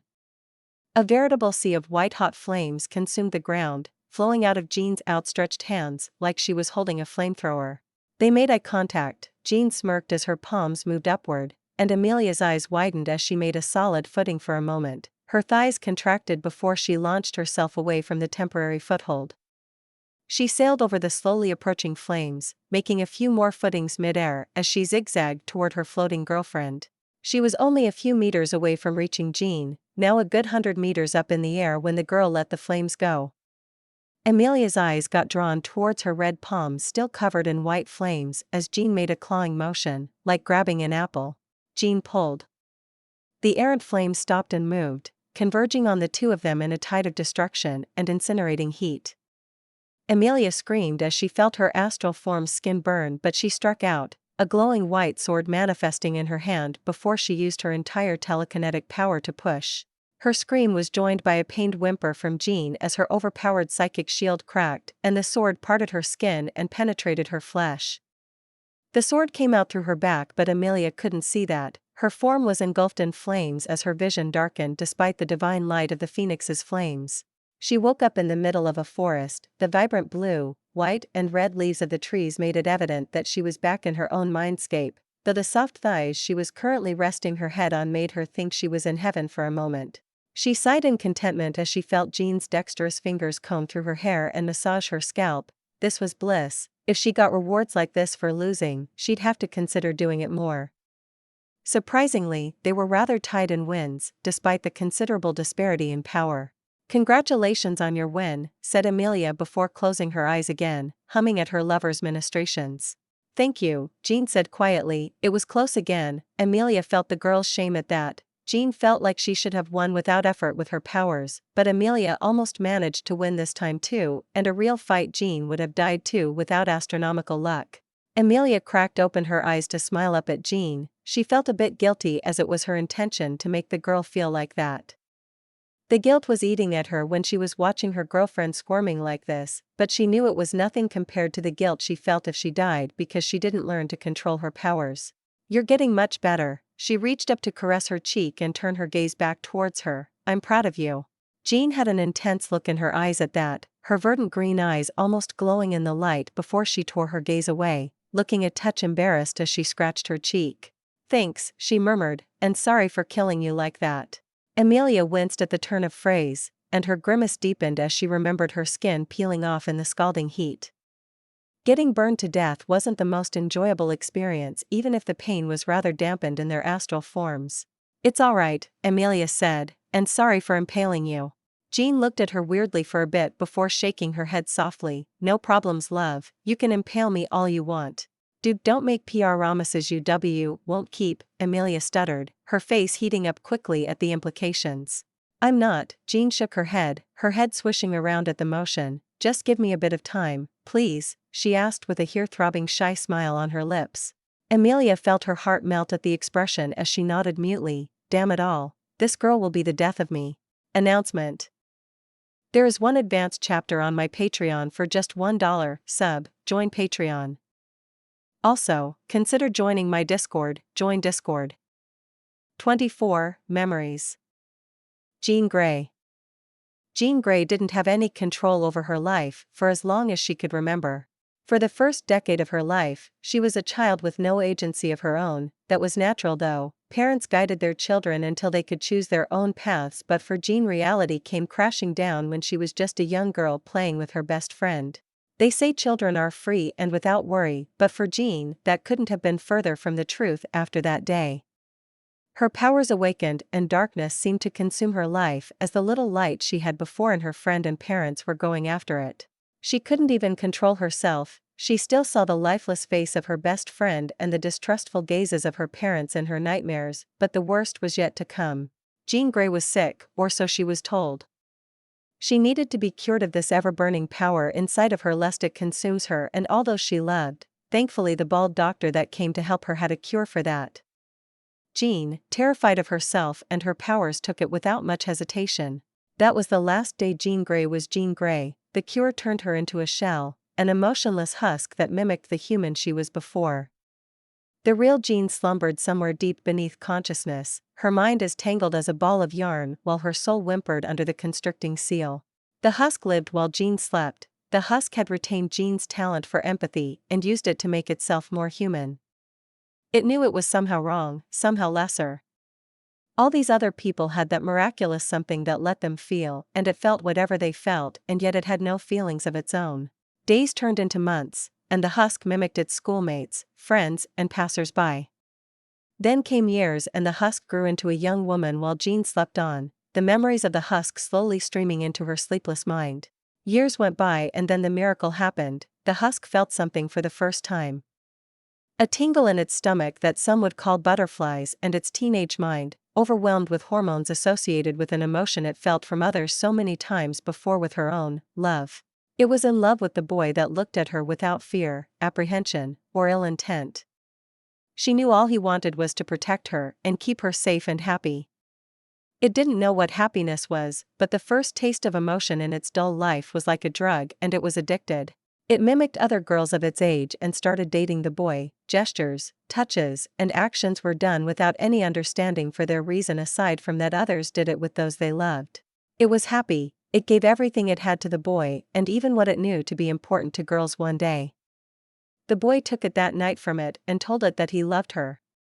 That was the peak of the husk's life. Never before has it felt so much emotion and never again afterward. Its life went downhill after that night. The addictive love the boy named Scott Summers gave it dampened. It felt that he truly loved it, but its own feelings started to fade like it was getting used to it. It was all getting so very boring again and gray and lifeless. It dated Scott for another 2 years, but the love faded fully by the end of the first year. It kept up hope for its return, but it never did, and by the end of it, the tediousness of the relationship eclipsed the fading memory of its love.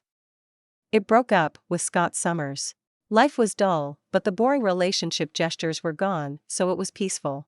Its peace remained until it met a peculiar girl in the park and for whatever reason it agreed to go on a date with her. It might have been some form of interest in another of similar powers as its own, or it was just bored, but that was the single greatest decision either Jean Grey or the husk that took her place has ever made. That elusive love was unforthcoming throughout the date, but it still found itself invested in it, and it even felt what might have been a tinge of happiness as it kissed the girl. The girl's infatuation with it was clear, but it wasn't willing to get back into the tediousness of a relationship again. Still, it went along with her for now, and its efforts were more than rewarded. After a rather interesting sequence of events, the girl attempted to heal it. It remembered the last cure it received, but it didn't have much else to lose. Its emotionless life was as pointless as it was getting tedious. If this girl who it knew to be sincere made her situation any worse, it might have considered ending its suffering. The opposite happened. The husk remained, but the slumbering Jean Grey awoke, her mind untangled and suddenly hit with almost a decade's worth of memories and the suddenness of being awake. She felt so much. Happiness, guilt, shame, sadness, hope, anger, indignation, and adoration crashed into her like tumultuous waves fighting for control, throwing the tiny ship that was herself between each other. Her mind was clear, now realizing how constricted the husk's thoughts and creativity were, but more than that, power once again bubbled just below the surface. It would be all right now. She engraved the face of the girl, Emilia, into her memory. Those fleeting tints of what her husk thought to be love were incomparable to the adoration and gratitude she felt towards this so very cute girl.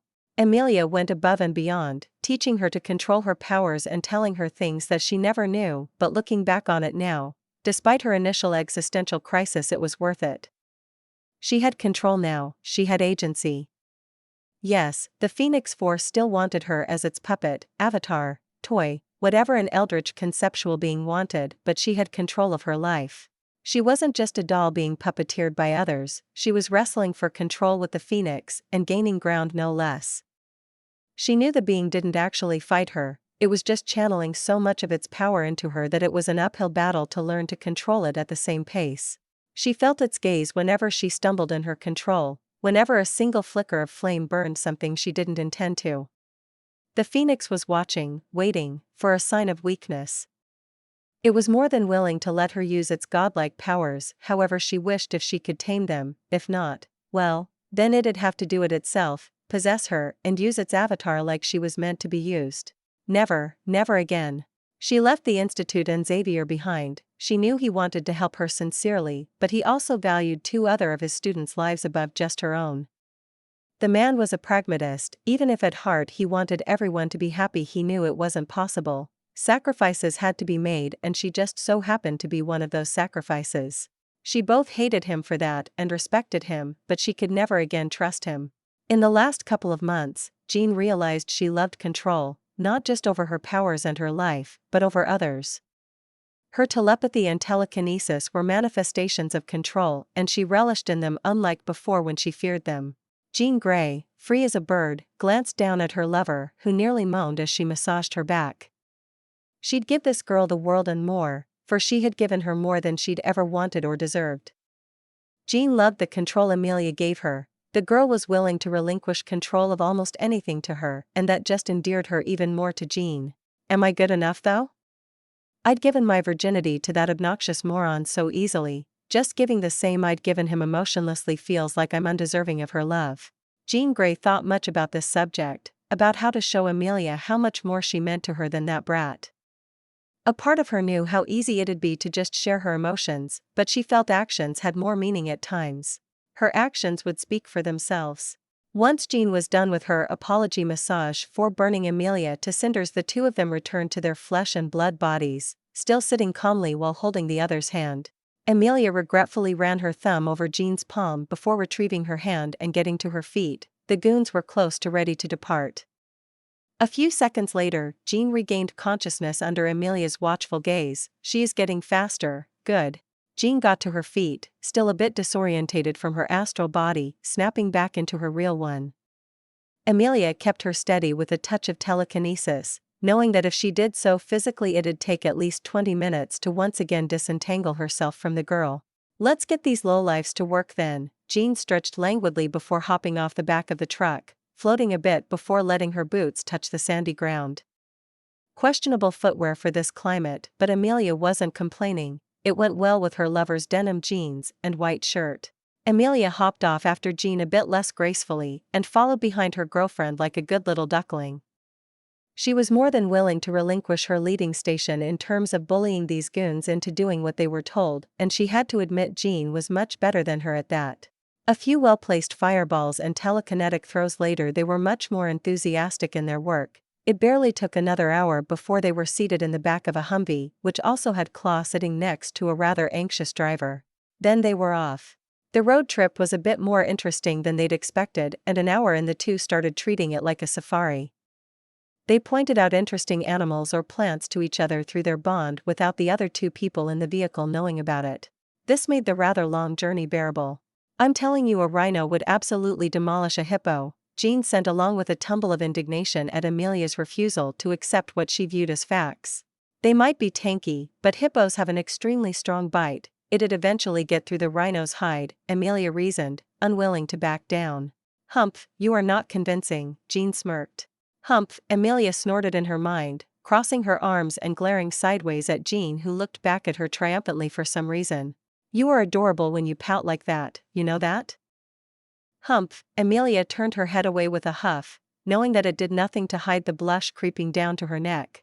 Young ladies, we are here, Claw's slimy voice reached Emilia's ears, and she huffed one last time. She glanced at Jean, imploring her to take the lead so she wouldn't have to talk with Claw. Jean understood the request and fulfilled it easily. Her eyes took in the dense jungle surrounding the slim dirt road they were going on. "What do you mean by here?" Jean asked, and Emilia was of the same mind. The jungle was blocking out everything though, so she let her mind take in what her psychic senses were telling her.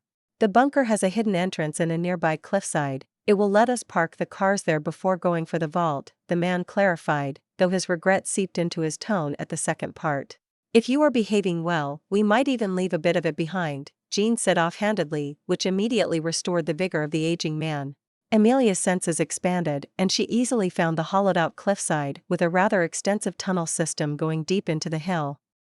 Hallways, crew spaces, kill zones, it was a death trap for any conventional invader, with more than a few escape routes included. Good thing they weren't conventional in any way. She'd already messed with the circuitry of a little device Claw thought they didn't notice him having in his pocket, and she also had to convince a few of his mercenaries that it was in their best interest to ignore his coded words and orders. A few minutes later, they reached the cliffside and the bulkhead pulled upwards, revealing a large hangar behind it with the LED lights turning on one by one as the convoy pulled into it. Emilia glanced down at the amulet hanging from her neck, filled with her own psychic energy like a battery along with some of Jean's. It managed to siphon off some of the psychic attacks she sent her way in a previous spar. If others could make something like this out of vibranium, what could we make from it? 25. A clown. "You thought about how we are going to move all this?" Jean stared at Emily with a slightly judgmental stare, "right?" Emilia awkwardly turned her gaze away, but this only brought the ton of vibranium sitting around in the underground vault into her sight. The answer was clear, and despite having had a few hours to think about the problem, she couldn't come up with anything better than just Jean flying away with it before they hid it somewhere for later. Emilia herself could transport a bit of it, but she'd tire herself out under a damn ton of vibranium before they reached far enough. Still, it was worth a try at least. Vibranium was supposedly a much lighter metal than steel or iron. Emilia pulled a smaller ingot of it to her with telekinesis, and it flew to her like an overeager puppy, barely a strain on her energy. She weighed the metal in her hand. It was about as long and thick as her forearm, but it was about as heavy too. "We could just levitate it," said Emilia, throwing her ingot to Jean. "It's surprisingly light." Thankfully it didn't absorb psychic energy by default like the amulet, so they didn't have to worry about that, though that was another thing she wanted to figure out before they left this bunker behind. "How did you get this thing?" asked Emilia, looking at the nervously fidgeting Claw standing behind them at the door of the vault. Emilia could have dug it out of his mind. She was confident enough in her abilities by now that she was somewhat certain it wouldn't even leave him as a vegetable, but Claw could be useful in the future, plus he was sort of important to the timeline. He'd be the first punchbag for the next Black Panther, and he also played a part in the birth of Ultron. "That's not a good thing. I made it my dash." "Stop that." He started speaking, but Jean interrupted him. "Why are you even trying to lie to telepaths?" Emilia was just as puzzled as Jean. Her empathy easily picked up on his insincere feelings and intention to deceive even before he started to talk. "Let's do this then." It was the price of 5 grams of vibranium to the Mandarin, Claw blurted out before his eyes went wide in shock as Emilia's psychic nudge retreated from his mind. Making someone tell the truth was much easier than digging around for a certain memory. Emilia caught the mental image that sprung to the forefront of Claw's mind as he mentioned the Mandarin, a tall Asian man with 10 gleaming rings worn around his fingers, and Claw knew better than to double-cross the man. He knew the Mandarin to be the head of one of the largest criminal organizations, the 10 Rings. "That's not someone we want to mess with," yet, she sent to Jean without moving her gaze from the sweating smuggler. "Why?" Jenna asked back, curiously. "From what I remember, he is centuries old and leads an international crime syndicate. He also has some sort of alien magical rings. I miss it when Magneto was the most dangerous man on Earth," sent Jean through their bond, along with a sense of fake regret. "He is plenty dangerous. I'm sure we will have to deal with him too." "Yes," Jean sent, placing her hand on Emilia's shoulder. "He sent some of his lackeys after me even when I was under Xavier's protection. I don't know how far he'll go now that I'm not." "How much do we leave him though?" asked Emilia. He wasn't behaving too well. How many times did you have to pacify his mercenaries?" "I stopped counting after the 5th. Alright, let's leave him some face and let him keep around 3 cubic meters. Sure. Emilia separated the set amount from the rest. Most of the vibranium was in convenient little ingots, but there were larger chunks still in their unprocessed meteorite fragment forms. You can keep that pile, Jean said offhandedly, and when Claw saw the rather sizable amount he almost broke down in tears. It was more than he had feared, but then again, a week before he had more than a ton. Without much effort, Jean levitated the rest of the vibranium, letting it follow behind her like a metallic serpent. Do you want any of his other stuff? Jean asked, tilting her head towards another vault that contained copious amounts of weapons, from pistols, rifles, and explosives all the way to some stuff that'd turn the Geneva Convention into a checklist. Nope, Emilia shook her head. Why would she need those when she was a psychic already? They'd just make traveling incognito that much harder. They left the shaken Claw behind and exited the bunker without much problem. Emilia made sure that none of the mercenaries or even Claw could remember them well. He'd know 2 women came and robbed him blind, but that's about it. If anyone asked how they looked or how they accomplished that feat, he'd fail to come up with anything. A few minutes later, the 2 were already soaring through the air, the looted vibranium following behind them. We should hide most of it for now, said Emilia. It's useful stuff, but we shouldn't need much of it, and even that's only in the future. I don't exactly know how to turn this stuff into useful tech. Why did we have to get it now then? Jean groaned. It was on the way, Emilia shrugged, flipping herself over mid-flight to look back at Jean. We'll have too much to worry about in the future, I think. If you say so. Emilia sent happy feelings and her love through their bond, noticing Jean was getting rather strained when the humid weather combined with the glaring rays of the sun on top of her acting like a workhorse. She also conjured up a large film of psychic energy to block out the sun above the girl. Thanks. They spent the next week flying all around the savannas, and sometimes even in the Congo, to hide away their sizable stash of vibranium in hidden caves. With Jean and Emilia working together, boring out a deep cave and then resealing it wasn't much trouble, so by the end of the week they only had a token amount of vibranium on them. With their task done, the 2 sneaked on a nearby airline taking them back to Europe as Jean was getting increasingly grumpy at the equatorial climate. After a rather bumpy ride on a low-cost flight, they found themselves in Germany again as the only international flight they could board landed them in Frankfurt. Jean sent Emilia as they stepped foot into the airport. I know, came the answer. While the last few weeks were annoying due to the climate, at least their persistent stalkers couldn't follow them so easily with the fewer cameras and agents they had around there.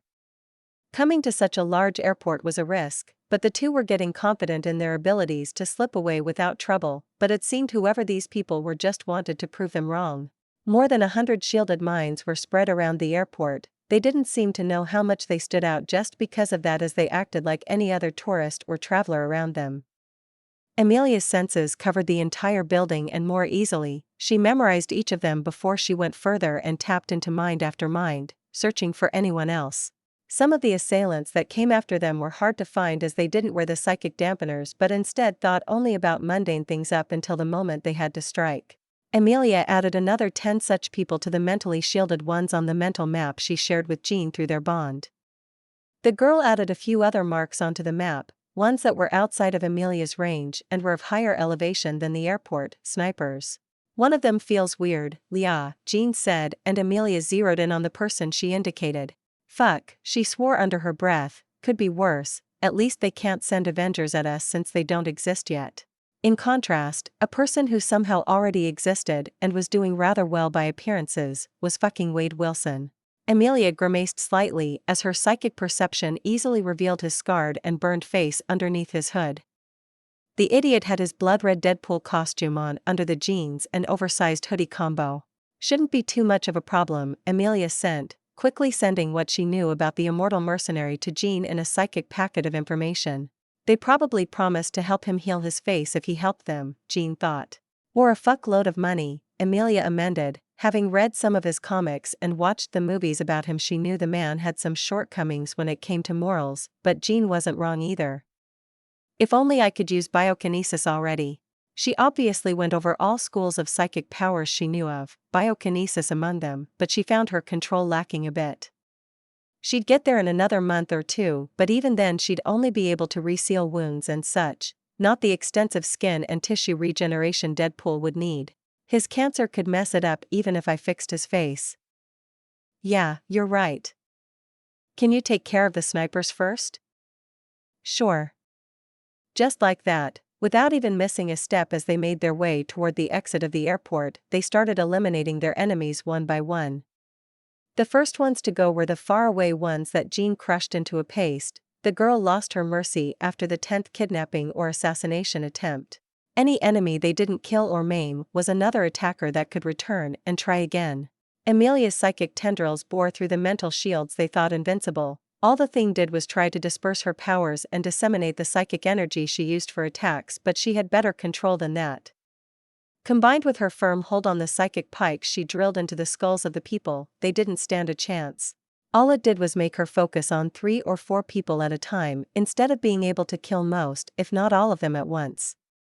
The undercover people that didn't have a shield didn't even know their fellow agents were getting massacred, as an earpiece would have been a dead giveaway, so Emilia ignored them for now.